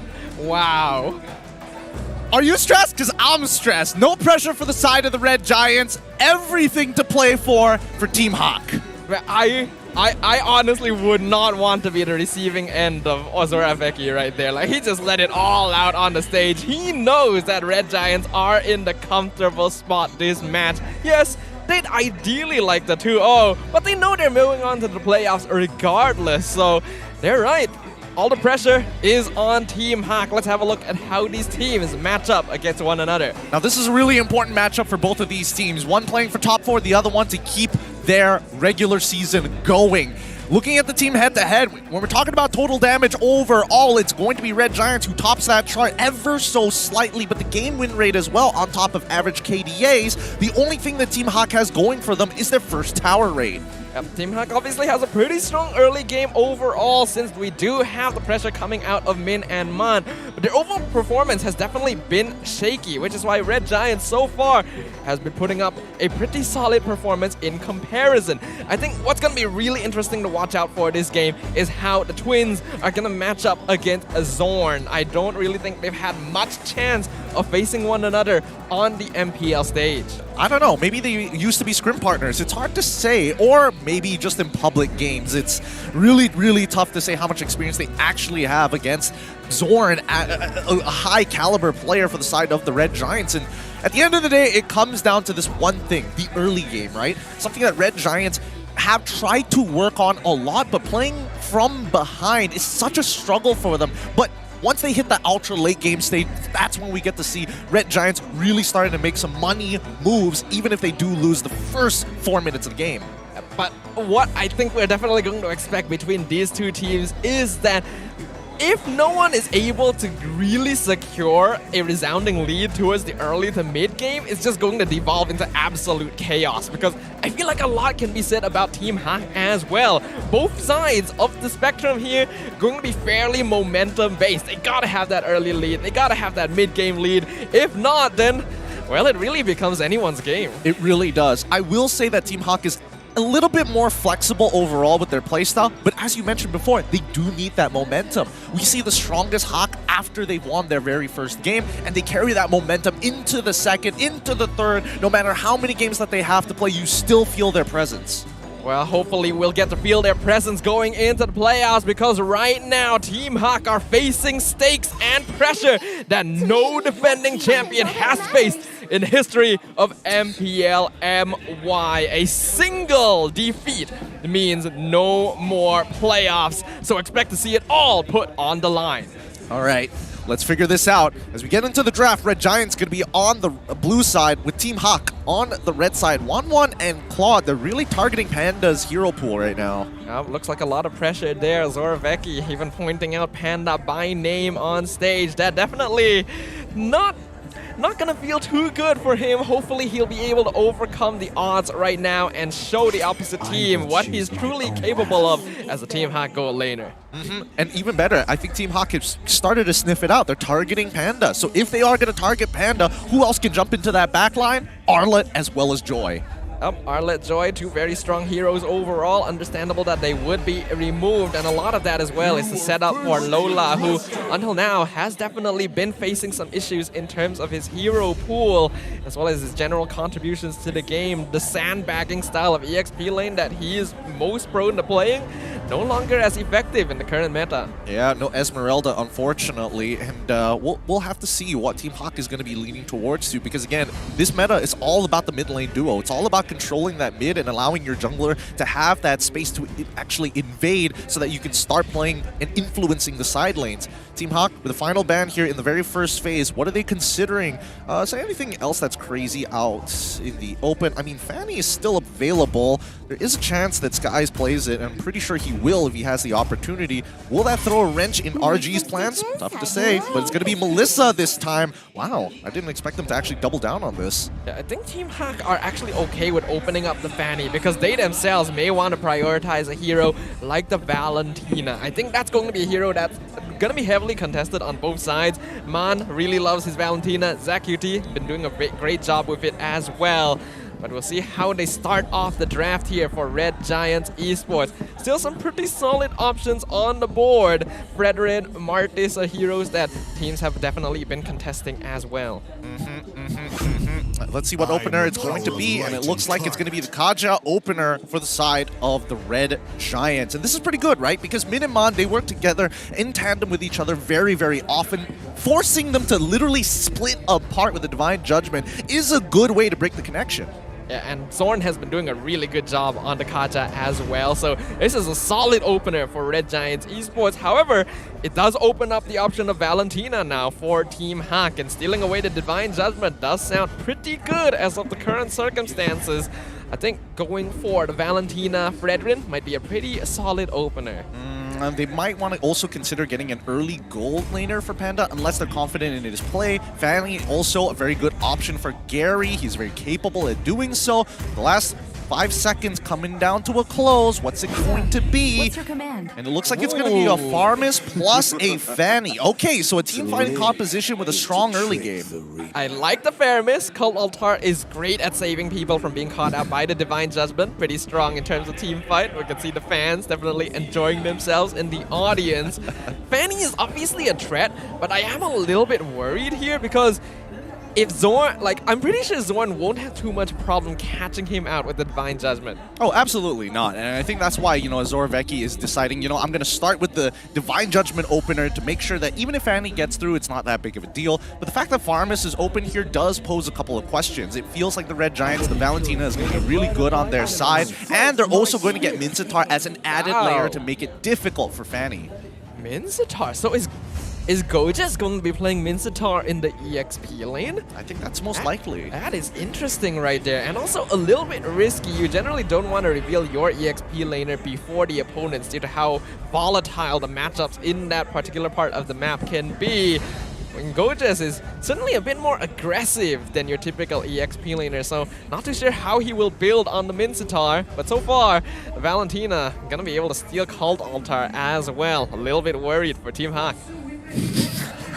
Fast team win rate at 100%. The fans are getting very creative with their answers. But Team HAQ finally going to be locking in that Beatrix, knowing that the Red Giants are targeting Panda here very, very heavily. Now it's all about combo components, right? What can you pair up with this Beatrix to make sure that her ultimates connect?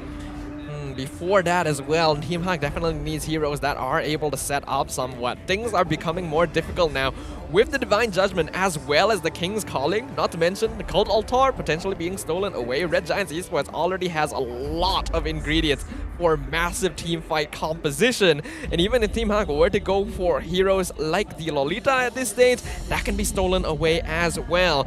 Red Giants definitely has put a good amount of pressure here in the draft. A lot of pressure. We're seeing the Lancelot ban come through for the side of the for the side of Team HAQ. Sorry, this is the second ban phase, and I think, you know, at least for Gary, he doesn't mind giving that up. His hero pool in terms of the jungle is pretty big. And when you point out things like the jungle, we have been seeing a recent resurgence of Hellcurt as a choice, a niche pick that is used in situations to silence out heroes when applying CC. Now, it may actually not be a bad idea in this situation to just deny away combo abilities from the Mincetar, but the fact that they already have the Fanny kind of denies that possibility, not to mention would make it a little bit too squishy. Team HAQ right now definitely needs more durability. Yeah, I'm considering whether Lola is thinking about going Esme in... it might still be difficult, but going Esme into the EXP lane, it's not that bad of a matchup. You can pretty much outscale the Mincetar eventually. Plus, not too many dashes other than the Falling Star Moon to engage fights. Besides that, not that big of a deal. Team HAQ, very smartly so, banning out the Martis to make sure that they don't have anti-CC to get into the middle of that fight. Red Giants, on the other hand, smartly enough, they've recognized and done a lot of research to make sure that Lola isn't going to be on a comfortable hero. And there we go, the Kufra, wow, the Kufra ban, that's rather interesting. Yeah, looks like Red Giants, they won min. If you're gonna go for a big team fight setup, go for the Numenon Blast, something that's easy to steal, something that can be easily executed upon. I am liking what Red Giants is doing right now. Kufra, Masha gonna be removed from the pool, making it that much more difficult for Team HAQ. Most likely, yep, the Fredrin gonna be locked in here. Tanky hero, good jungler. One of the few options Team HAQ has left. I don't know. Fredrin in the EXP, I mean, yes, technically he does only have one dash against this Mincetar, so it's not that big of a deal, but I would have preferred to see something else from the side of Team HAQ. But, oh well, let's see what Red Giants look to respond. What is it going to be? Red Giants still looking for their gold lane as well as their... what am I missing here? Their EXP lane, right? Wait, no. For some reason, I can't quite think about it. The Mincetar and Kaja are catching me off a little bit. The flexible pick with Moskov going to be the first lock-in for the side of the Red Giants. That's not too bad. At least you can keep Fanny away for a short period of time until you get that Winds of Nature. And finally, who's the jungler for the side of the Red Giants? That's the role I was looking for. But, oh, there we go. We were talking about it in the earlier match. Feels like we haven't seen enough Akai here, despite how good he is. And Sky is going to be bringing it to the fray. Very comfortable with the hero, and honestly, so much crowd control on Red Giants Esports. It's actually insane. It truly is. If and only if Team HAQ is looking for some form of counterplay to the heavy spin to secure neutral objectives, Diggy is a awesome option here. If they don't want to go that direction, Lolita is also a really good option. I would much prefer the Diggy. I feel like the Time Journey just provides so much more proactive answers to what Red Giants Esports will throw at them. I guess Lolita is very... All right, so Yves, they want to control the space. They have the Farmus already. He's going into the support position. Now, Min and Man, they've got full control over this mid lane. And if they're able to enable Gary to get kills early, they should have this game in the bag. Ooh, that is interesting. Not quite the style we saw from Todak, since it's going to be the Faramis in the roam position, but I like this option. Not a lot of tanks would be able to respond to what Red Giants Esports has, so why not bolster in terms of damage as well as map control? Get it, tell us, what should we expect from this game? Well, we should expect that Team HAQ is going to play as early as possible to influence specifically the gold lane, because that's going to be their main win condition. Lola just has to sandbag his EXP for as long as possible until about mid-game, where they can really start doing a lot of work. If early game goes well and Beatrix gets an early BOD, Red Giants are going to be in a lot of trouble, because they're only going to be relevant as 5 in these neutral objectives after level 4. That means it's going to be Team HAQ time to rumble as we enter the land of Dawn for a second match of the day. Our defending champions eager to make a point to prove themselves to their fans and audiences everywhere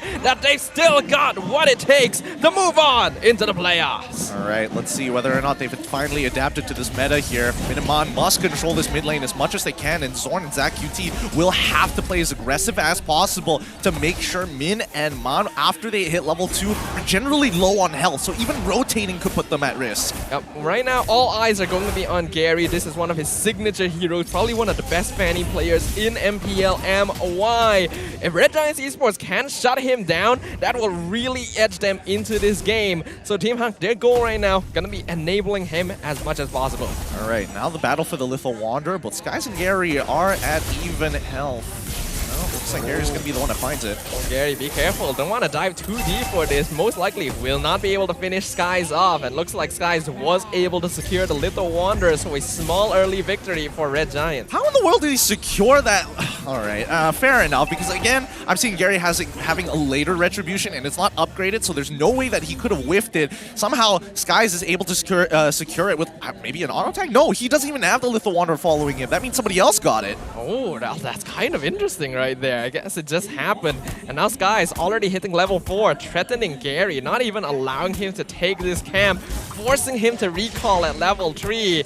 That could be bad. He wants that level 4 for the turtle fight. Oh, he's going to be fine. He's got Core Bolt on his side. He can invade the enemy jungle to go get his beetle. He still has River Crab as an option as well.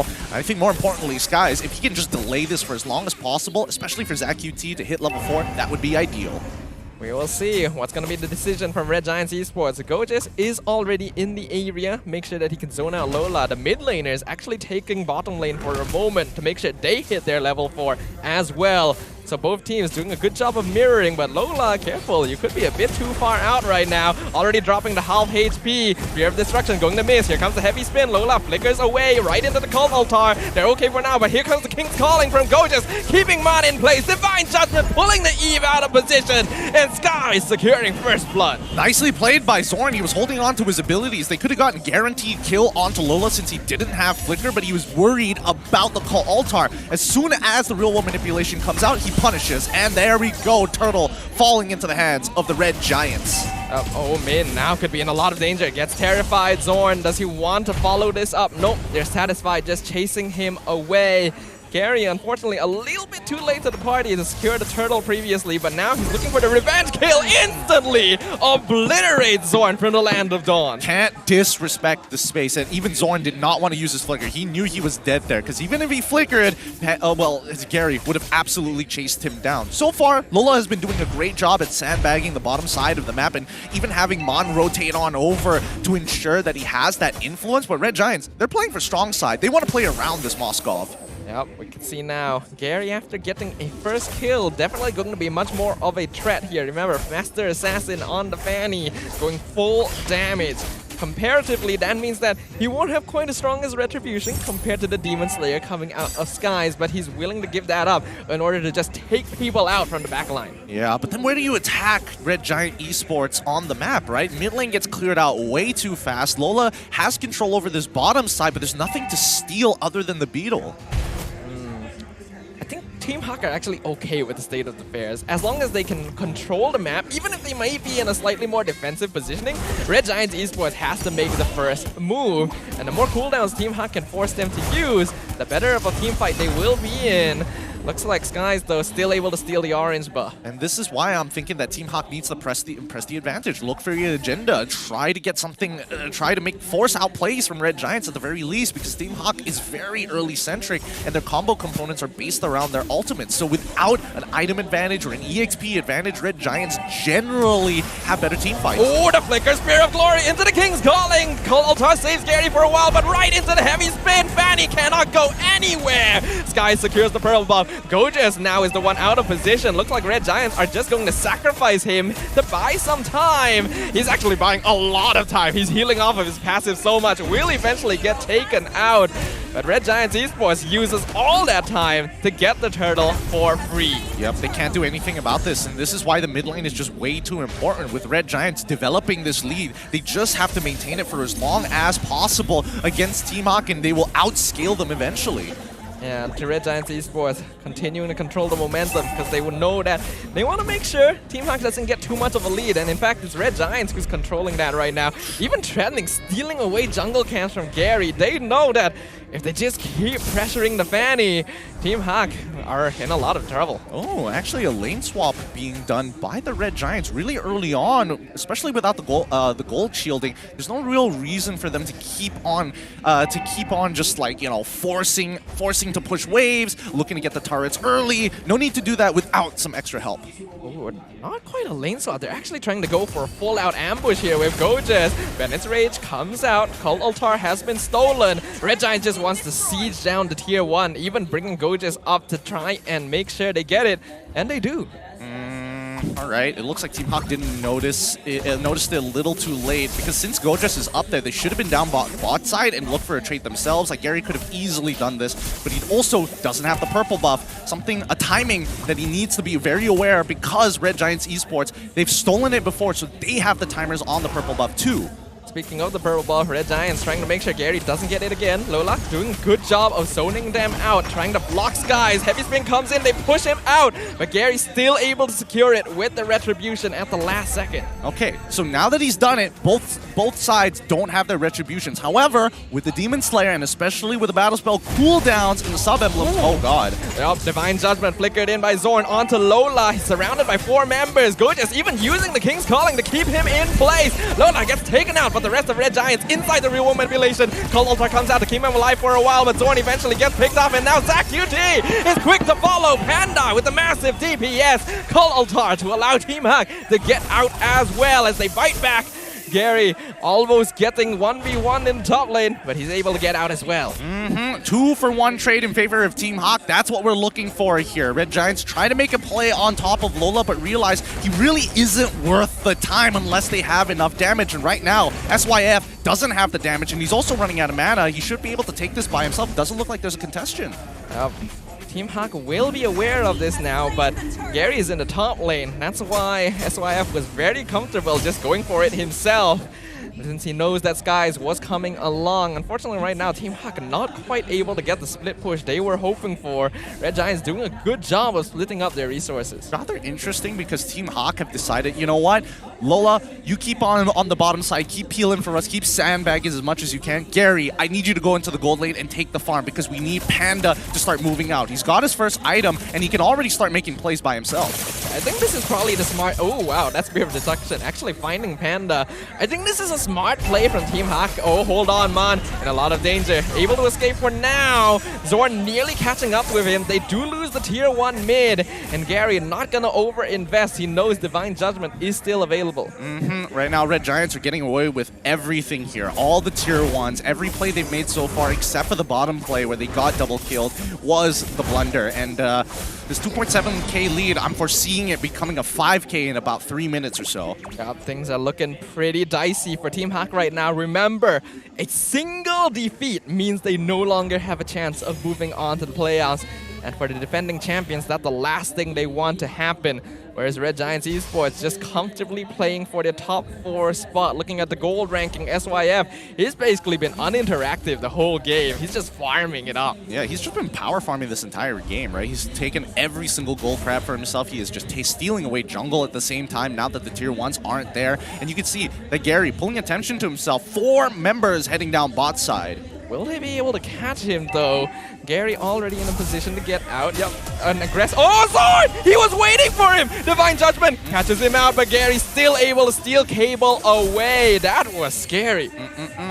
They're not going to be able to catch him that easily. And wow, that Spear Destruction, it's starting to really hurt here. But early wins of natures from SYF is going to make sure he stays alive against Panda in these fights. I was actually insane positioning my Zorn though, knowing where Gary was going to escape to and trying to set up a Divine Judgment. Speaking of SYF, Wind of Nature actually already popped to try and execute Gary, but no casualties there except for the tier 2 tower bot. Yeah, that's a good idea. Without Winds of Nature, he doesn't want to go into a team fight where he may have to face Gary once more, or worse, Beatrix. Now, the purple buff will fall into the hands of Team HAQ, and Red Giants, they've already taken what they wanted. They took the tier 2, they avoided the fight, they expanded a couple of resources, and now the Lord is basically theirs.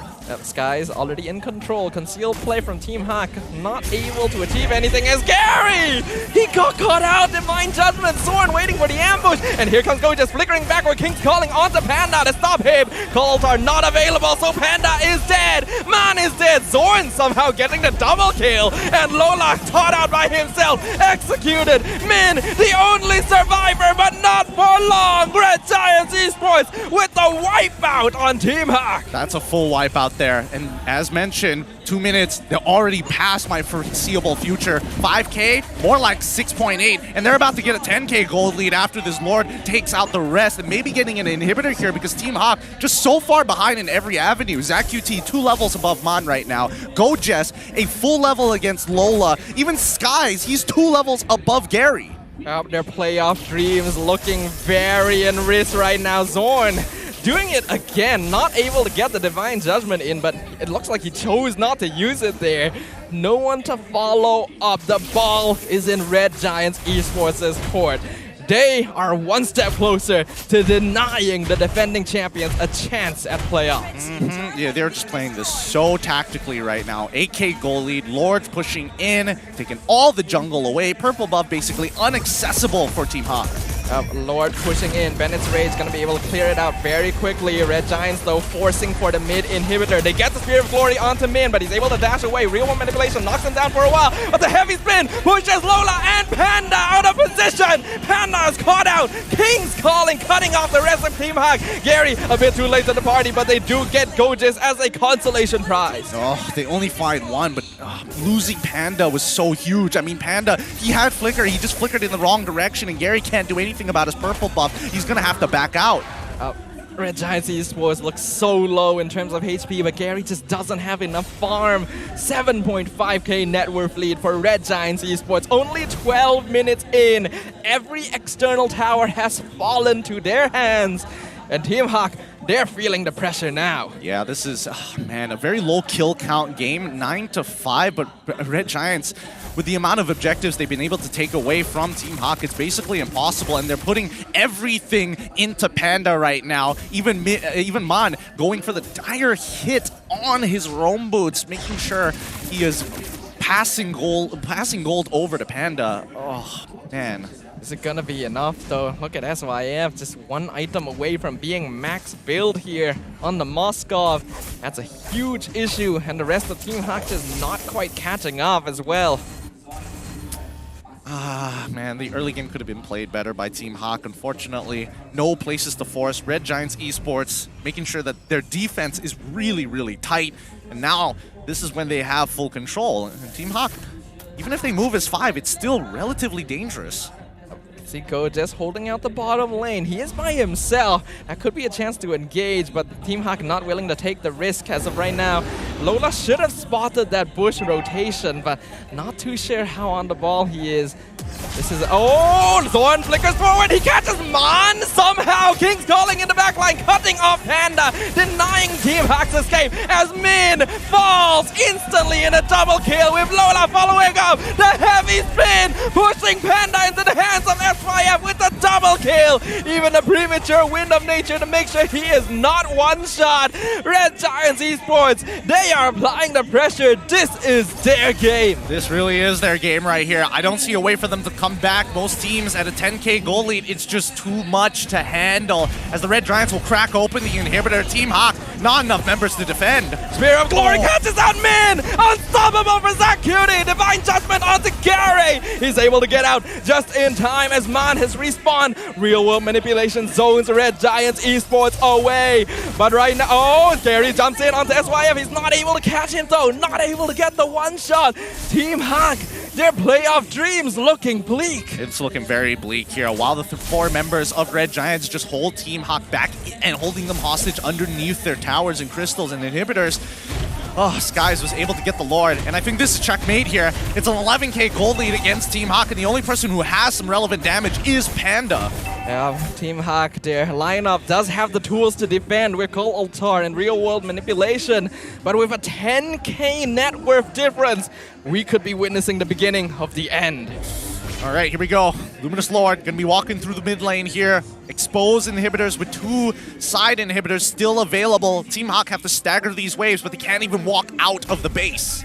This could be the Lord to end it. SYF already dealing massive piercing damage. Lola holding back the Lord. Gary looking for an execute opportunity, but it's difficult. Skies is just zoning him out. Panda gets pushed out once again with a heavy spin. Real manipulation comes out. Panda out of his base. Lola taken out. Unstoppable for SYF as he gets the pin on Panda with Min. Panda's gone. Min is gone. Double kill for SYF. Gary, the only one left as the crystal is wide open. Red Giants Esports takes the victory in game number 1, and with that, the end of Team HAQ's playoff dreams. Congratulations to Red Giants, but also congratulations to Madness Esports, living through the relegations, making it to playoffs, and that means that their spot is secured. What a result right there, a resounding victory for the side of Red Giants Esports. Full control, full confidence. They knew exactly what they needed to do. Madness Esports looking to be huge Red Giants fans right now. They've earned their ticket to the playoff. Oh boy, a great victory for the side of the Red Giants, but it's not over yet. Now, it's all up to the Red Giants. This game is worth playing for. This game is worth going all out, because if they 2-0 Team HAQ, they go for a tiebreaker against Red Esports. Yep, those are the stakes we're going to be playing for in this match here. So let's see what they have to say about it. Mic check with Red Giants Esports. Red Giant. Dah menang ni. Masyarakat dia ni. Communication ni. Baik tuan. Sekali. Menang ni. Mati kau Lola. Lambat ni. Mati kau Lola. Decide korang nak turtle ke korang nak fight? Sekejap lagi. Fight. Missing off ni. Nice. Let's slot. Boleh fight. Ini aku nampak. Bye bro. Sayonara. Bye bro. Sayonara bro. Ambil. Dia tak ada portal. Tengok aku. Pergi. Kita buat panik dong. Bunuh. Nice. Bye. History has been made and a legacy has been ended in one single stroke. With a single victory, Red Giants Esports has denied our defending champions from making it to the playoffs, sending them back to the qualifiers for the next season, and permitted Madness Esports to move on into the next stage of the competition. Let's have a look at the item builds right now. See where maybe something could have gone wrong, something could have been done better, and it looks like, oh wow, Necklace of Durance and Oracle coming out from Min as their first items. Yeah, that's a little bit strange coming out from Min as well. We can see that he did decide to go Avarice on the Fair Mist, so you would expect him to go a little bit more on the damaging side, but Oracle as a first defensive item choice is very unusual. I think he knew he was going to trade. He knows that the passive from Farmus is able to kind of give him a bit of health back. So with the Oracle, it allows him to kind of stay around the map a lot longer unless he needs mana. I do feel like it may be a little bit too greedy though, because in the end, Red Giants just has way too many tools. Giving them this many sources of crowd control is never going to be a good situation for them to find themselves in. We can see at the end, SYF already maxed out on his items, even getting the Rose Gold Meteor to make sure he's not bursted down by Gary. Things just didn't look up for Team HAQ. I think Team HAQ, they definitely needed to play the early game a little bit more. Their draft, it was strange that they wanted to deny Fredrin away from Skies, because we're seeing him play the Akai and it's not even that much of an issue. And half the time, when you are playing a Demon Slayer jungler up against a Master Assassin, a Killing Spree, it doesn't really matter as long as you're using Assassin emblems and not Demon Slayer. There's such a big disparity. Neutral objectives are basically impossible, even though it's 50, even if you're at the same level. A single level ahead means that you can't even walk up into your own jungle. It really feels like it put way too much pressure on the Gary to perform in this game, because Red Giants understands that in terms of the early game, they're relying so much on Gary getting that snowball. So as long as they can continue to deny Gary from getting purple buff, from getting kills, which is really easy to do with King's Calling, Heavy Spin, Divine Judgment, I feel like right from the draft, Team HAQ were playing at odds. They were. They definitely were, especially once, you know, the side lanes got unlocked and RG was walking around as 5, it became so impossible to play. And you gotta give it to Gojas. He's been hitting some really important Spear of Glories and pulling in multiple targets, especially when they are clumped. They see the call altar, great. King's Calling is immediately coming after. Yeah, I really love the King's Calling placement coming out from Gojas this game, because he knows that Skies is gonna try and push Panda or Gary out of position. So all Gojas has to do is stand at the back, pop the King's Calling, stop people from engaging, stop people from disengaging. It just cuts off Team HAQ's team fight so effectively. Let's see who the MVP is. Yup, it's going over to SYF. SYF having a perfect game of 6-0 and 8-match KDAs with an 840 GPM. He went for a little bit of a defensive build here. Most people would actually go for either a Haas Claw or, at the very least, go for a Malefic Roar, but he doesn't need either of those. They had a 10k gold lead. He just needs to live. Yeah, SYF already aware that his team actually has plenty of damage. I'm pretty sure ZachQT scaled up really insanely as well on the Valentina. I think his score was like 7-1 or something. 7-1 and 7. So yeah, all he really has to do is stay alive. Go for the Wind of Nature to prevent the burst from Gary. Even going for Rose Gold Meteor. Maybe a little excessive, but why not? The recent changes to the item has definitely made it really popular among pro players. Oh yeah, no, it's a great item, especially if you are like a squishier character. As soon as you lose 50% of your HP and someone tries to burst you down, that shield is so much bigger than what people expect. And the extra movement speed as well. 50% is huge. That's actually the same amount as like sprint and stuff like that, and that's a battle spell, so it's understandable why it's so popular, why it works so well. And when you deny that chance for Team HAQ to just execute someone instantly, their team fight becomes that much more difficult. Yeah, and oh man, a lot of these fights, when Red Giants make that preemptive strike, and honestly, they hold on to the lead in those fights because of the King's Calling. So many times, Team HAQ just don't have members who can get out of it effectively, and even if you want to go out of it effectively, you don't have Flicker. You literally have to walk. Yeah, I feel like in the end, though, the draft played a huge role in this. Red Giants Esports just has so many tools, so many resources. Look at the way they control these team fights. Team HAQ, they try to engage, they use their cooldowns, and then they realize, oh, they have more cooldowns, they survive longer than us, they do more damage than us. And Red Giants, by building up that gold lead, it's just becomes a situation that Team HAQ cannot possibly come back from. Yep, and oh man, there's can't believe he got Monday. See, that's the thing, right? We know for a fact that Zorn sees Mon walking up, and at that point, Lola either needs to try to make something happen, get either his taunt ready, or just immediately dash into the bush, hoping that he can start blocking. Yeah, but it just didn't quite work out. I feel like Team HAQ, they had a lot of pressure on them this game, and I feel like they needed to perform, and they were trying their best. But a lot of time, that sort of mental pressure becomes a burden. It becomes a weight and doesn't allow you to perform at your usual level. And because of that victory, Team HAQ no longer has a chance of competing with Madness Esports. Yep, but keep your eyes on Red Giants Esports. They're able to secure some good points here. They're slowly starting to overtake some of their members, and more importantly, they're tied up with RSG Slate. If they win this next game against Team HAQ, they will go up against Red Esports for a tiebreaker.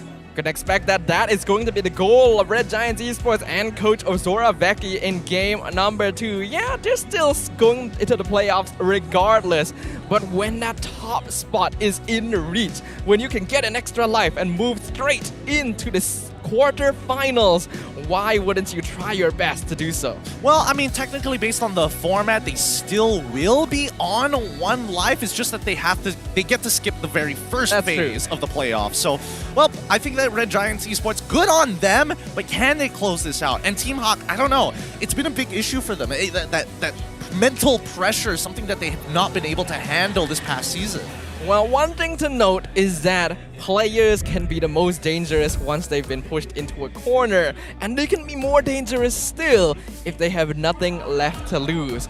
Now that Team HAQ know they have no chance of moving on with the competition, perhaps it's time for them to really show what they can do to just bring out whatever risk, whatever crazy strategies they may have tried out or wanted to play, and just try and be annoying to their opponents as much as possible. Look, when you got nothing left and you need to decompress, everybody needs to recharge. And you can recharge and game on with OSIM, the U-Throne Gaming Massage Chair. And honestly, that's not even the craziest part. The craziest part is the collaboration of Transformers. Wow. So we have the Transformers series OSIM U-Throne Gaming Massage Chair here on the English cast, and I think they have the Bumblebee version on the BM side. We got the Optimus Prime because, obviously, for clear reasons. Yeah, for clear reasons that we don't need to explain to anyone. And well, we've been sitting on these chairs the entire season. We can tell you they feel pretty good. They support our butts. They make sure that we are here giving you guys all the live action as best as we can. And speaking of action, there's going to be more coming up here.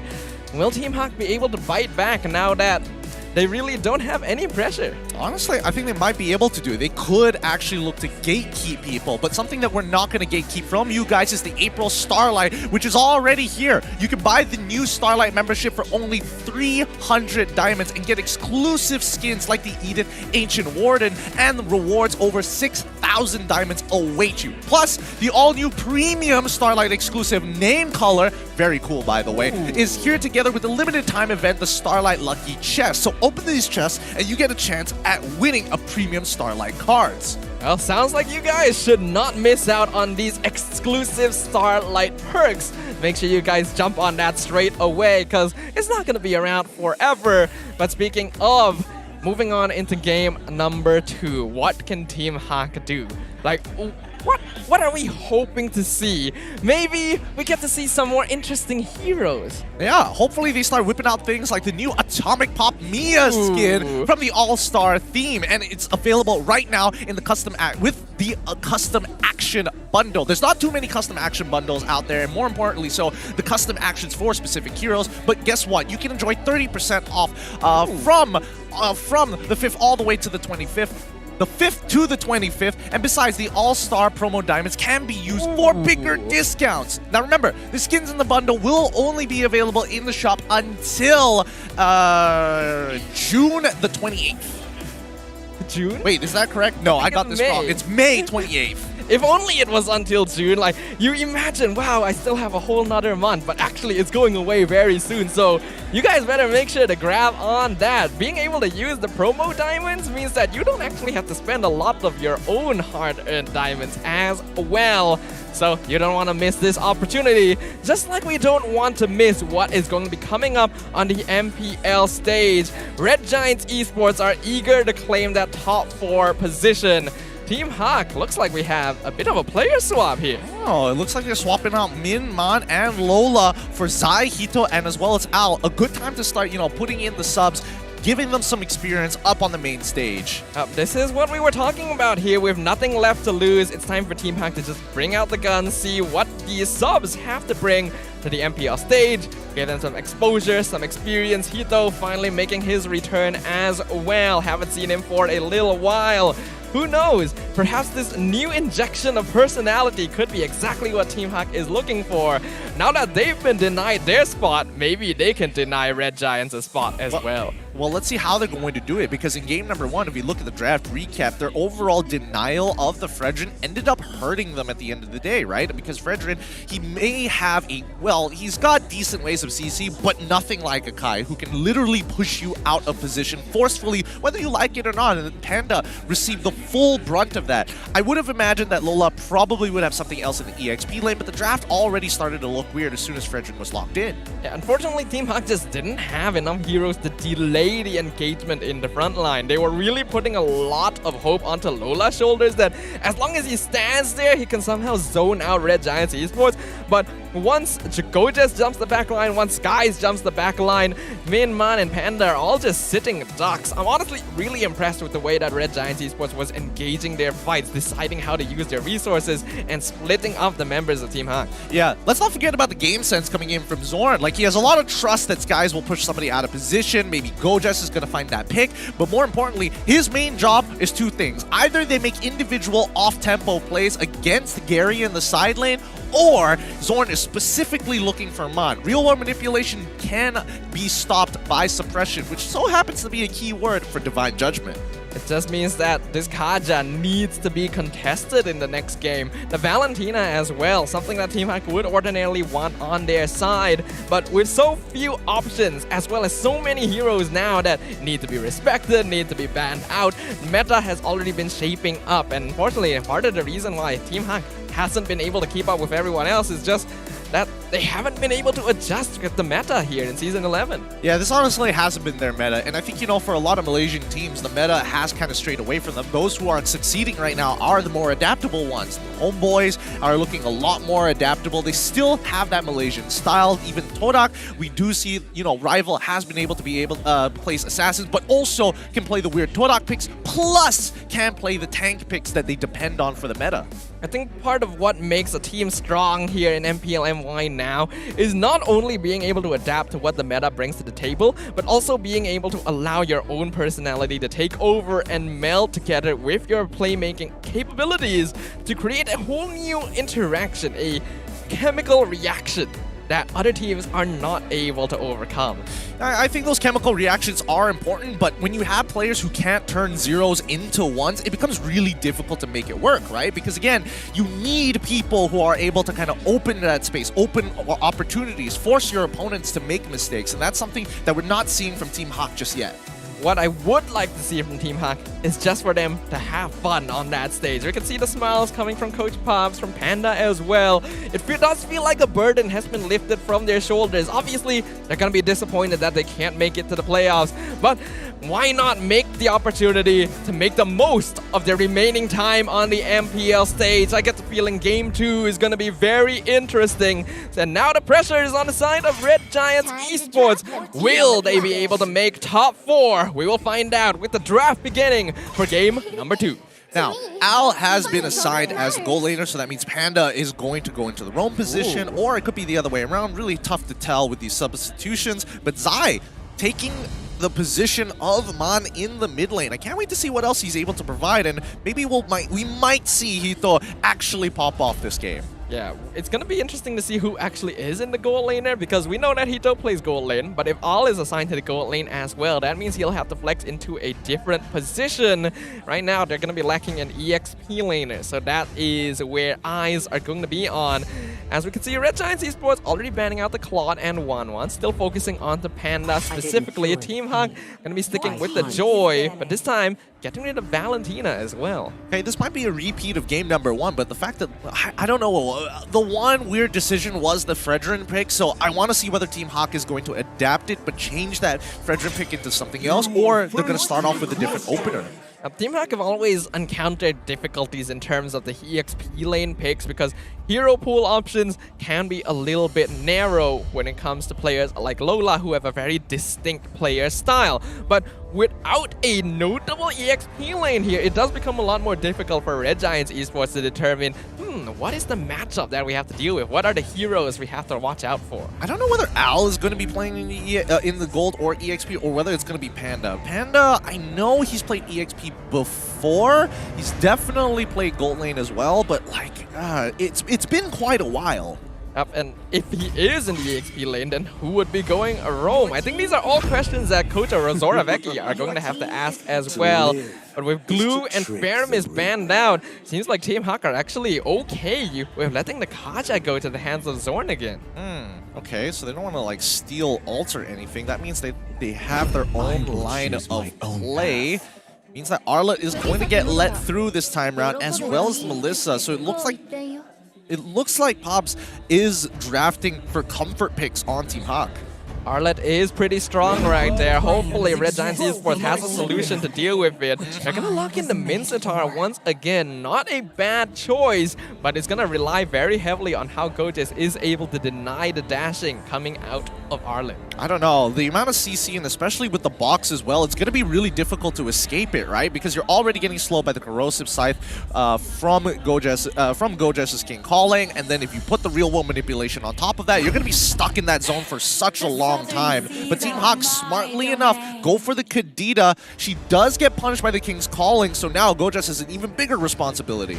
Kadita's kind of risky though. This is a hero that can very easily get caught out by the Divine Judgment. I do like that it's an option to burst down Eve, but it does require the Kadita to get a good lead and make sure that they're still able to 100-0 their opponents. And if Team HAQ intends to play this as a roam hero, Panda did not do too good with it the last time we saw it. He definitely was a little rusty the last time we saw it, but maybe things have changed. It has been a good amount of time. Team HAQ now in the second ban phase, going to get rid of the Akai smartly. So it looks like they're probably going to pull off the exact same plan by banning out the Martis and maybe putting in the Fredrin once again. The Red Giants actually switching things up as well. The Diggy ban, well, that makes sense here. They already have so many good CC heroes. I'm honestly surprised they didn't ban out the Diggy in the previous game. But now, going to be removed from the pool. Team HAQ, like you mentioned, what's it going to be? Do they want to ban Mortis? Do they want to ban Fredrin? Do they even want to consider banning like the Hellcat? Because it actually is a pretty good counter against the Arlet. Personally, I do think that Team HAQ might want to be the ones who pick up Hellcat here, right? Because again, it's about artillery mages. If the artillery mage can't see what they're hitting, they're just going to guess. That's true. That is actually an interesting point right there. Dark Knight Falls could be a big debilitating factor, not just for the Eve, but for the way that Gojes as well as Zorn wants to engage with their heroes. Guess we'll have to keep an eye out for it now. Lancelot going to be the final ban from the side of Team HAQ. All right. Now it's going to be Red Giants to finish off the ban phase here. What else are they looking for? Do they want to get rid of Lolita? No, they want to get rid of Hellcat. Okay, fair enough. Good shout. Good shout. Yeah, we were literally talking about how much that hero may affect their team fighting capabilities. Red Giants Esports picking up on that very quickly. Not going to allow it to go through. So now the ball is in Team HAQ's court. Second phase of picks. What is it going to be? They're still looking for their jungler as well as potentially their mid, depending on where the Kadita goes. Yeah, I'm not so sure about this one. This is looking rougher and rougher for the side of Team HAQ, right? Even if they go for Martis, King's Calling is brutal. Fredrin's going to struggle against the King's Calling. They need something that's able to kind of sit on top of things and not really have to rely on dashes, so I'm guessing Barats is probably a decent option here because he can just sit in. Hayabusa, kind of risky, but it does mean that Red Giants will be locking a tank jungler. I mean, Hayabusa definitely matches into the Mincetar a little bit better compared to Martis and Fredrin because he can't, like, if you're able to outplay, you'll get out of the King's Calling before it's even dropped down. But it's a hero that's always at risk of being caught by Divine Judgment, so hopefully Gary will be able to perform here.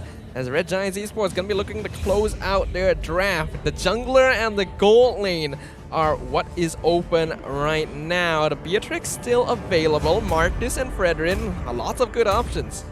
Very, very good options, but nothing very safe against the Arlot, right?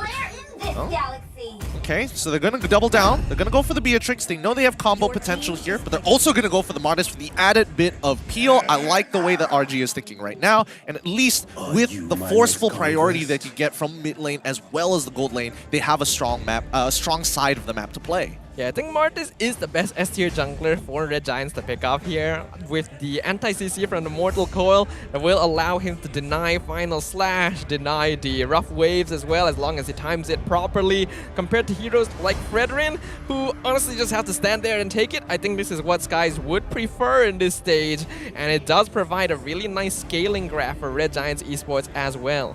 Very clear power spikes on their side, but now we come back over to Team HAQ, and right now we're missing out either a mid laner or support. Looks like they're hovering over a bunch of tanks, and it looks like Lolita is going to get locked in. So now they have some form of disengage at the very least if the real-world manipulation into the King's Calling combo is pulled off. And it means that even with the Divine Judgment, right, they probably want to just get rid of either Lolita, cancel it early on, or maybe start looking for people who are diving into the backline like Gary and Zai. Yeah, that's probably going to be the goal from the side of Red Giants Esports. Just separate the members of Team HAQ and pick them off one by one. In terms of lineup difficulty, I feel like Team HAQ have a more difficult lineup to play, but if they're able to execute on it, they have some good tools. They've got some pretty decent tools here, but I think it's Team HAQ's game to try to outplay Red Giants. It feels like Red Giants have a very straightforward composition. They know how they want to play their team fights. It's very clear. But in terms of macro, it's going to be hard for Team HAQ to control. So they're going to have to be like water and just fill in the gaps that RG fails to see. Will Team HAQ be able to be the one controlling the waves today? Or will Red Giants Esports surf over the storm and come out on top as our 4th place qualifying to the quarterfinals? This game will be the one to decide it all. The Land of Dawn opens up once more for potentially the final official game of the regular season. All right, let's see how this is going to play out. Zorn is going to get some information here on where exactly Gary is starting. He's not starting on the purple side. They both want to end up on the strong side of the map, which is bottom. But Zorn's staying here for a little too long. Yeah, I'm not sure if the... what is the plan here? I'm pretty sure he's just going to sacrifice it. No, he actually tried to escape. The flicker wasted there. And ZachQt taking a good amount of poke from Zai as well. But it does slow down Gary. His death, which was given over to Panda, for some reason, I think Gary probably would have wanted the extra bit of gold here now that he's been slowed down. No contestation for Lethal Wanderer whatsoever. Martis will start his level lead. Okay, I just realized Hito is actually playing the Arlet in the EXP lane. That's actually kind of interesting right there. Curious how he'll perform because Gojes is really aggro and he's been definitely poking him out thus far. Red Giants contesting the purple buff once again. Sky's already level 4 thanks to some early aggression. 4 members of Red Giants Esports here to contest this. They're doing a lot of poke damage. Who's gonna get it? Gary still secures it, but they're all really low. Skies, will he get the decimate? No, he's not gonna force it. Oh, all dropping him real low. Wow, that was scary from Gary. He actually really risked getting hit by the decimate there. Luckily for him, it was on cooldown. So somehow, no casualties. Oh boy. Wow, had Skies been able to get a reset off of his decimate, I think everybody dies there. Yeah. That could have been chain kill after chain kill, and luckily, Team HAQ, they play it well, the micro was good, so now they get to live for free. Eternal is up, but I don't think Team HAQ is going to contest this. Probably not. In terms of early game, Red Giants Esports definitely has a lot more tools. Panda needs to be careful here. Zorn and Gojes on top of him. He doesn't quite have Numenon yet. He does now. And that will grant Team HAQ some potential opportunities for engagement. Yeah, but Gary will hit level 4. Once he hits level 4, the question is whether he's going to walk up to try to maybe get a kill, but he's getting real low here. Fear of Glory catches him out. Sky secures the turtle. Final Slash comes out. Not going to be enough, though. Here comes King Calling, setting things up. Numenon Blast catches out Gojes. He gets sacrificed over to Team HAQ. Red Giants trying to push the issue, but Team HAQ have successfully disengaged. It's a little sad that they were only able to get one there. Gary's still able to find his creeps for himself. He's not losing out too much here, but he had to use Retribution in the meantime. Sky's going to walk straight away towards the purple buff side of Team HAQ's map. Yeah, it's a pretty good idea right now. He's going to continue being able to apply pressure to the Hayabusa, especially if Zorn and ZachQt are there to back him up. But they do definitely have to watch out for the burst coming out from Zai. ZAQT being delayed. Oh, Gary actually going for the kill onto the Eve instead of the purple buff, and he gets it. But now Zai may be sacrificed in return. Oh! The timing on his rough waves gets him out of Decimate. So close, and Sky's even committed the retribution too. So had he, well, I mean, he committed retribution way early on, but had he not done so, that would have been very funny to kill Zai before his passive comes back up. That was actually insane. Zai actually held on to that rough waves until a very specific moment that it would deny Decimate. Like, I don't even know how you managed that, but the substitute showing off here. Personally, I think he got a little lucky. He was getting chain CC till Kingdom Come. 1 HP, manages to survive, so lucky him. Team HAQ still have a slight lead against the Red Giants, despite the fact that Gary is a little under level, but that's not the end of the world. He has been able to find assists and kills across the map. What's going to be important here is going to be that gold lane matchup. SYF and Al have basically not been doing anything the entire game, so they're the ones looking for scaling. Sky is actually even doubling down on the camps of Gary. He secures the orange press, Spirit of Glory catches out the Hayabusa into the King's Calling. The ambush is successful, and Hito may have dashed a bit too far. He's fine, but SYF is not. They're going to find a 1-for-1 trade on the bottom side of the map. Where is the communication there? If somebody's missing from your lane, you're pinging it. You're calling it. Why are you letting Gary having to 2v1 by himself and getting cheesed by the Mincetar? Who knows, indeed. But now Team HAQ looking for some vengeance right here. Gonna aim for the tier 1 gold shield down bot. Zai has to be careful. They traded the turtle for this. Not sure if they got enough gold to make it worth their while.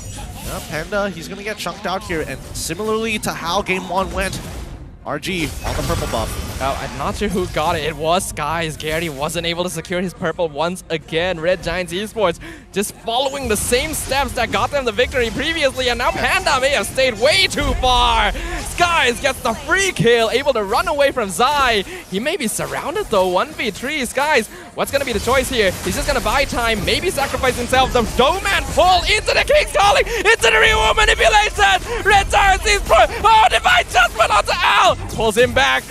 Go away. Gonna be keeping him alive for now as Hito comes in. Buy some time. Spirit of Glory actually going to miss as the snipe is blocked by Panda. How does that... How did that angle work? Why did Panda get hit there? It looked like Al was definitely going to get hit by that shot, but oh well. And this is the combo that we were talking about. Getting pulled into the King's Calling, getting locked down by the real world manipulation. There's honestly not much you can really do. You're hoping to use your battle spells? Well, think again, kid. But I'm honestly impressed that Team HAQ didn't lose as much as we thought there. Skies actually did a really good job of delaying, buying time, setting them up so that the rest of Red Giants came in. But remember, him dying is still not ideal. Yep, it really isn't. And Al is going to have to hold this lane with the majority of the Team HAQ members holding this top side, knowing that the Red Giants want to press the advantage and knowing that they want to actually dive him. And we'll see whether they find the initial pick. I'm liking that Panda is playing slightly more defensive in his positioning here because he knows that Zorn will probably be the one to engage first, but it's still a risky style. If he's not able to respond fast enough, that could cost the teammate's life. Zai looking for the ambush here. Oh, it's... wait, does Zai have Petrify? Yes, he does. I mean, Red Giants, like, if they commit to anything here, Zai is going to get a free pick. Looks like they're going to commit onto the turtle instead. Probably the wiser choice. Not going to force things out under the tower when they don't know where the other members of Team HAQ are. Sky's going to be split pushing the bottom lane, interestingly enough. Not going towards the turtle just yet. Here comes Panda, here comes Zai. Conceal play, scouted out by Zorn. Instantly denied. Yep, again, they probably should have taken that fight, but nothing they can really do here, especially since Martis is the one who's really pushing the agenda. SYF, on the other hand, the fact that he's died once does put him a little bit behind Al, but it's still the EXP that's going to make the difference. Team HAQ are just not bothering to contest the neutral objectives at all right now. Understandable since they know that they are behind in terms of goal. Oh, they catch a nice catch on the SYF. Zai with the combo, but his taunting costs him his life as the real one manipulation gets the revenge kill. I mean, at least he's trading up, right? Mid lane for gold laner, and he's got to show a little bit more respect here, Zai. You can't be recalling like that all the time. Like, that is actually the clearest example of taunting costing someone, as the Numeron Blast not gonna find Gorgeous as well. He was expecting him to wait in the bush, but yeah. But like, why is Hito walking up while the Numeron Blast is going up? Like, alright, sure. Works out at the end of the day. Red Giants still not getting punished too much, and they have a 2.4k lead so far. Unfortunately for Team HAQ, I can't say the same for them. Their purple buff basically untouched right now. This could be an opportunity for Team HAQ to actually regain their footing. Oh, Hito flickers forward, final slash onto SYF. Here comes Panda, he flickers forward as well. Not able to get the stun. They kind Zach QT though. Is he able to walk away? Yes, somehow, just barely. Meanwhile, Skies is just clearing the mid-tier 1. Red Giants Esports denies things again. Reo King's calling, they catch out Zai with the Spear of Glory. Numeron Blast catching out Gorgeous. Here comes the final slash once again, pushing Zorn out of position. Gorgeous gonna sacrifice his life to try and keep his teammates alive for a while. But Gary with the shutdown. Will Skies make it in time? He has his eyes on the low health members. Going for Al first with the retribution. Go away, not gonna deny him because of Mortal Coil. Decimate onto the Melissa. Final slash, the cooldown on that ability. Kind of ridiculous. But Team HAQ will be able to get away. Gary actually returns to the back. Picks off the Beatrix. Taunts out the recall. Will he be able to escape? Probably not. Oh, Gary's still alive. How long though? Will he be able to get out? Not quite. Zorn finishes him off. Unfortunately, Panda could not get there in time. He thought he was going to die, so he starts backing off and realizes, wait, he could actually save him, but it's too late. Out of position and out of time. But Team HAQ definitely showing up right now. You can tell that the pressure has been lifted off their shoulders. They're having fun. Zai looking for the ambush. He sees Zorn. He knows where the Kaja is. Meanwhile, Gorgeous misses the spear. Oh, they find SYF. Zai doing an amazing job right now, but is he able to finish him? No! Divine Judgment. Make sure he's not able to catch up. Zai is picked off. While that was happening, I have no idea who got the Lord. We'll find out in a moment. Oh, that's so unlucky. That's so very unlucky. It's Red Giants who got the Lord here, and Team HAQ still, they've gotten nothing so far. They're just trying to scale as much as they can, but even Zai is starting to really fall off here. He's 2 levels down, and I think he went for the dire hit. Had he had an extra level or just a little bit more stats, it would have been better, but now both Zai and Panda are in the same position, both with roam boots, both just giving and funneling as much farm as they can to Gary and as well as Al. Hito, on the other hand, he's trying to make TikTok plays. Well, it is understandable. Chief Entertainment Officer after all. Meanwhile, Goja is still doing a very good job of just zoning, keeping an eye on things. I am loving the positioning from this Mincetar. Probably some of the best gameplay we have seen so far. Lord crashing down bottom. Gonna easily take out the tier 2. Zorn looking for anyone. Not able to find it though. Eventually catches the Divine Judgment onto Hito right into the King's Calling. That means he is dead. Zorn somehow getting the killing spree. I think Hito forgot that the final slash always goes from left to right, and now that he's on the opposite side, he didn't expect Kaja to get pushed away from the tower rather than pushing him underneath the tower.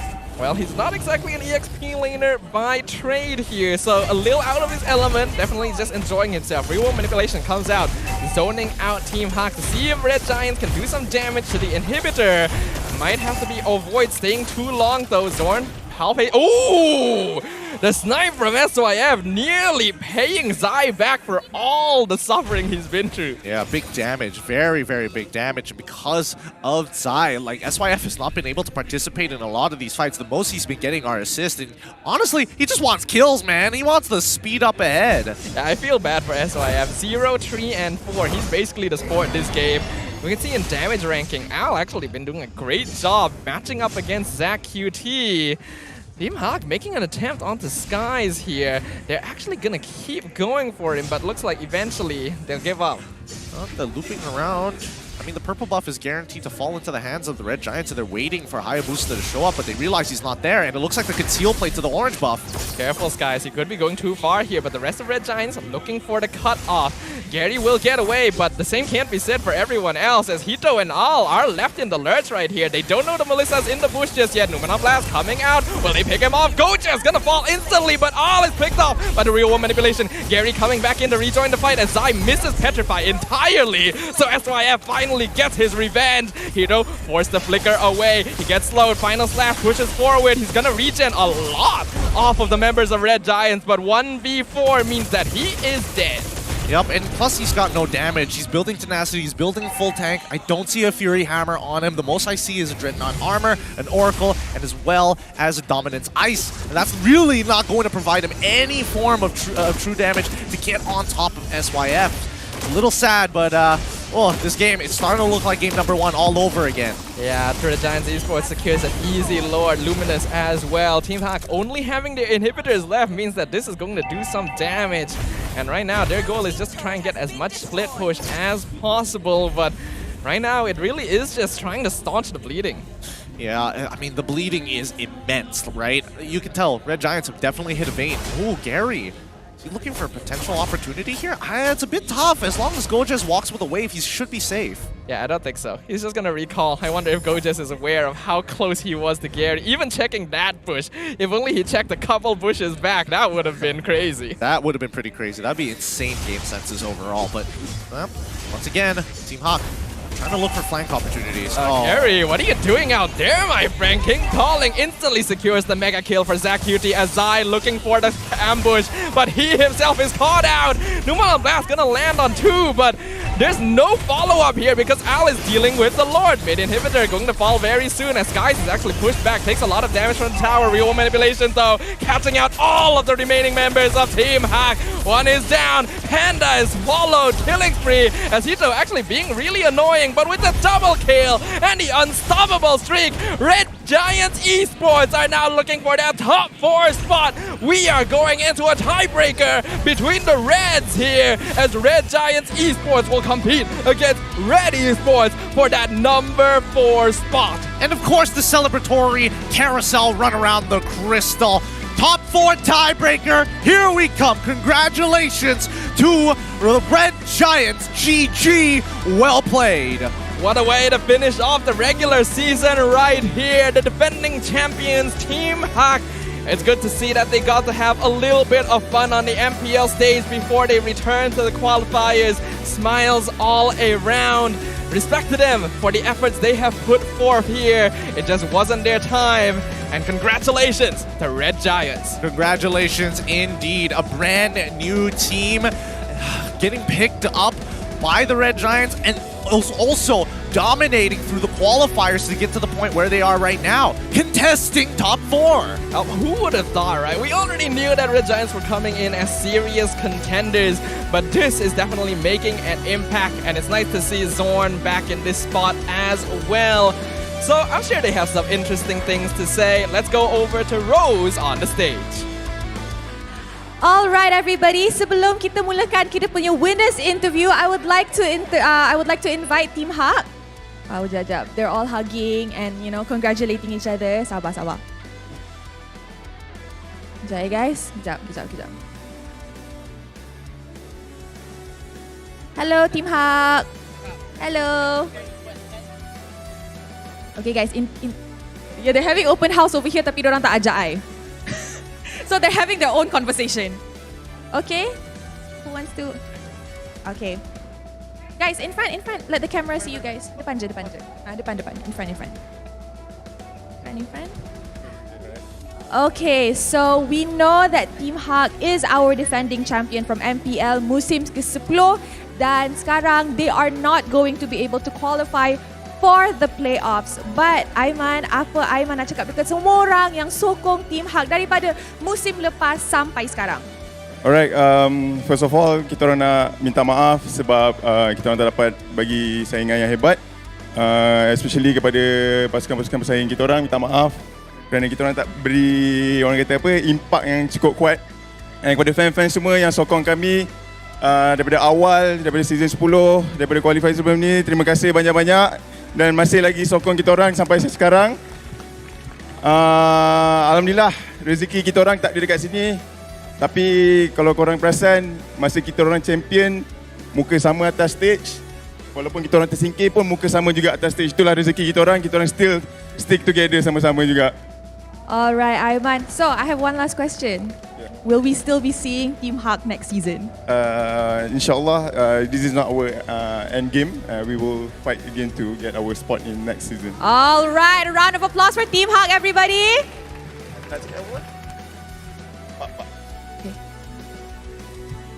Okay, nak cakap apa-apa tak, Coach?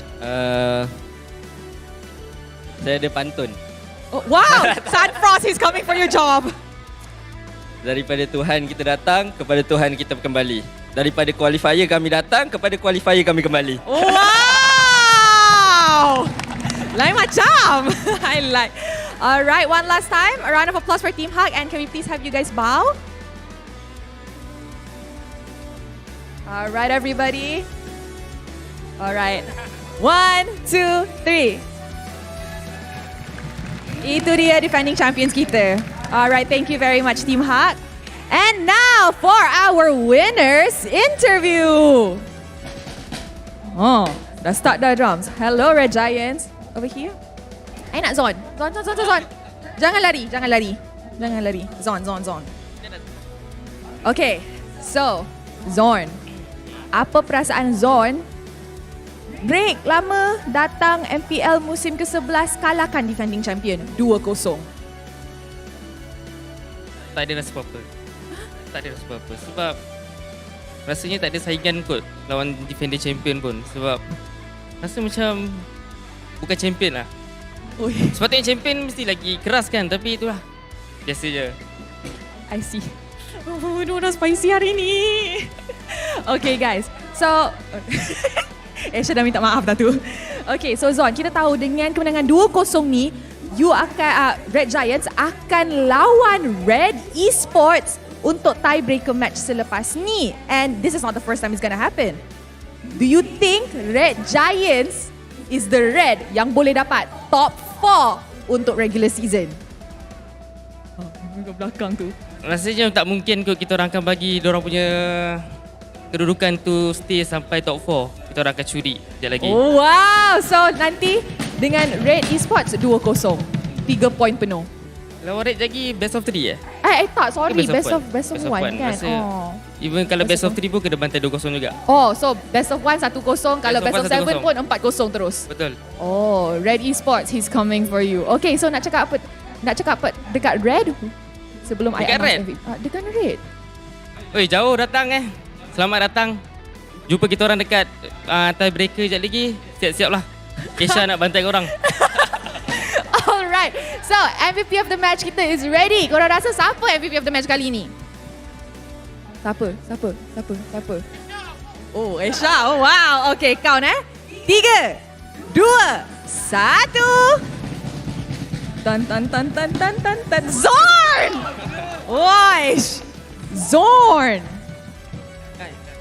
Masih. Oi. Proud lah tu. First MVP of the season kan? First. Itulah. Okay, so tadi tu you cakap easy sangat, tapi ni dapat MVP, nak tambah something tak? Tak adalah. Cukup je. Alhamdulillah. Alright. So adakah Zorn will still be the MVP later dekat tiebreaker? Tiebreaker pun ada MVP Tiebreaker pun ada MVP. Mestilah ada. Rasanya kali ni kita kalau boleh bagilah gorgeous Oh, bagi gorgeous. Sikit lagi nak dapat best rookie, title best rookie. Kalau boleh yang gorgeous kena perform yang lah. Janganlah minta bagi. Oh iyalah, dia perform kot tadi. Aduh. Perform dah. Okay. Alright. So, Esha, I nak Esha cakap something. Esha kan paling banyak nak cakap. Esha. Hello. Is Red Giants ready for the playoffs? Kita orang akan keluarkan meta baru kita orang, template of NT. Meta tu kita bagi nama 3D, iaitu 3 diamond. Jadi just Tu, 2, 3.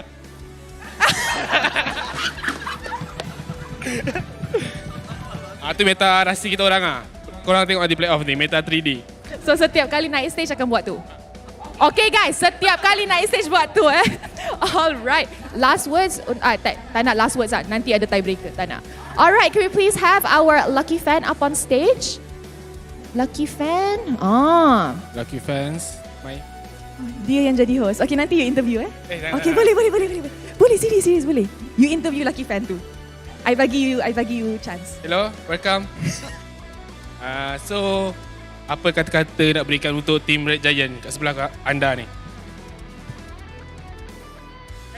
Okay, tahniah buat menang bersih dekat atas Team HAQ 2-0. Dapat main playoff Playoff. Okay. Top 4. Tiebreaker. Okay, dah confirm. Thank you so much. Okay. Good luck dekat tiebreaker. Okay, bagus menang. Alright, thank you so much. I nak bagi orang tuang untuk ambil gambar. I tak late dengan Asia ni. Go closer. Alright guys, hari ni last day of the regular season tapi playoffs ada lagi. So jangan lupa datang untuk playoffs by scanning the QR code down below. Dan kalau korang ialah satu audience untuk naik pentas MPL, korang akan dapat skin yang bernilai 899 diamond. Thank you Red Giants, thank you 3D. I will see you guys later. Guys, nanti masa tiebreaker tu, bila diorang keluar, nak tengok 3D tak? Nak tengok I pun nak tengok. So dengan tu, jom kita dengar mic check Red Esports. Mic check, let us see what you have to say. Sayonara,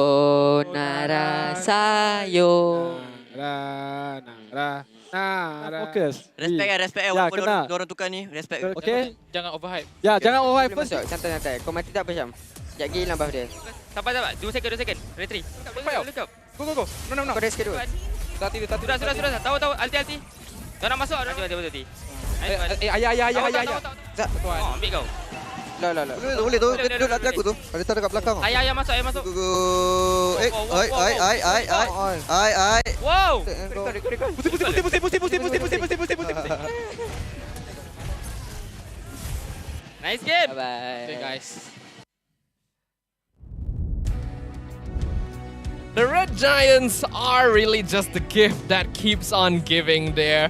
Honestly, just having fun, enjoying themselves on that stage. It's the sort of personality you really don't get to see from a lot of newer teams, and I'm really glad to see them making their place here on MPL. Yeah, they're making a name for themselves ever so slowly, and with the help of the personality from Asia, the one-man PR team, one-man host player, you name it, he's probably done it at this point. Very sociable guy. Absolutely. You gotta love him. Even when he's not playing on the field itself, he's still there adding to the atmosphere, making sure that his players, his teammates are all feeling the hype, feeling the joy. So I think we want to share all of this joy with you guys as well. The regular season is over, but that doesn't mean you can't come over to Stadium Juara for the playoffs. So why not start by booking a ride on Air Asia Ride, where you can use the code NEWMPLMY for 5 ringgit off for first-time users, or MPLMY for 3 ringgit off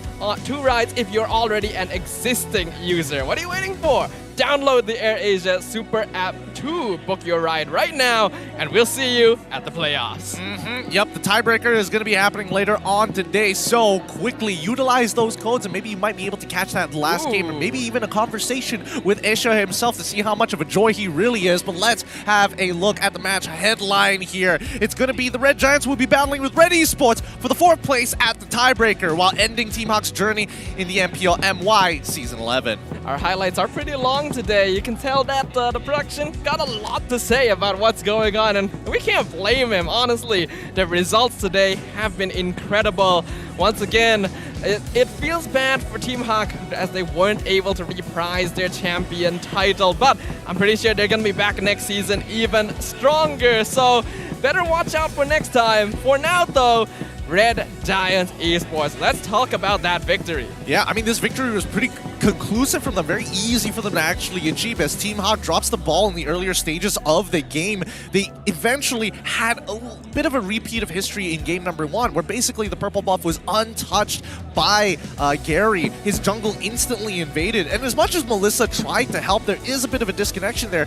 Team HAQ really need to start figuring out how they want to actually maintain their lanes, while at the same time supporting everybody else. They need to kind of work as a team, but Red Giants slowly picking them apart, and more so just the uncanny positions that you expect from Zorn. Yeah, unfortunately, Team HAQ again in their draft just didn't quite have enough tools to deal with Red Giants. Like, it's so easy for them to apply pressure with the Kaja, with the Martis, just walk on into the jungle. Not much Team HAQ can do about it. Even Panda by himself, not gonna be sufficient, but I do have to give some props over to Zai. This is one of basically one of his first times playing on the stage here. I think he's only played like one other game before this, and he was actually doing a pretty good job of catching out SYF. Yeah, his main goal was to make sure that SYF doesn't really participate in the game. He knows that as soon as he bought those roam boots, his target is not Zach QT anymore. He was too far behind in terms of level, so his next best bet was the second, well, actually the most squishiest target on the Red Giant squad. I mean, I feel a little bad for Hito as well. It is a little uncomfortable for it is a little bit uncomfortable for him not playing in the gold lane, but overall his mechanics are still sharp. Yeah, he was actually buying a lot of time in these team fights as well, just getting 3-4-man final slashes and then repeatedly healing off of the vengeance spam. I assume the Oracle did definitely have a role to play there, but I do feel like it's a bit greedy to go for it as your first item as well. I saw that he actually built it first, which is a bit strange. I mean, I think he went for like the, he went for the brute, no, not the brute force, but never mind. He probably went for something else. But anyways, Red Giant, when we look at the compositions that they like to build, they're trying to fix their early game. They really are. And they don't want to be put in a position where they start falling behind and don't make proactive plays, but you can definitely tell that Red Giants like to throw a lot of resources at getting an objective done, whether it be diving the gold lane or whether to start moving in on that purple buff. You see them walk as a team, leaving a couple of holes in the sides that could have been exploited, but Team HAQ, unfortunately, when you are playing a jungler that's reliant on that purple buff, that becomes the main priority. Yeah, I just think Red Giants Esports has been doing stellar here in this season, and their hero pool has just been gradually increasing over time with Zorn's addition to their ranks as well. They're looking a lot more disciplined, looking a lot cleaner, and I really like Coach Zoravecki's drafting style, not necessarily going too greedy, and making sure that they have enough resources in terms of crowd control, in terms of ways of engagement, ways to separate team fights. It just feels like a very complete package. Yep, very complete package, really solid foundations, and our MVP of the game obviously going over to Zorn. Game 1, his off-tempo plays are very frustrating to deal with. Once he recognizes a habit that you do, he will punish you for it. Absolutely. I mean, this is the mark of a veteran right here. This is the legend, the only player who has played in all 11 seasons of MPL MY. His experience is through the roof.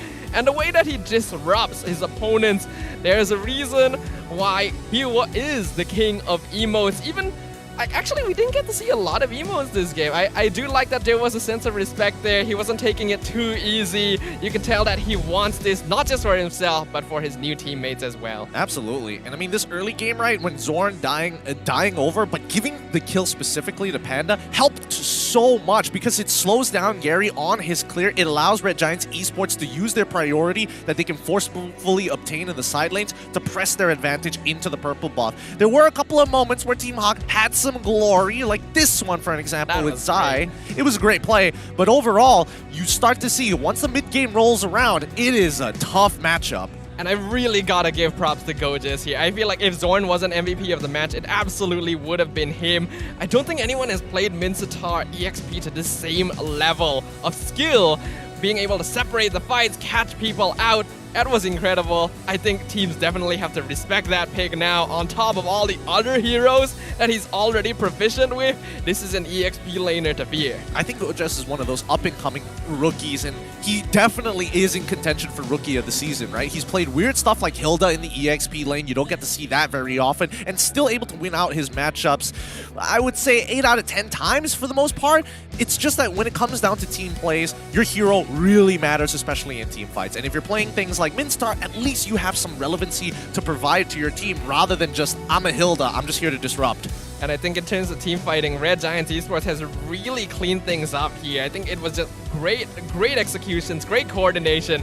And as we can see from the standings now, with a 2-0 victory, Red Giants Esports move all the way up to 4th place, now tied with Red Esports. This almost feels like fate with the two red teams going head-to-head one final time to find out who gets a straight shot to the quarterfinals. Yep, and that's just, it's a battle of the prime colors right now in Red Esports. I hope that they're ready to face the Red Giants because they are moving off of big momentum.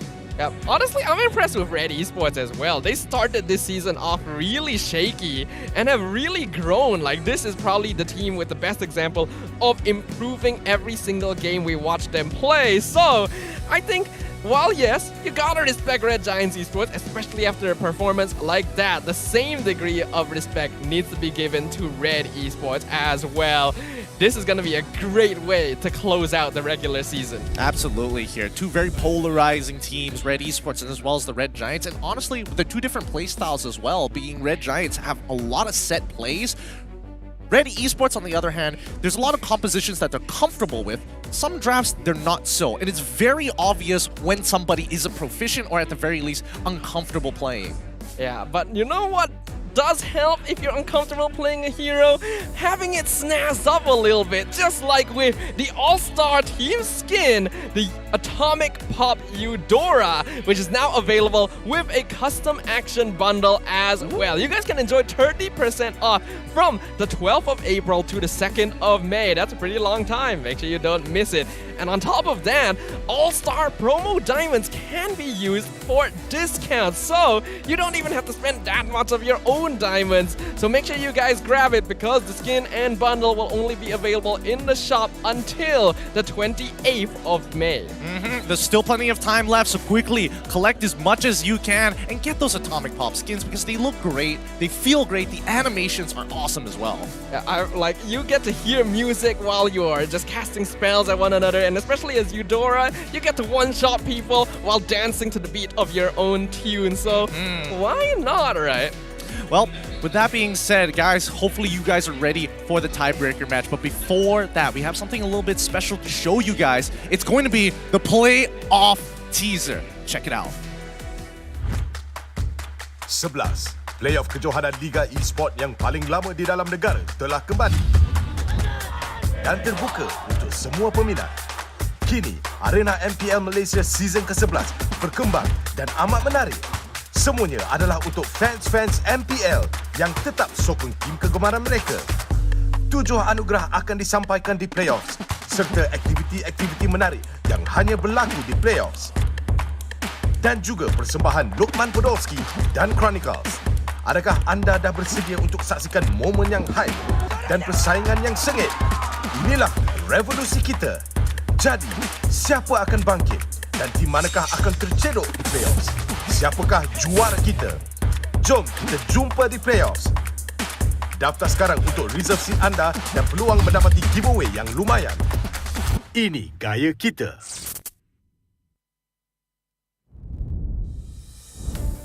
The playoffs are coming up very, very soon. And based on what we saw in the teaser right there, there's going to be a lot more than just epic MPL gameplay to look forward to. So, sounds like it's something none of us want to miss. Yeah, there's a B-boy competition. Yeah. A B-boy competition in an esports event. I mean, we've got everything. Also, some good, notable names for performances as well. Playoffs is looking even better than ever. Honestly, might just be the best one so far. And remember, it's all free as well for you guys to come by and join us, join the atmosphere, and cheer for your favorite teams along with all your fellow fans. Make sure you guys check that out. Make sure you guys register in advance so that you guys won't miss out on an amazing event. Yep. Oh, man. I can't wait for it. I honestly can't wait for the playoffs to happen, but there's so many things that we need to settle. A little housekeeping on our part for that tiebreaker. We're going to go on a short break, and when we come back, it's going to be the final match of the regular season before the playoffs, the tiebreaker to end it all. We'll see you after the break.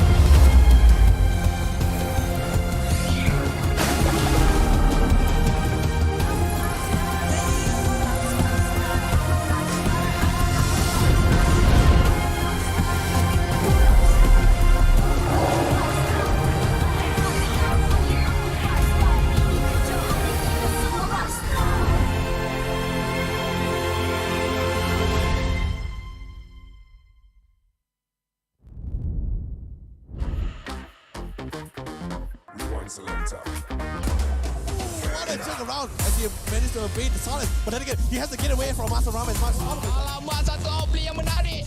Bocah mungkin akan dikorbankan. Imperial Justice melarikan diri. Pecahan.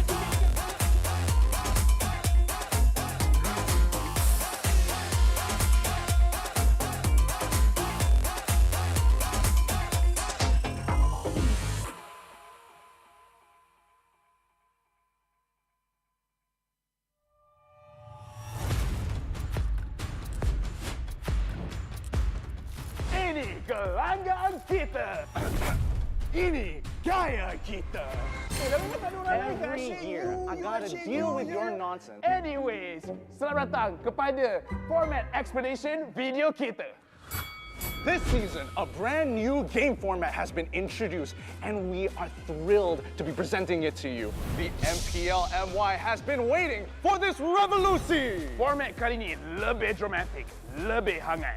So let's begin. 10 teams will be seeded into one group. Masa regular season, 10 pasukan akan main sesama sendiri satu kali saja. That's right, and these teams will score based on those games. Bila cerita pasal markah, kalau menang 2-0, 3 markah. 2-1, 2 markah saja. But if they lose 1-2, they will only earn 1 point. But if they lose 0-2, they won't score at all. Markah yang terakhir akan menentukan kedudukan terakhir mereka. And the lowest 2 scoring teams will be relegated at the end of the regular season. And the top 8 will then advance to the playoffs. Sekarang, mari kita tengok format untuk playoff. All games in the play-ins will be a best of 3. Kecuali upper bracket final dengan lower bracket final, kita akan main best of 5. Best of 5. And grand final, kita akan main best of 7. Teams ranked between the 5th as well as 8th place of the regular season will have to play in the play-ins. Team yang menang dekat play-in akan lawan dengan tempat ketiga dan keempat dekat upper bracket quarterfinals. The winners of the upper bracket quarterfinals will have to face off against the first as well as second seed of the upper bracket semifinals. Team yang kalah dekat play-in dan juga upper bracket quarterfinals akan disingkirkan. Luckily, if your team is in the upper bracket semifinals and they lose, they will go down to the lower bracket semifinals having a second life. Kalau team menang dekat upper bracket semifinal, akan gerak kepada upper bracket finals. Finally, the upper bracket finals as well as lower bracket final winners will face each other off in the grand finals. Untuk lawan, untuk dapatkan trofi MPL Malaysia. Inilah video format explanation kita. Siapakah akan jadi juara kali ini? The stage is set. Let the games begin. Ini gaya kita.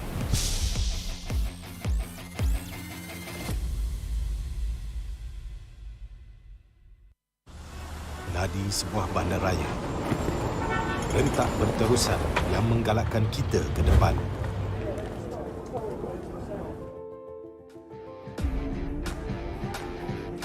Sesuatu yang mengapi-apikan hidup dan semangat kita.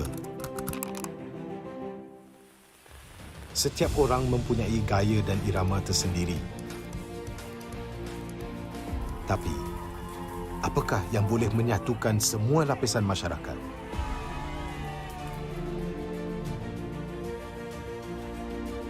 Yang akan menarik perhatian seluruh negara dan mengujakan fan-fan dan players kita.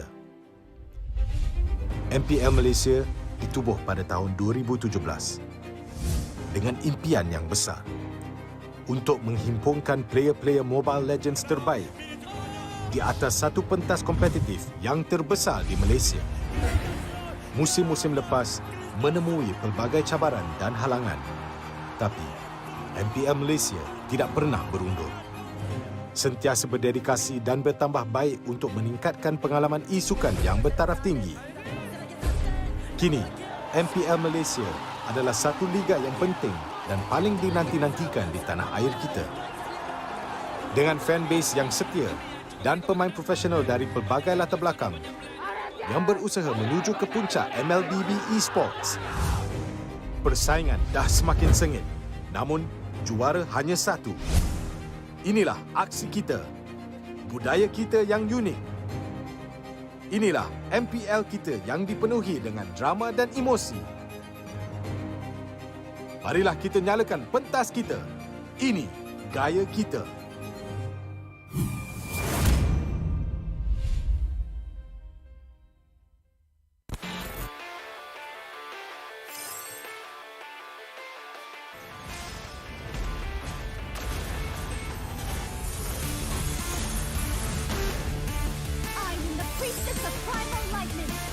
hunter of all the evil gods. Meet your end! Legendary! Double kill!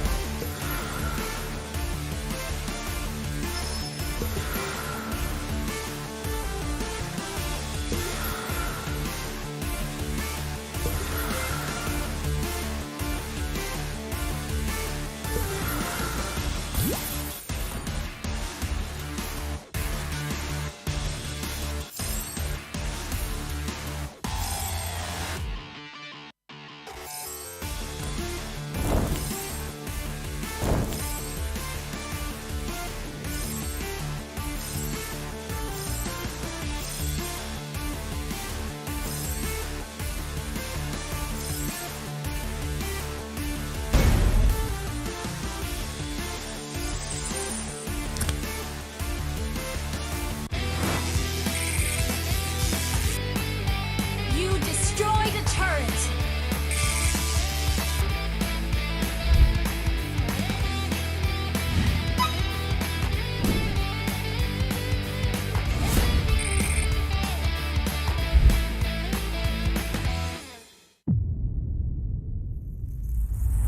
Kehidupan yang lalu memang sangat biasa. Aku penuhinya dengan warna. Tak kisah apa orang cakap, aku teruskan jua.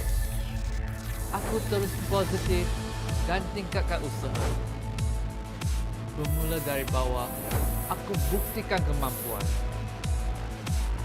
Hanya aku yang mampu mengejar cita-cita. Jadilah bintang. Be the superstar.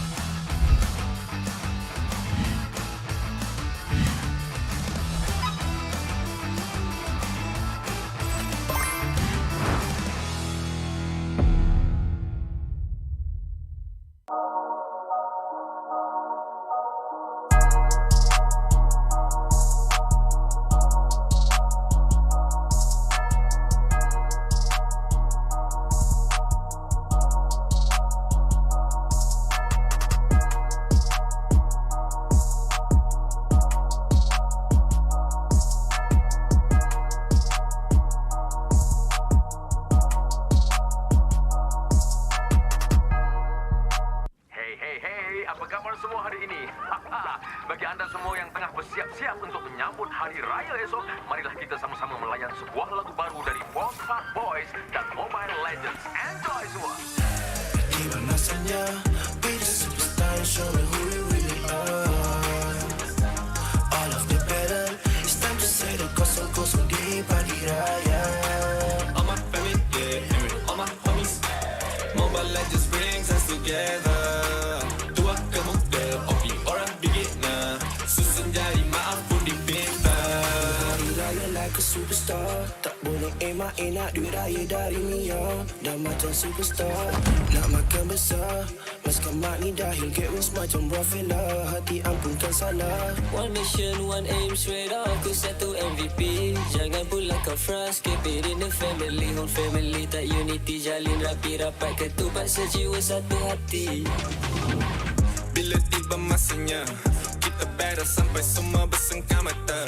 Tiba pagi raya, maafkan semua usia. Susun 10 jari, ampun maaf dipinta. Opi ke beginner, bring us together. And then we show macam mana settle. Kita family, tak ada yang kita nak kena lupa. Ku pasti Mobile Legends untuk kita semua. Gotta shout out to my homies, yeah. Apa khabar? Mina Adil, Wafa, Izin, semua tak sabar. I'm flexing on my skin, semua dah mesra. Better for the title, gonna get the point, let's start the game, oh yeah. Tiba masanya, be the superstar and show me who we really are. All of the battle, it's time to say the kosong-kosong di pagi raya. All my family, yeah, all my homies. Mobile Legends brings us together. Tua ke muda, opi orang beginner. Susun jari maaf pun dipinta.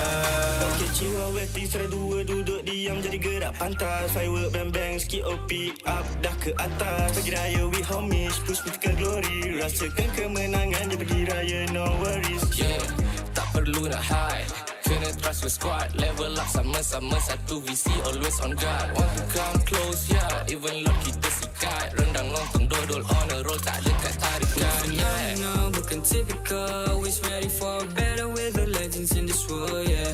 Double kill, triple kill. Me next service like a boss. Going global with my boys, jadi MVP superstar. Terancam bunga api, maybe tu ada Eudora. Mia hilang tu pasti, Rika balik dah habis nyawa. Habis puasa dah miti ku gori. Raya nanti boleh tolong carry keluarga. Hati-hati ku punya Nabi yang banyak api. Maybe tu nanti boleh jatuhkanlah bersama. Wow. Oops, sorry guys. Terpaksa berhenti seketika sebab kita ada satu pengumuman penting nak kena buat. Hari Raya jatuh pada bukan esok guys, tapi lusa. Tak payahlah nak kelangkap. Guys, air lusa guys. Ya, betul. Okey, tak apalah. Kita ML jom. Jom. Tiba masanya, be the superstar and show me who we really are. All of the battle, it's time to say the kosong-kosong di pagi raya. All my family, yeah, all my homies. Mobile Legends brings us together. Tua ke muda, opi orang beginner. Susun jari maaf pun dipinta.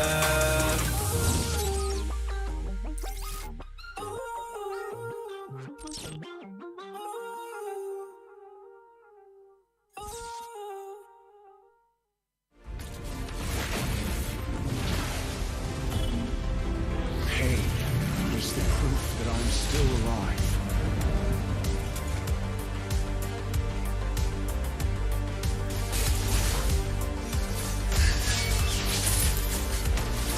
Mega kill! Legendary! Double kill! Stopping time.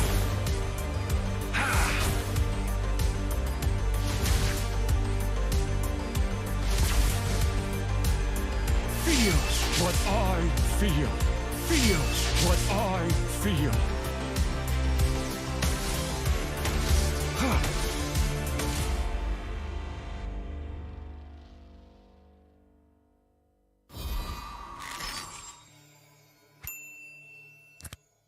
Bulan lepas, tim Malaysia yang layak ke tournament peringkat antarabangsa telah gagal Tetapi yang dah lalu, biarlah berlalu.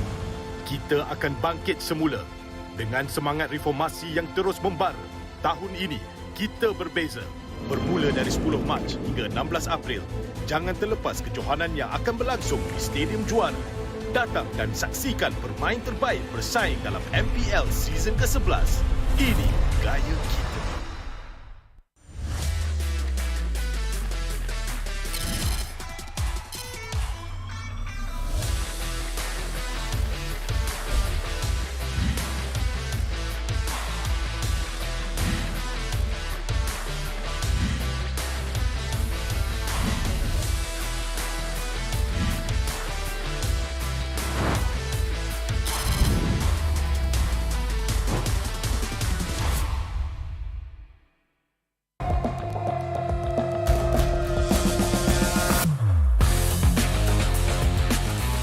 Memang banyak cabaran, tapi semuanya berikan aku pengalaman. Aku kena siap sedia, cari kekuatan untuk terus ke depan. Aku boleh buat dan kejar apa aku nak. Percaya pada perubahan. Jadilah bintang. Be the superstar.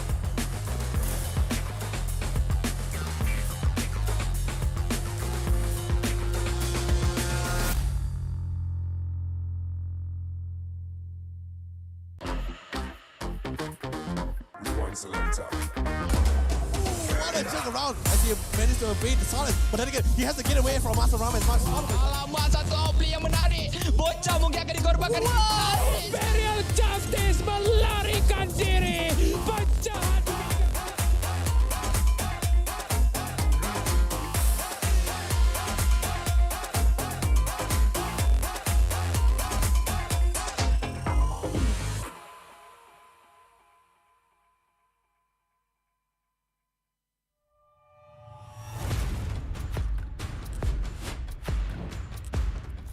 Ini kelanggaan kita.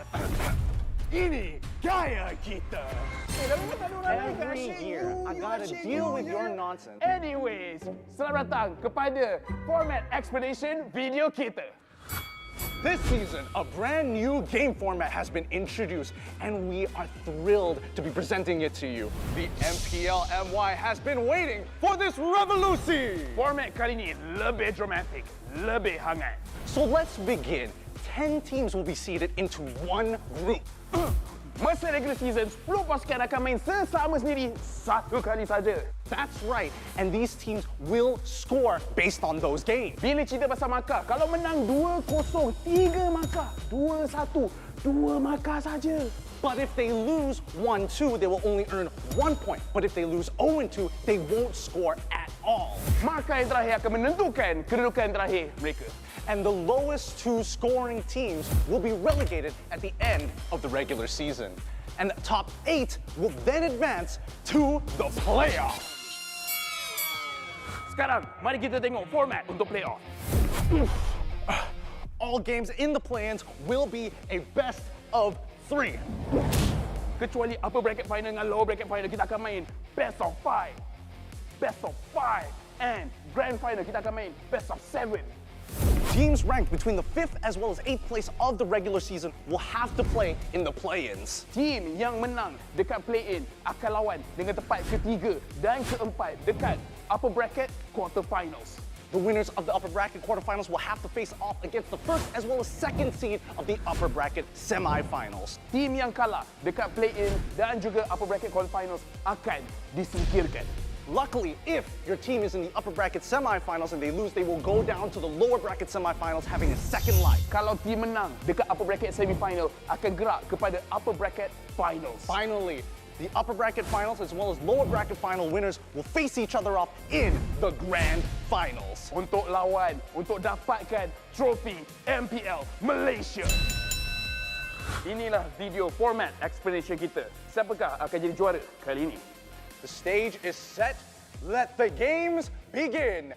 Ini gaya kita.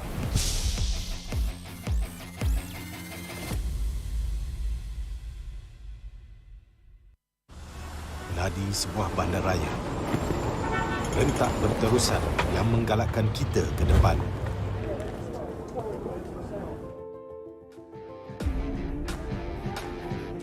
Sesuatu yang mengapi-apikan hidup dan semangat kita. Setiap orang mempunyai gaya dan irama tersendiri. Tapi, apakah yang boleh menyatukan semua lapisan masyarakat?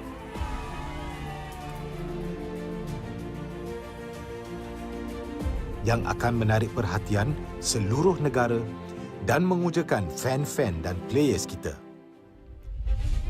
MPL Malaysia ditubuh pada tahun 2017 dengan impian yang besar untuk menghimpunkan player-player Mobile Legends terbaik di atas satu pentas kompetitif yang terbesar di Malaysia. Musim-musim lepas menemui pelbagai cabaran dan halangan, tapi MPL Malaysia tidak pernah berundur. Sentiasa berdedikasi dan bertambah baik untuk meningkatkan pengalaman e-sukan yang bertaraf tinggi. Kini, MPL Malaysia adalah satu liga yang penting dan paling dinanti-nantikan di tanah air kita. Dengan fanbase yang setia dan pemain profesional dari pelbagai latar belakang yang berusaha menuju ke puncak MLBB Esports. Persaingan dah semakin sengit, namun juara hanya satu. Inilah aksi kita, budaya kita yang unik.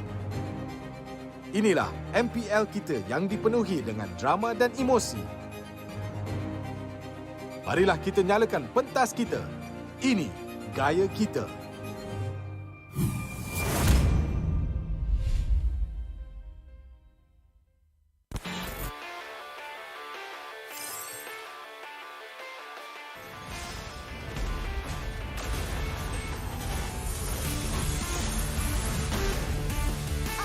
Priestess of primal lightning, the hunter of all the evil gods. Legendary! Meet your end! Legendary! Double kill!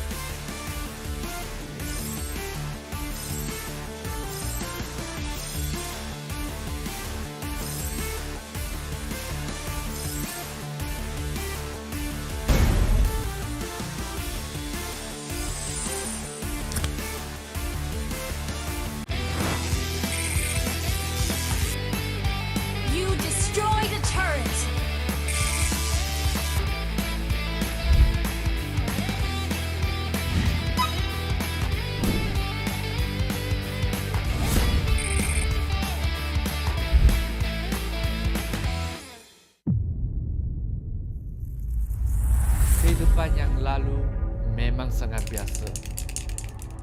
Aku penuhinya dengan warna. Tak kisah apa orang cakap, aku teruskan jua. Aku terus positif dan tingkatkan usaha. Bermula dari bawah, aku buktikan kemampuan. Hanya aku yang mampu mengejar cita-cita. Jadilah bintang. Be the superstar.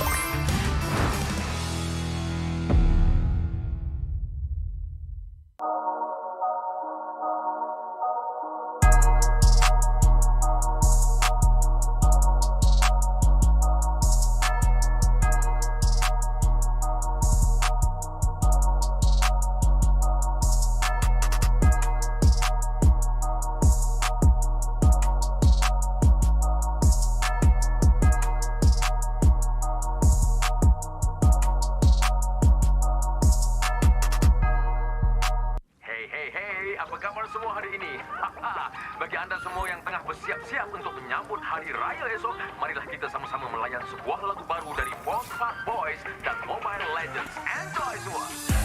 Tiba masanya, be the superstar and show me who you really are. All of the better, it's time to say the kosong-kosong di pagi raya. All my family, yeah, all my homies. Mobile Legends brings us together. Tua ke muda, opi orang beginner. Susun jari maaf pun dipinta. Hari raya like a superstar. Tak boleh emak enak duit raya dari Mia. Dah macam superstar, nak makan besar.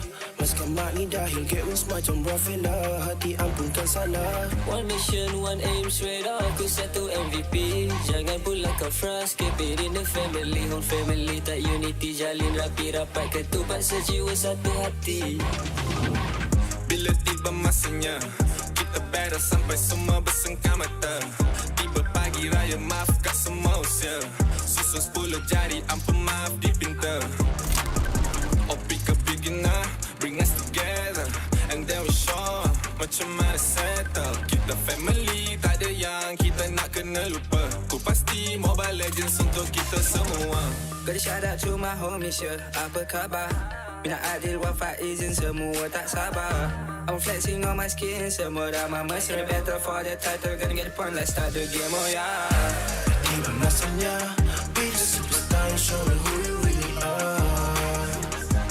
All of the better, it's time to say the kosong-kosong di pagi raya. All my family, yeah, all my homies. Mobile Legends brings us together. Tua ke muda, opi orang beginner. Susun jari maaf pun dipinta. Okay, jiwa waiting, serai dua duduk diam jadi gerak pantas. Firework bang-bang, skip OP up dah ke atas. Pagi raya we homies, push me ke glory. Rasakan kemenangan di pagi raya, no worries. Yeah, tak perlu nak hide. Kena trust with squad. Level up sama-sama satu visi, always on guard. Want to come close, yeah. Even Lord kita sikat. Rendang lontong dodol on a roll, tak dekat tarikan. Yeah, No, bukan typical. Always ready for better with the legends in this world, yeah.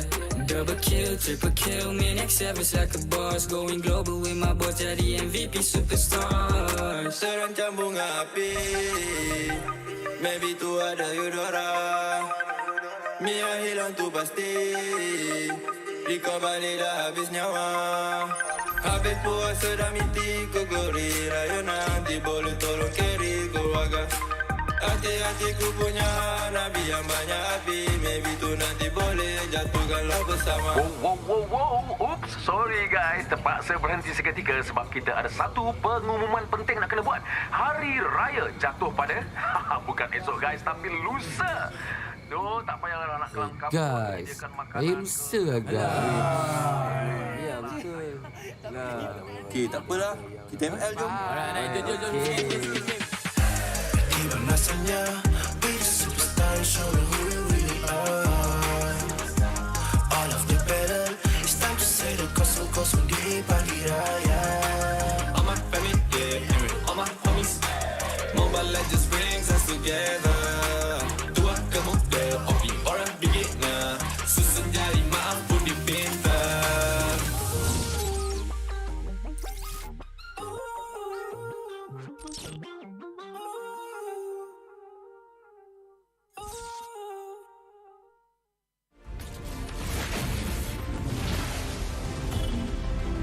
Pain is the proof that I'm still alive.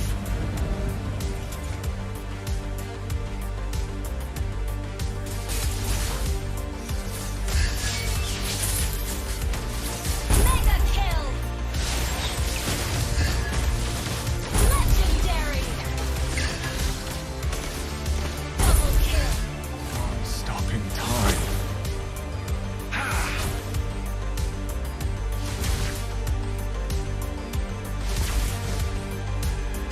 Feels what I feel. Feels what I feel.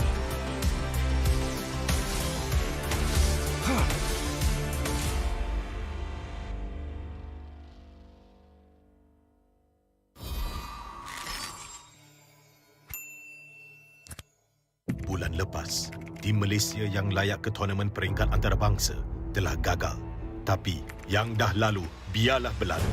Kita akan bangkit semula dengan semangat reformasi yang terus membara. Tahun ini, kita berbeza. Bermula dari 10 Mac hingga 16 April, jangan terlepas kejohanan yang akan berlangsung di Stadium Juara. Datang dan saksikan permain terbaik bersaing dalam MPL Season ke-11. Ini gaya kita.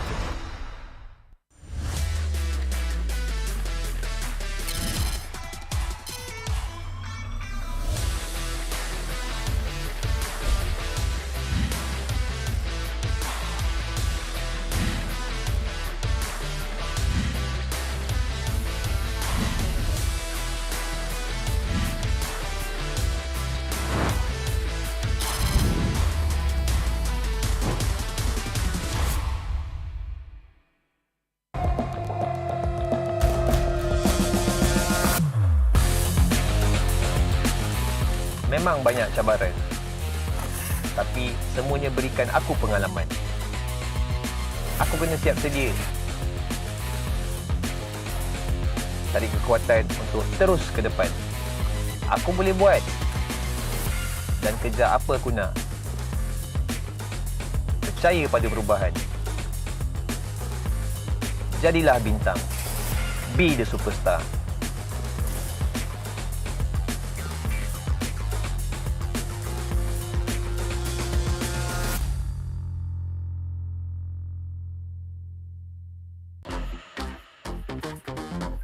What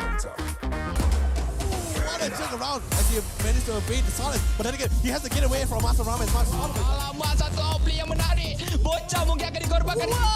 Imperial Justice melarikan diri. Penjahat.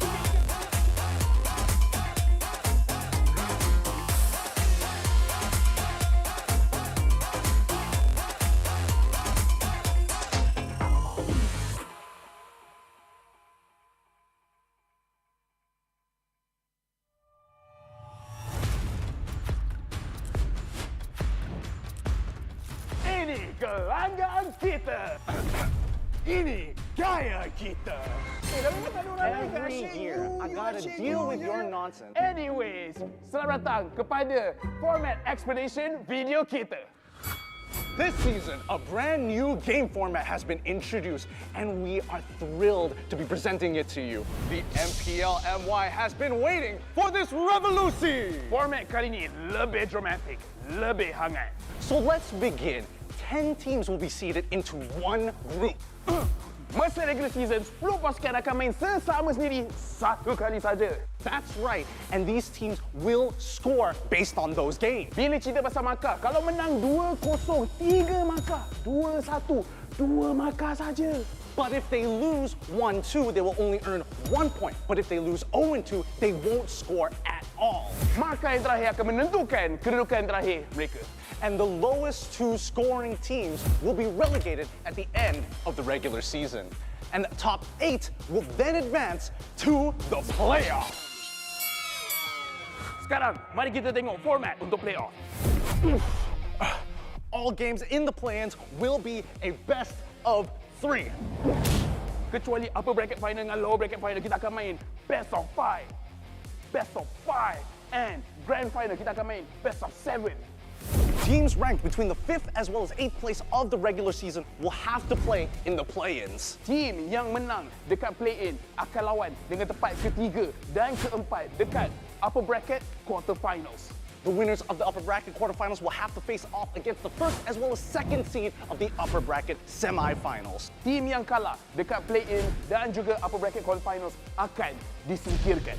Luckily, if your team is in the upper bracket semifinals and they lose, they will go down to the lower bracket semifinals having a second life. Kalau team menang dekat upper bracket semifinal, akan gerak kepada upper bracket finals. Finally, the upper bracket finals as well as lower bracket final winners will face each other off in the grand finals. Untuk lawan, untuk dapatkan trofi MPL Malaysia. Inilah video format explanation kita. Siapakah akan jadi juara kali ini? The stage is set. Let the games begin. Ini gaya kita.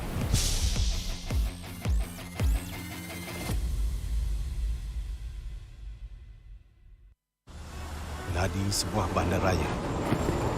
rentak berterusan yang menggalakkan kita ke depan.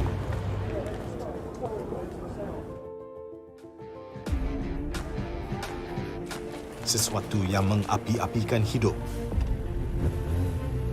dan semangat kita. Setiap orang mempunyai gaya dan irama tersendiri. Tapi, apakah yang boleh menyatukan semua lapisan masyarakat?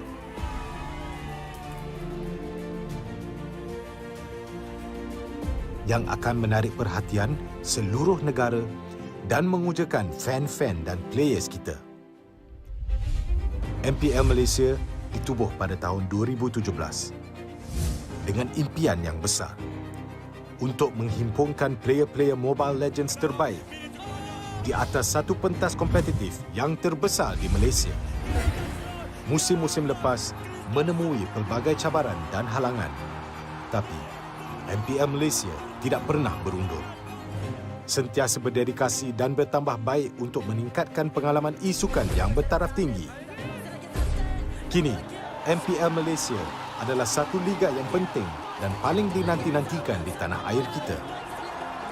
Dengan fanbase yang setia dan pemain profesional dari pelbagai latar belakang yang berusaha menuju ke puncak MLBB Esports. Persaingan dah semakin sengit, namun juara hanya satu. Inilah aksi kita, budaya kita yang unik. Inilah MPL kita yang dipenuhi dengan drama dan emosi. Marilah kita nyalakan pentas kita. Ini gaya kita.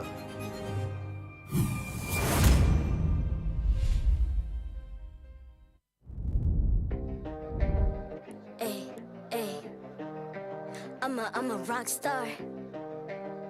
Yeah, rockstar. Ay, ay, ay. I'm a rock star, baby. I'm a rock star. I'm a rock star. I'm a rock star. I'm a rock star. Panggil aku rock star. Ini kejohanan kita semua orang rock star. Kita rock star, kita buat saja gaya kita. Makin panas apinya sudah membara.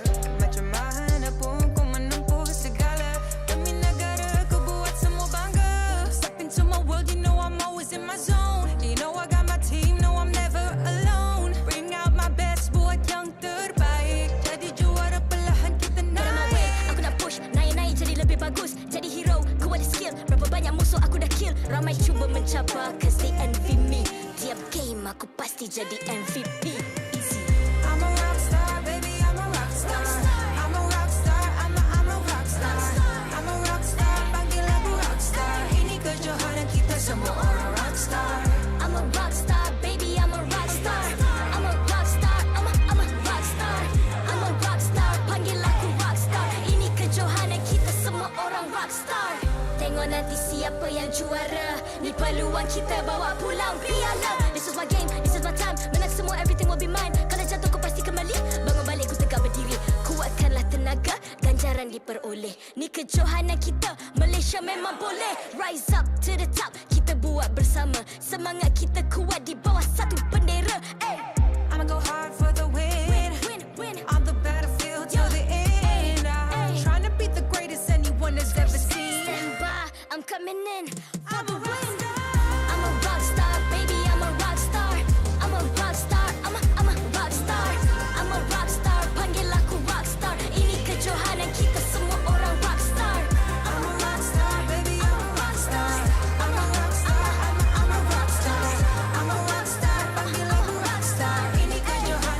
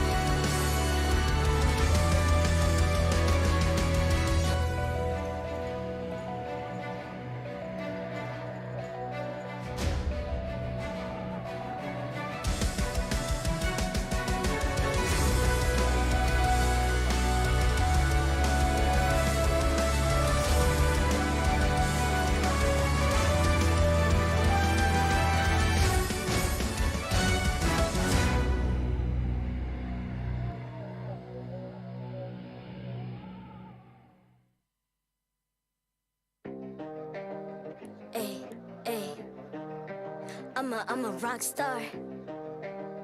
Yeah, Rockstar? Ay, ay, ay. I'm a rock star, baby, I'm a rock star. I'm a rock star, I'm a rock star. I'm a rock star, panggil aku rock star. Ini kejohanan kita semua orang rock star. Kita rockstar, kita buat saja gaya kita. Makin panas apinya sudah membara. Macam mana pun kau menempuh segala. Demi negara kau buat semua bangga. Step into my world, you know I'm always in my zone. You know I got my team, no I'm never alone. Bring out my best, buat yang terbaik. Jadi juara perlahan kita naik. Aku nak push, naik-naik jadi lebih bagus. Jadi hero, ku ada skill. Berapa banyak musuh aku dah kill. Ramai cuba mencabar, cause they envy me. Tiap game aku pasti jadi MVP. I'm a rockstar, baby, I'm a rockstar. I'm a rockstar, I'm a rockstar. I'm a rockstar, panggil aku rockstar. Ini kejohanan kita semua orang rockstar. I'm a rockstar, baby, I'm a rockstar. I'm a rockstar, I'm a rockstar. I'm a rockstar, panggil aku rockstar. Ini kejohanan kita semua orang rockstar. Tengok nanti siapa yang juara. Ni peluang kita bawa pulang piala. This is my game, this is my time. Menang semua, everything will be mine. Kalau jatuh kau pasti kembali. Bangun balik ku tegak berdiri. Kuatkanlah tenaga, ganjaran diperoleh. Ni kejohanan kita, Malaysia memang boleh. Rise up to the top, kita buat bersama. Semangat kita kuat di bawah satu bendera. Ay. I'ma go hard for the win. Win. On the battlefield till the end. I'm trying to beat the greatest anyone has ever seen. Stand by, I'm coming in for the win. I'm a rock star, baby, I'm a rock star. I'm a rock star, I'm a rock star. I'm a rock star, panggil aku rock star. Ini kejohanan kita semua orang rock star. I'm a rockstar, baby, I'm a rockstar. I'm a rockstar, I'm a rockstar. I'm a rockstar, panggil aku rockstar. Ini kejohanan kita semua orang rockstar.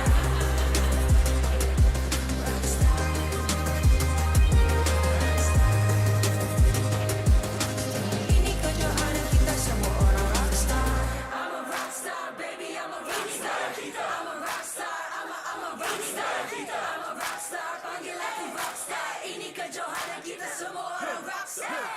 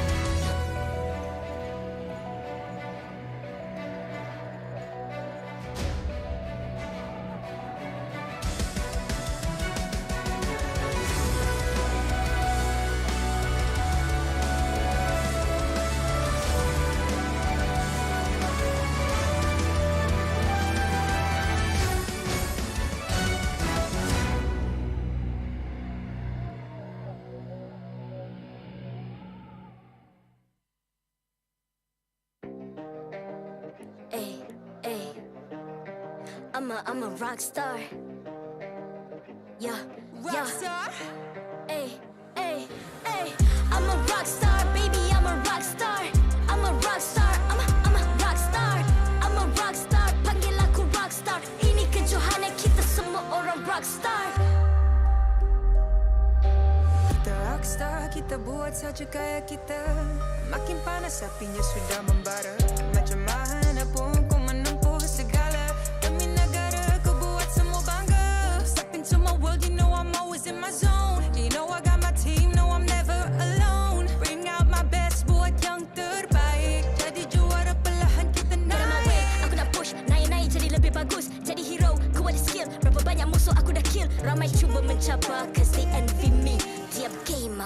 mati jadi MVP. Easy. I'm a rock star, baby, I'm a rock star. I'm a rock star, I'm a rock star. I'm a rock star, panggil aku rock star. Ini kejohanan kita semua orang rock star. I'm a rock star, baby, I'm a rock star. I'm a rock star, I'm a rock star.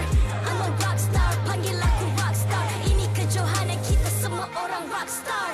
Tengok nanti siapa yang juara. Ni peluang kita bawa pulang piala. This is my game, this is my time. Menang semua, everything will be mine. Kalau jatuh kau pasti kembali. Bangun balik ku tegak berdiri. Kuatkanlah tenaga, ganjaran diperoleh. Ni kejohanan kita, Malaysia memang boleh. Rise up to the top, kita buat bersama. Semangat kita kuat di bawah satu bendera. Ay. I'ma go hard for the win. Win. On the battlefield till the end.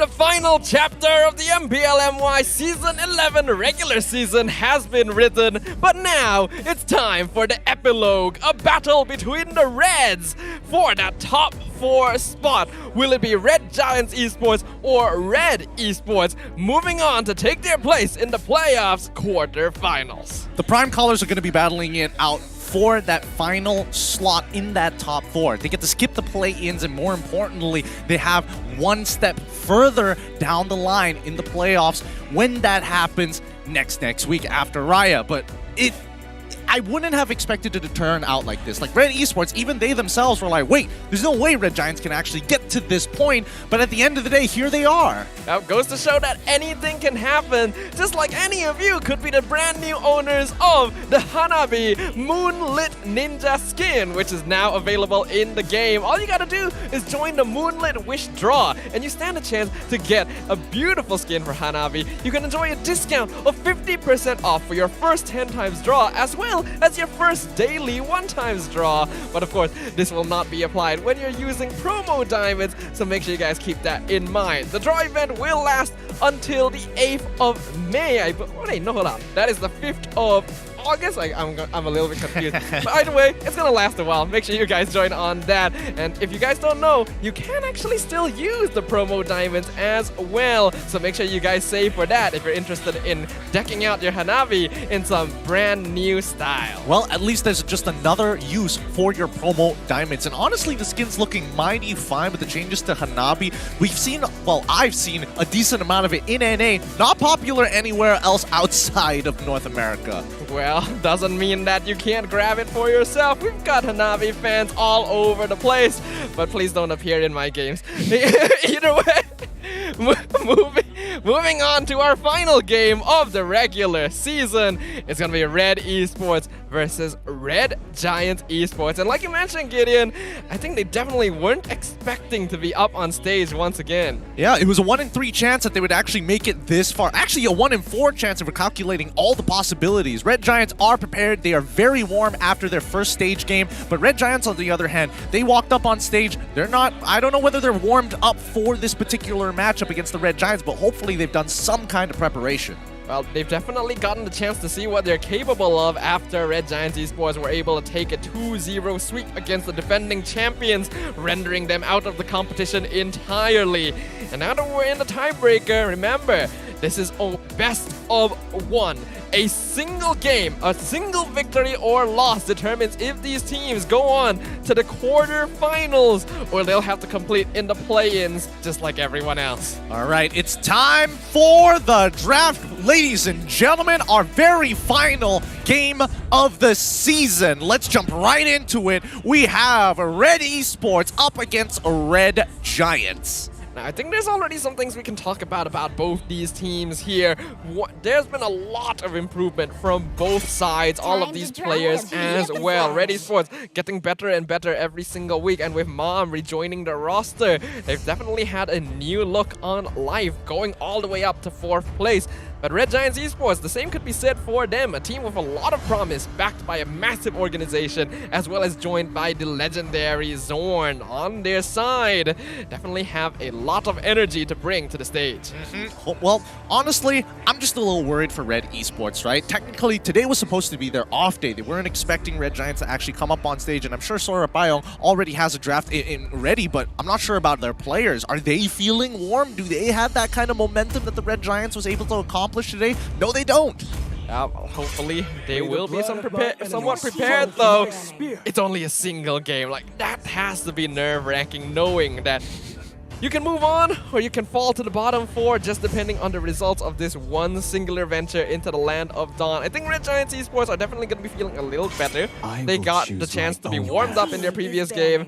Red Esports were not expecting to be put in this position, so like you highlighted, there could be some concerns for them. We're already seeing smiles on the faces of Goja, seeing that his Minzatar gets banned out. It's only natural that the Red Giants have to get rid of Arlott as well. Two of the big dashers, Joy and Arlott, gone from the pool, and now Red Giants have to predetermine what exactly do they want to go for their opener. Now, because of Minzatar, the drafts have drastically changed over the past couple of days, right? Teams becoming more proficient at it, making it a more high priority pick. It affects a lot of the meta heroes in the game so far. Things like Martis, even Fredrin loses out on his gap closing capabilities, and that way he has less combo points to work with. And from what we saw of Gojes playing Minzatar in both games earlier as well, it's understandable that Red Esports would just decide, yeah, let's not let this through today. They're gonna finish off by banning out the Martis, so instantly putting the question onto Red Giants' side, the contest for heroes like the Wan and the Glue.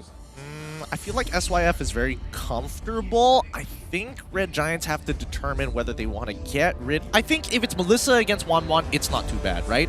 At the very least, you have options. I want Wan.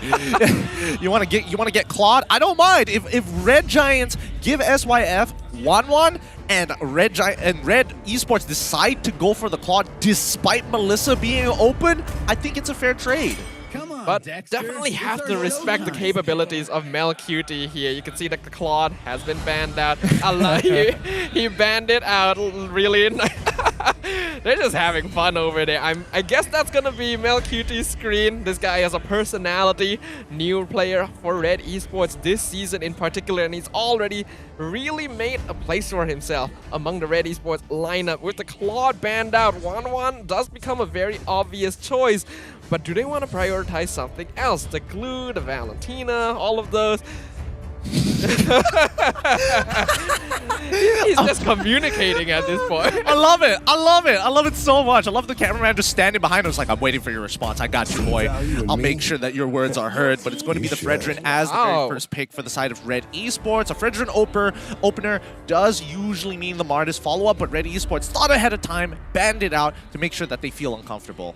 What's it gonna be? We already saw Skies deal with a Fredrin very effectively by drafting the Akai, so that could be something that Red Giants are looking for, but it's definitely not a hero they would want to pick up in the very first phase. Right now, they want to consider things like Glue, like Wan. What else may be considered? Valentina is honestly not that bad. That's true, yeah. I think for this first rotation, Red Giants most likely gonna get the Wan. Oh, there we go, Wan. Okay. What they want to pair it up with is which I'm a little confused about, right? Oh, they don't go for the Valentina. This time they actually go for the Eve. That's actually kind of interesting there. You would think they'd grab the Valentina so that if Red Esports pick the Eve, they can just steal it away. But this may be in respect to Kim specifically. His Eve is pretty strong. Red Esports, they're gonna ignore...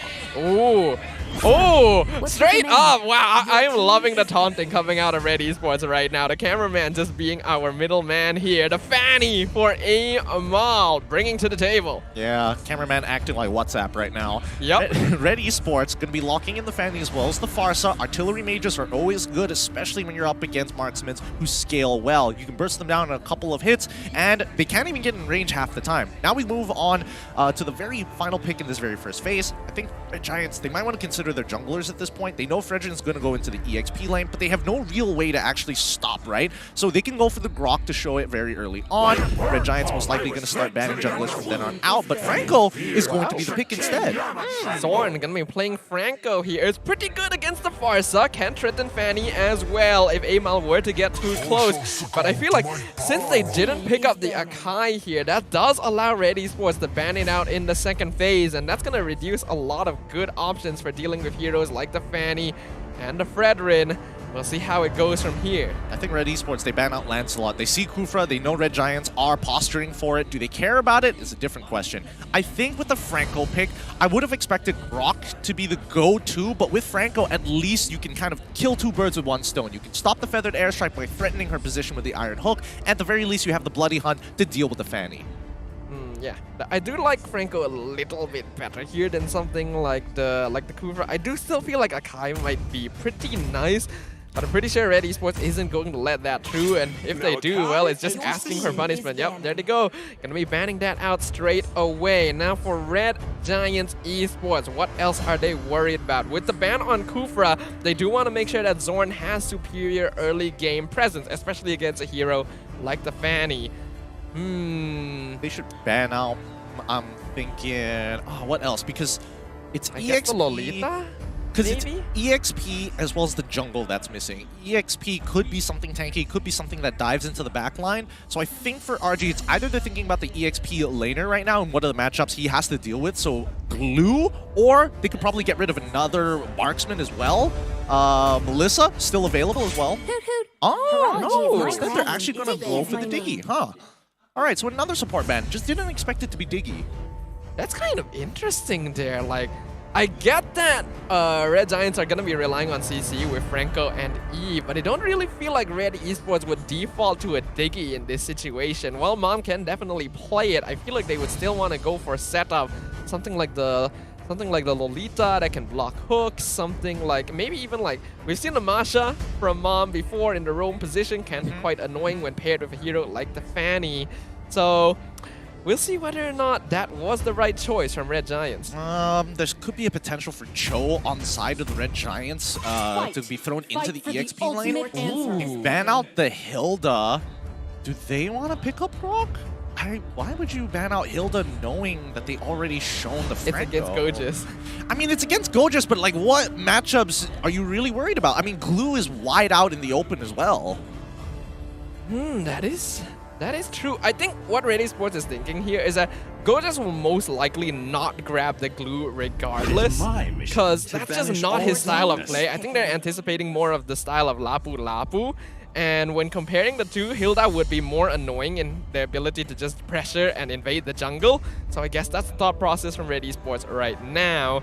The Lancelot gonna be locked in, so Sky's going to be on that. No Akai here to easily disable the Fanny. I'm a little worried if they have enough crowd control. I think they have more than enough with the Bloody Hunt, right? It's just whether you can catch him or not. They should be finishing off their comp with the Melissa and something else. Melissa X here. The support position. Lolita is not too bad. Some disengage is always good here. Atlas probably isn't going to be the way they want to go. Kaja has already been banned out. They're considering it, yep. They got it. It's gonna be the Mom Masha. Going back to the basics, going back to what works. Going for that invade. If you have the Masha breathing down your neck and then a Fanny comes to follow up, Red Giants have a difficult early game to overcome. I suppose. Beatrix is going to struggle a little bit in this matchup, but again, it's Mel QT. If he finds the right combo components with the Fredrin, he should be able to play the game relatively safe. Now, it's Gogus' pick this time. What does he want to go for? Probably something that stops the Feather Airstrike. I'm thinking along the lines of... oh wait, but he also has to match up against the Masha, so he has to get priority. So I'm thinking along the lines of Benedetta, Yuzong, Lapu Lapu probably up against the Fredrin. Oh, Masha's Roam. Fredrin, the Masha is the Roam. You're right. Lapu Lapu is available then. Yeah, so Lapu is probably the best option he has left. Red Esports were definitely prepared for this since they picked to ban the Hilda instead of the Lapu. Looking at this draft overall, Red Esports is going to be really scary pre-level 4.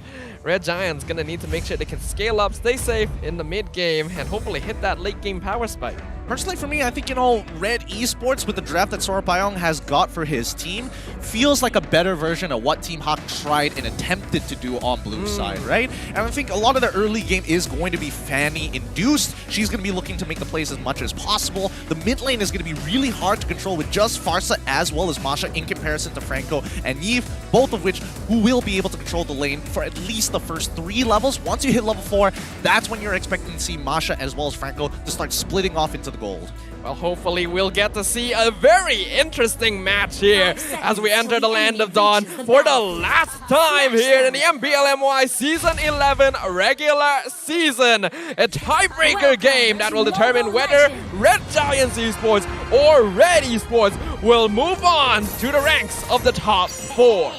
Now, Mom, he's immediately invading purple side. He sees nothing, goes over to orange, and this is what you should expect. No Hilda, no problem. Mom gonna be very annoying straight away. Gonna force out Skies to use his retribution. Skies himself taking a massive amount of damage here. He will be forced to use retri in the end and even recall. So Mom already doing his job very well.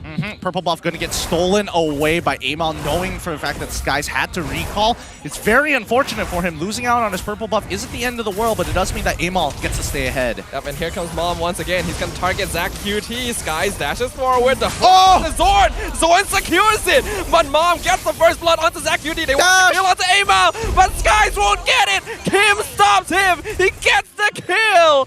Red Esports starting things off in a massive way. That's so unlucky. He got disarmed by Mom, and even though he wanted to dash, he wouldn't have mattered there. He still needed an auto attack. He already procced it off of both of them earlier. Very, very unlucky for the side of Red Giants. Mom already creating so much pressure here. The Masha roam pick. Red Giants Esports, they had to be aware of this. But it seemed like they weren't really prepared to deal with it. This will instantly put them behind, but as long as they don't fall too far behind, this is actually still within parameters. Guess who's attacking the Lancelot again? It's Masha! Yep, really annoying. Amal should be able to secure this easily. Who got that? Yeah, okay, Amal it was got still Amal. For a moment, it actually looked like Zorn got the timing. Thank God there's actually a visual indicator there. However, gold lane doesn't seem to be going too well, right? SYF playing very close to his target, knowing that Fanny is nearby. That pressure alone is kind of devastating. He can't exactly trade just yet, and MLQT will easily hit 4. Yeah, but I think SYF is actually quite comfortable playing close to his tower, going for a more defensive style here, because even if MLQT is unlocked from the lane, I doubt he's gonna do a lot of roaming. What's gonna be important here is this turtle fight right now, Mom being so annoying. Yeah, but it doesn't really matter what he does. I think, he's still trying to get the retribution out of his boy, but... Go just jumping forward. The Praises Draft doing a lot of damage, but Mom is finally picked off. Amal, though, secures the turtle. Here he comes. Bloody Hunt onto the far side in the backline. Skies already taken out, but Gojas with the double kill will even things out for Red Giants. Way too late with the Bloody Hunt from Zorn to stop that feathered airstrike. The damage was already dealt, and Skies, he honestly, he got enough damage, as good as it gets. Wasn't able to secure the kill, but at least he gets an assist. Like, I didn't expect Masha to disappear like that. And again, Gojas, with 2 kills under his belt, Red Giants need to understand they have to play for the strong side, and it opens up to the EXP as well. And I think playing around Gojas is just generally a good idea for Red Giants as well. The things that this EXP laner can do, but then the things that Mom can do as well. Skies is probably sick of him by now, and even so, forced to use Retri once again, dropped to 40% HP. Red Giants not quite able to match up the aggression. Gojas, he's really far here, looking to split the lane, but now he's being targeted by both Ren QT and Amal. Not gonna survive. Taken out by the Fanny. Yep, the snowball has started by Amal. Is going to keep on moving Red Esports in the right direction. And Skies a level down on Amal despite having the Demon Slayer. Bottom side getting highly prioritized by Red Giants Esports. It looks like they're just going to leave Gojas to do his own thing. I think they don't really mind. That's the thing, right? Gojas is a very scary player. He needs to be respected but by himself, he doesn't quite have enough kill pressure since Red Esports still has the early... Oh! Skies, he got stunned! Oh no, he couldn't ult! Mom just comes in and finishes him off. That's so sad. That's so sad. Man, Skies is having a rough time. After what they did to Team HAQ, it's kind of I don't know, poetic justice almost. And now Amal coming in, has his eyes set on SYF, but the Bloody Hunt, really nice counterplay by Zorn there, shutting down Amal. Oh, Melcuti! He gets the hook! They trade each other off. SYF probably could have backed it off there, but wow, what an exchange. Wow, and MLQT still was able to get the last auto on SYF, and now it's going to be the turtle contest. Skies, will he be able to secure it? Yes, they get their first turtle of the game. Red Giants Esports now starting to bite back, taking advantage of Red being a little bit over-aggressive. How long can they keep this momentum up, right? I mean, for Red Esports, they always have to be pushing the agenda. They always have to make sure that Mom is slowing down Skies, but at a certain point, he will eventually just outscale. That's exactly the worry they have to be concerned about here. Skies, unfortunately, gonna get his purple buff stolen from right under his nose yet again. And a lane swap already by Red Giants Esports, putting Gojas in the bottom lane to make sure that SYF is able to farm more safely. Okay, alright, but now they're going to guarantee this tier 1, 4 members, and just go just by himself? Yeah, Feathered Airstrike, he's doing a lot of damage to Kim, but there's no way he can do anything 1v4.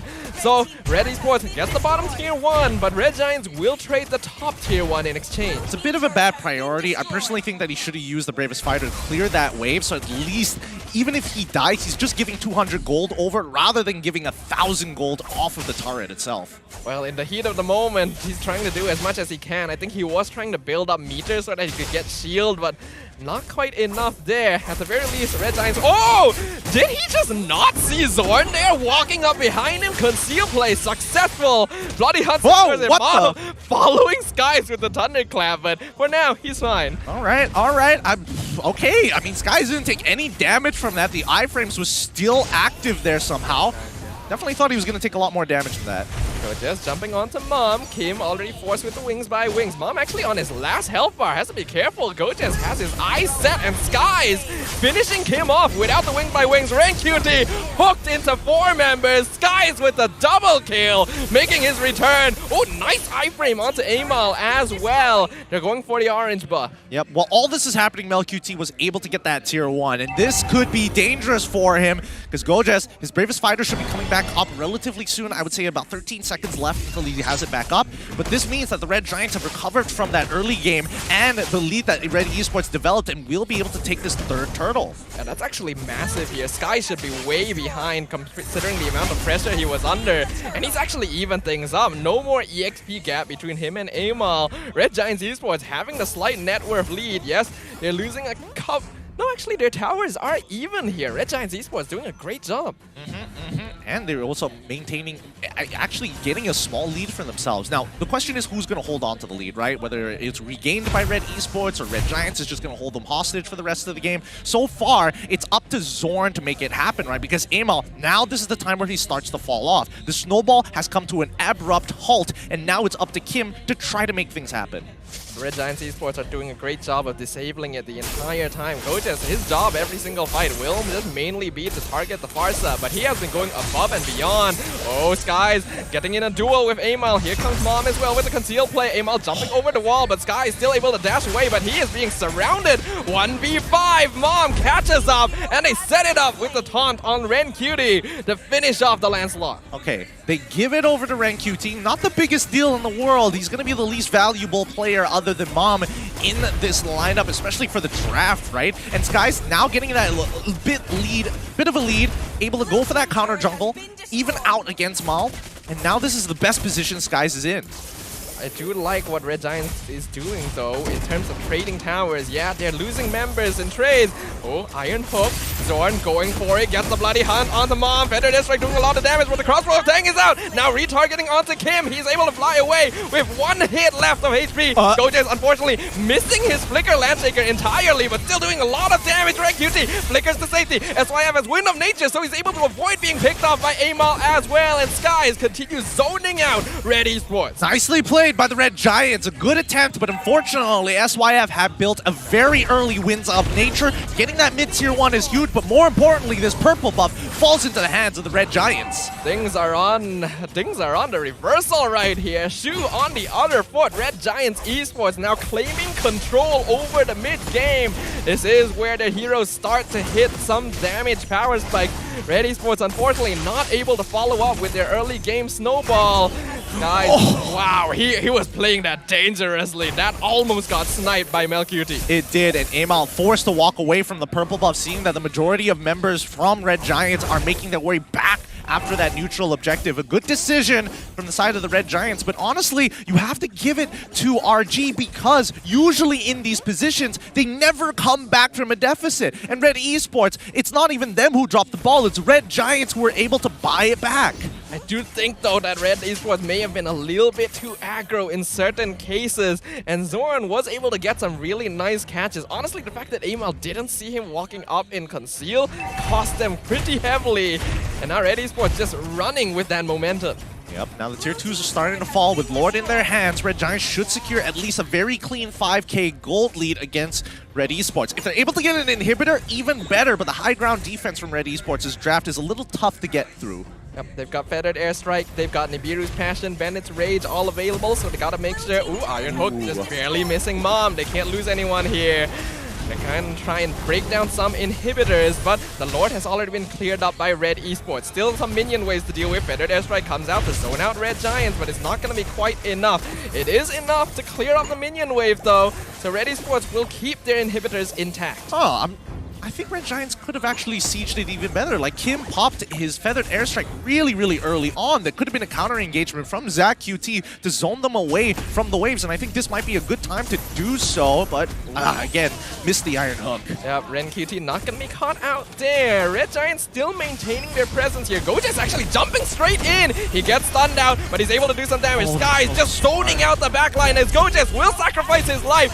Taken out to try and get the top inhibitor. Will they be able to finish it off? They're not quite able to finish, and now Red Esports are returning the favor, taking Skies out of the picture. And the entire time, the real world manipulation did not start off. It was Gojas who jumps back in there, and they didn't even get that turret. I mean, it's basically gone at this point, but it's great. It's great. Usually for like tier 1s and tier 2s, it's okay to put it at 1 HP. It's basically claimed at that point. But for inhibitors, that gives you such an advantage, which continuous moving waves on that side of the map, that could put Red Esports at a very difficult decision of actually holding on to neutral objectives and posturing for it, because Red Giants can just hold them hostage. Yeah, it does feel a bit weird. It feels like Gojas may have gone too soon. Maybe it didn't sync up with the minion wave quite correctly, because Red Giants Esports didn't seem quite ready to go all in and finish off that inhibitor. That can cost them a little bit. They do still have the gold lead, but it's important not to give too much back to Red Esports now if they want to maintain their chances at victory. And now Red Giants, they only have a 2.7, not even a 5k gold lead at this point. Unable to crack that inhibitor was pretty big for Red Esports, as now they have another chance at actually contesting this Lord. Guys going for the purple buff if he can steal this away, and he does. That means Amal won't have it available. Bloody hunt onto Amal! What are you doing there? Zorn even gets the hook onto MLBB! 2 cores down! SYF with the killing spree as RenQT trying to delay, gets the taunt out. Real world manipulation keeps him in. SYF with the double kill. Mom going for the thunderclap, but gets hooked by Zorn. He wants to finish SYF off, but here comes the crossbow attack as Skies is going back, zoning out Kim. They're able to chase him away. Skies, unfortunately, targeted by the tower, but it's a 2v4 situation. So Flicker Hook forcing out the Purify from Kim. Gojas zoning out the Varsa. SYF focusing on the crystal, but Mom catches him down. Shut down. Double kill for Mom as Red Esports successfully defends their crystal. Big greed coming in from Red Giants Esports. They finally get the mid inhibitor, which is huge for them, but now they have to back away with the majority of their members dead. Red Giant Esports, this is their one opportunity to start this Lord and finish it before Skies respawns. My goodness, what a tense game we're looking at right now. Neither of these teams is willing to give up on that 4th place position, that direct ticket to the playoff quarterfinals. Zorn catches the Iron Hook onto Kim, but there's no follow-up, and Kim stuns him in return. ZachQT looking for the steal, but it's Amal who secures it, and now ZachQT forced to use the real world manipulation. Not able to finish Mom off, but some residual damage gets the shutdown. Amal, though, trading out the Eve. Currently 4v4 the tower in favor of Red Esports. The Lords spawning for them soon. Oh, this game is getting really, really close between the Red Giants as well as Red Esports. Both of them are not backing down, but very good punishes from either side. Red Giants greeting out and Red Esports giving way too many early game kills. This does feel like both teams are starting to get a little bit desperate here. They know what is on the line. They're trying to close things out, but too much aggression, too much desperation is causing mistakes. RenQT, careful. Ooh, this is dangerous. It's very, very dangerous. They have no idea where Zorn is. He's in Pixel Brush by Riverside, and if anybody walks up, they're guaranteed to get hit by the Iron Hook. So I think, Mom, he's got to start opening the map right now, and especially since you have Lord on your side, the waves, they don't look very synced up just yet. Top side is going to be staggered. Looks like Red Esports is just attempting to go for the full out siege. Conceal play going to the drag line. Thunderclap finds SYF, forces out the Wind of Nature. ZAQT is taken out. Melchior destroys the tower, but Bloody Hunt onto Amal. He's taken out by Gojes. But Gojes, he gets stunned. He's outside the base. He has the flicker to safety. Currently, only one casualty on the side of Red Giants Esports, but the bottom inhibitor has fallen. Red Esports, they have a potential opening into the base. Melchior going to be able to flicker away, uses the Wind of Nature to keep himself alive as the Lord needs to be cleared up by Red Giants Esports right now. They will be able to do so. Gojes trying to keep the fight going. Landshaker going to miss. He's going to be forced to get the Raging Slash out. Ooh, that snipe nearly finishing him off as well. Red Giants not about to let themselves get comebacked on. Holy cow, what a defense there. Gojes coming out big time, especially with Land Splitter stunning Email just before SYF's Wind of Nature was finishing off its timing duration. Had he not stunned him, Email would have instantly gotten the cut throw onto SYF, securing the fight and securing this win. And now Red Giants, they're back at it again. One inhibitor for both sides, and Red Giants, they have to play very, very slowly, but very, very carefully. They know for a fact that MLQT has no more resources. No flicker, no Winds of Nature. But honestly, this is the game we were hoping to see to finish off the regular season right here. Neither side willing to give an inch. They know what they want, and they want that quarter-final spot. The cores on both sides already hitting their maximum items, with Red Esports having only about 1.5k net worth lead. You could say that the goal difference is pretty much negligible as we are in the 16.5 minute of the game. Yeah, we say negligible, but hopefully it doesn't come to a situation where they have to start swapping items like Winter Truncheons into immortalities and things like that. But we'll have to wait and see who has got the most amount of econ. That Mom doing a lot of damage here, being very annoying.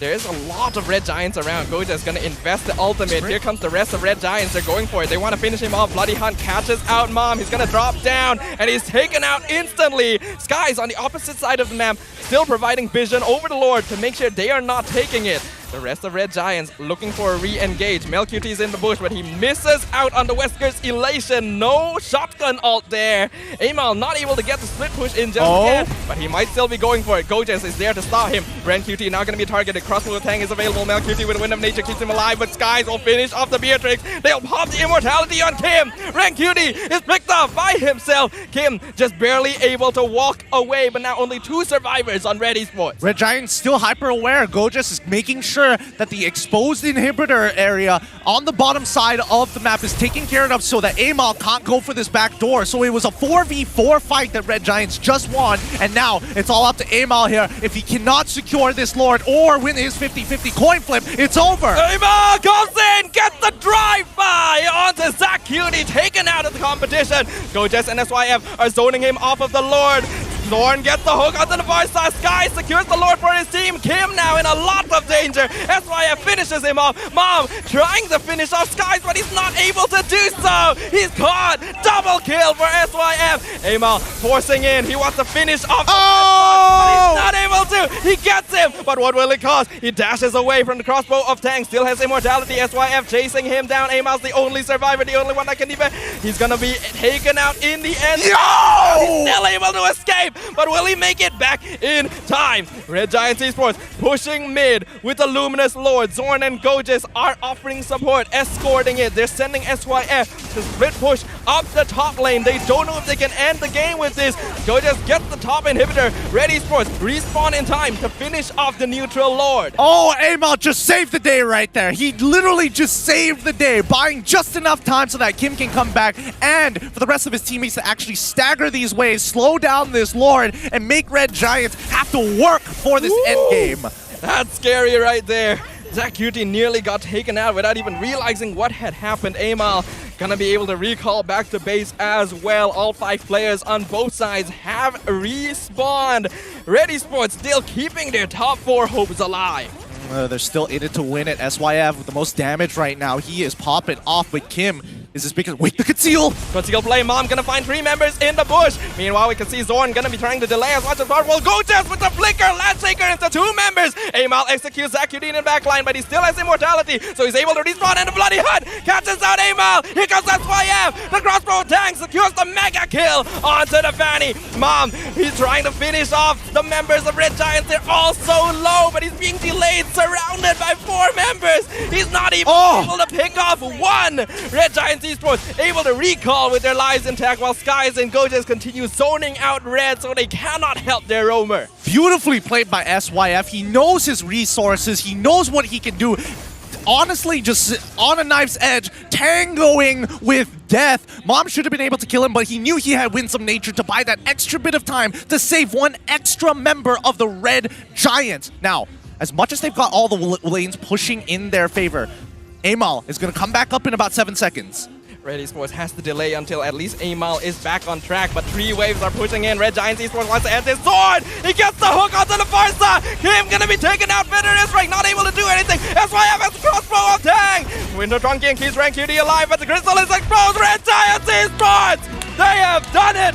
The Red Giants have stolen the 4th place position from Red Esports and will be getting a ticket straight to the playoffs quarterfinals. GG Red Giants, well played. They are now your top 4 competitors here, skipping the play-ins, coming all the way from the qualifiers. They had a rough time, they had a lot to learn, but they did everything in their power to get in the position that they're in right now. Well deserved, well played. No great story, no great movie can end without an excellent post-credit scene, and this tiebreaker has really scratched that itch for all of us MPL fans. What a game, what a performance. Respect given to both these teams. Congratulations to Red Giants Esports. Let's throw it over to the stage. They've got plenty to say. Rose, take it away. The tiebreaker comes to an end, guys. Like what Lafel cakap tadi. Semalam top 7 and now top 4 securing the quarterfinals upper bracket slot. Dah start dah? Belum lagi? Mana 3 diamond punya meta? Nak tengok? Nak tengok? I rasa meta tu memang meta terpaling bahaya dekat musim ni. Meta ni boleh champion tak? Meta ni boleh champion tak, Aisyah? Hello, dengar? Ada. Meta ni insyaAllah kita boleh bagi... Dengar? Dengar. Bagi top 2. Tak dengar? Oh, dia tak dengar tapi I dengar tau. It's on. Jangan nak off. Hello? Oh, okay. So meta ni... Jangan tutup macam tu. Oh, meta ni insyaAllah kita orang boleh bagi dalam top 2 lah. Oh, top 2. Todak dengan SMG ready lah. Oh, wow. Sebab Red Giants ada meta 3D, diorang tak ada. Betul? Kita ada meta rahsia. Kita simpan. So, pada awal kita simpan sampai sekarang baru kita keluarkan. Okay. So guys, MVP siapa? Tak ada MVP. Zon! Gurau. Tak ada MVP kali ni. Selalu you yang scam saya kan? Sekarang I yang scam. Tak ada MVP kali ni. Tak ada MVP? Tak ada MVP. So, I rasa Asia yang MVP. Thank you though. Asia. So, since tadi Asia dah ambil job saya kan, dah jadi host. Sekarang, I nak Asia interview satu player. Boleh? Boleh. Tanya je apa yang you nak. Siapa? So, saya nak interview Sky lah. Okay, nice. Nak tanya apa? Soalan adik. Kan kat Malaysia ni banyak hyper yang jago kan. Apa cabaran kau untuk atasi diorang sebagai player yang muda? Okay, wow. Dia dah boleh ambil my job. Okay. Sorry, tak nampak. Dari cabaran cabaran dia susah agak sebab saya berumur kan, komitmen sekolah lagi, Kalau banding yang lain tu, diorang dah free kan. Macam tu lah cabaran dia. Okay, so Komitmen. dalam banyak-banyak jungler dekat Malaysia, jungler mana yang you rasa paling threatening to you, rasa paling scary nak lawan? Scary Scary Chibi lah. Oh wow, Chibi. Sebab dia idol saya. Oh, I see. Okay. Zorn. Tadi tu, you counted Lafel's curse tau. Oh ya? Yeah. Dia puji your KDA. Dia cakap, 0-0, apa berapa? 0-0. Oi, 300 bukan 48, bukan 300. Tapi dia puji, you tak mati. Oh, 0-0-15. First time Lafel puji, orang tak mati. So, adakah you counter curse Lafel? Tadi saya ada jumpa Lafel dekat surau tadi. Saya dah kata dah macam, Fel, kau wish je good luck. Tak ada dah curse tu. Oh my god! Dia wish good luck. Dia tak nak wish, tapi saya suruh dia. I see. Okay, Lafel, someone can counter your curse. So, I think even dekat playoff, you curse him pun takkan jadi. Last words for everybody yang sokong Red Giants dari minggu pertama sampai sekarang and in the playoffs. Terima kasih banyaklah kepada korang semua yang sokong tim ni Red Giant Esports. Semoga korang semua terus menyokong kita orang daripada kita orang jatuh teruk, lose streak kau and then kita orang cuba untuk bangkit untuk playoff nanti. InsyaAllah kita orang cuba yang terbaik nanti. Terima kasih banyak. Okay guys, and there you have it, your quarter final upper bracket team, Red Giants Esports. A round of applause, everybody. All right, thank you guys. Okay, dah. Nak 3D lagi? Oh, jap, you nak cakap something? Saya wakil daripada Red Giant. Kan playoff kan, raya kan. So saya nak mengucapkan selamat hari raya lah. Kalau kita orang ada salah silap, kita orang mohon maaf. Keep support us guys. Selamat raya. Alright, thank you Esha. Alright, thank you Red Giants. Bye. See you guys after raya. Alright guys, so jom kita dengan mic check dorang game 1 Red Giants Esports. Let's go.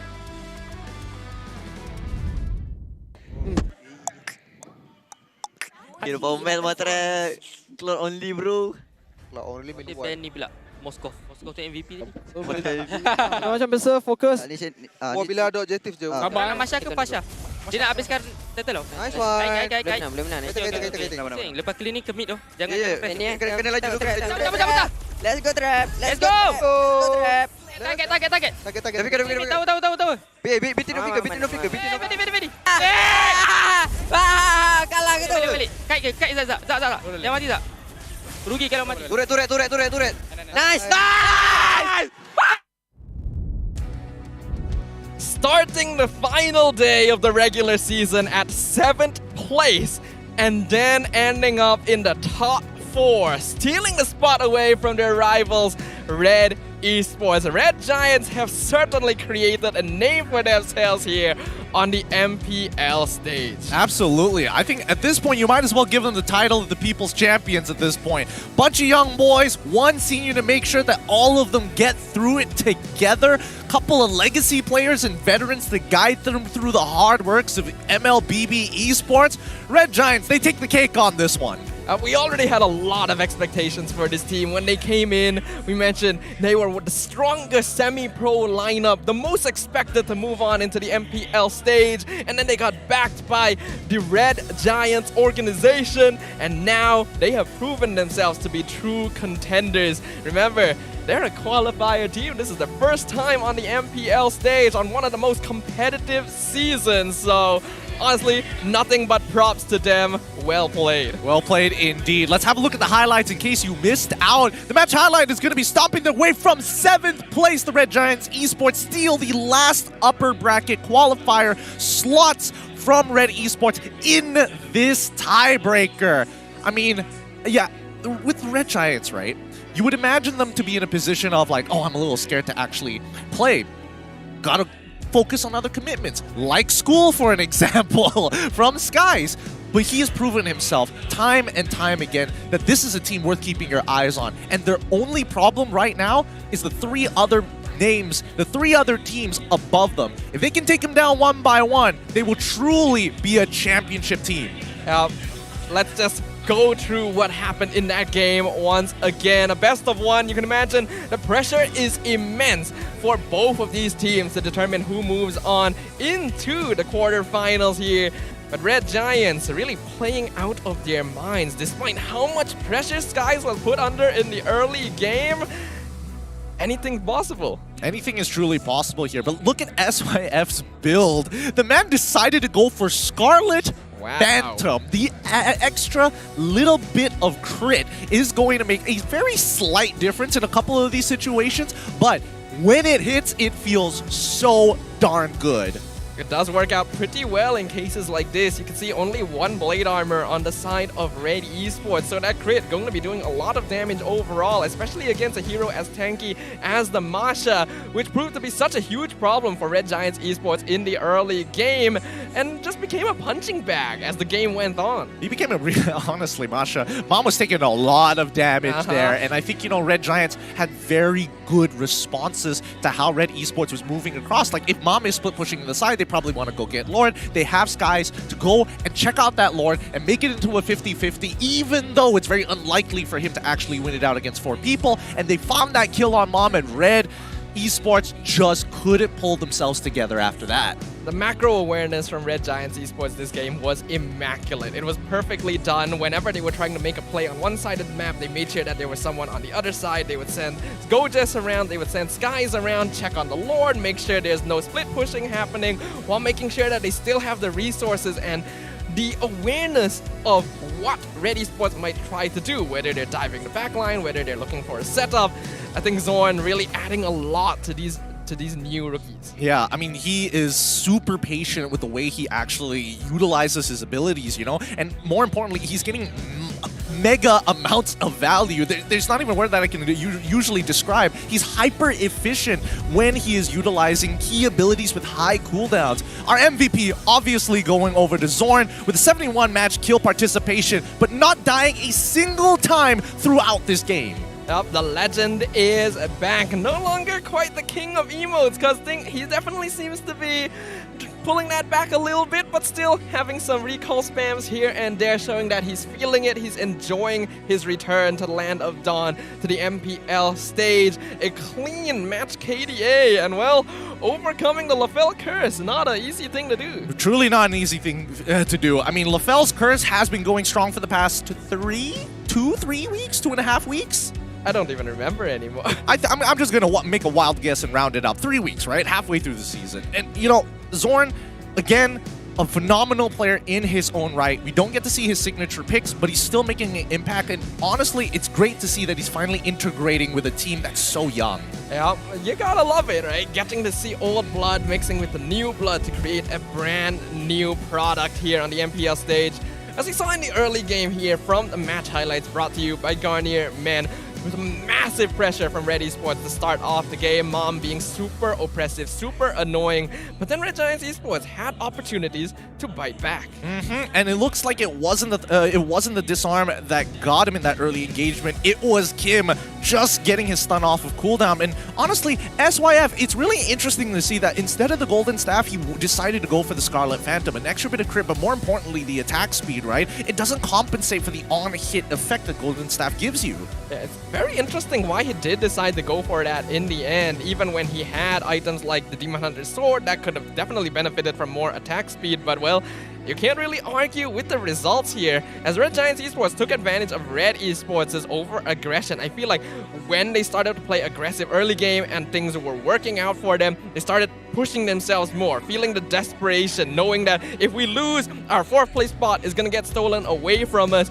But Red Giants Esports kind of seeps into those gaps in your psyche and doesn't allow you to play at full strength. They're a highly motivated team. It's clear to see. They've improved so much. They're able to recover from mistakes that last time, especially in weeks 4 as well as weeks 4 and as well as week 3, where they made some of the biggest blunders that they have and never been able to, well, sorry, not the biggest, the smallest blunders, and not being able to recover from it. Now we're seeing growth from them at the same time.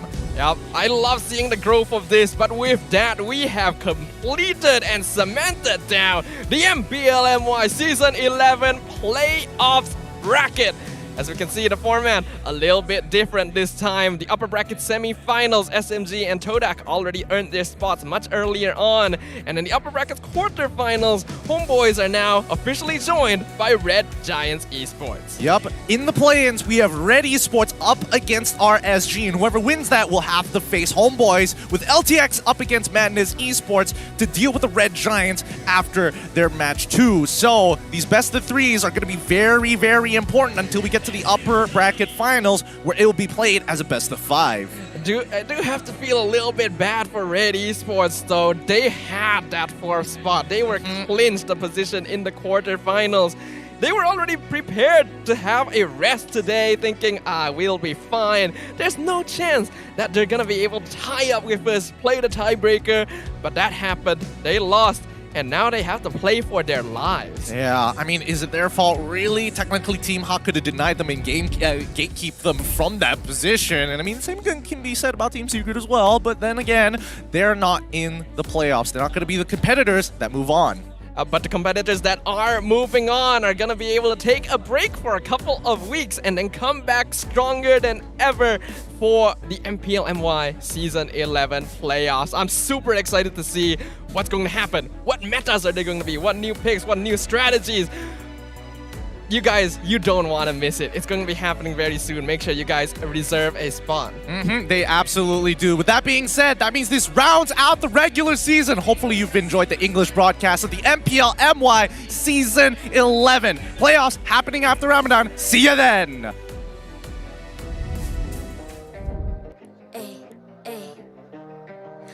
I'm a rock star.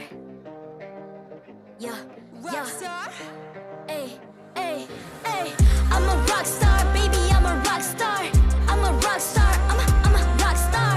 I'm a rock star. Panggil aku rock star. Ini kejohanan kita semua orang rock star. Kita rock star, kita buat saja gaya kita. Makin panas apinya sudah membara. Macam mana pun kau menempuh segala. Demi negara kau buat semua bangga. Step into my world, you know I'm always in my zone. You know I got my team, no I'm never alone. Bring out my best, buat yang terbaik. Jadi juara perlahan kita naik. Aku nak push, naik-naik jadi lebih bagus. Jadi hero, ku ada skill. Berapa banyak musuh aku dah kill. Ramai cuba mencapai, cause they envy me. Tiap game aku pasti jadi MVP. Easy. I'm a rock star, baby, I'm a rock star. I'm a rock star, I'm a rock star. I'm a rock star, panggil aku rock star. Ini kejohanan kita semua orang rock star. I'm a rock star, baby, I'm a rock star. I'm a rock star, I'm a rock star. I'm a rock star, panggil aku rock star. Ini kejohanan kita semua orang rock star. Tengok nanti siapa yang juara. Ni peluang kita bawa pulang piala. This is my game, this is my time. Menang semua, everything will be mine. Kalau jatuh kau pasti kembali. Bangun balik ku tegak berdiri. Kuatkanlah tenaga, ganjaran diperoleh. Ni kejohanan kita, Malaysia memang boleh.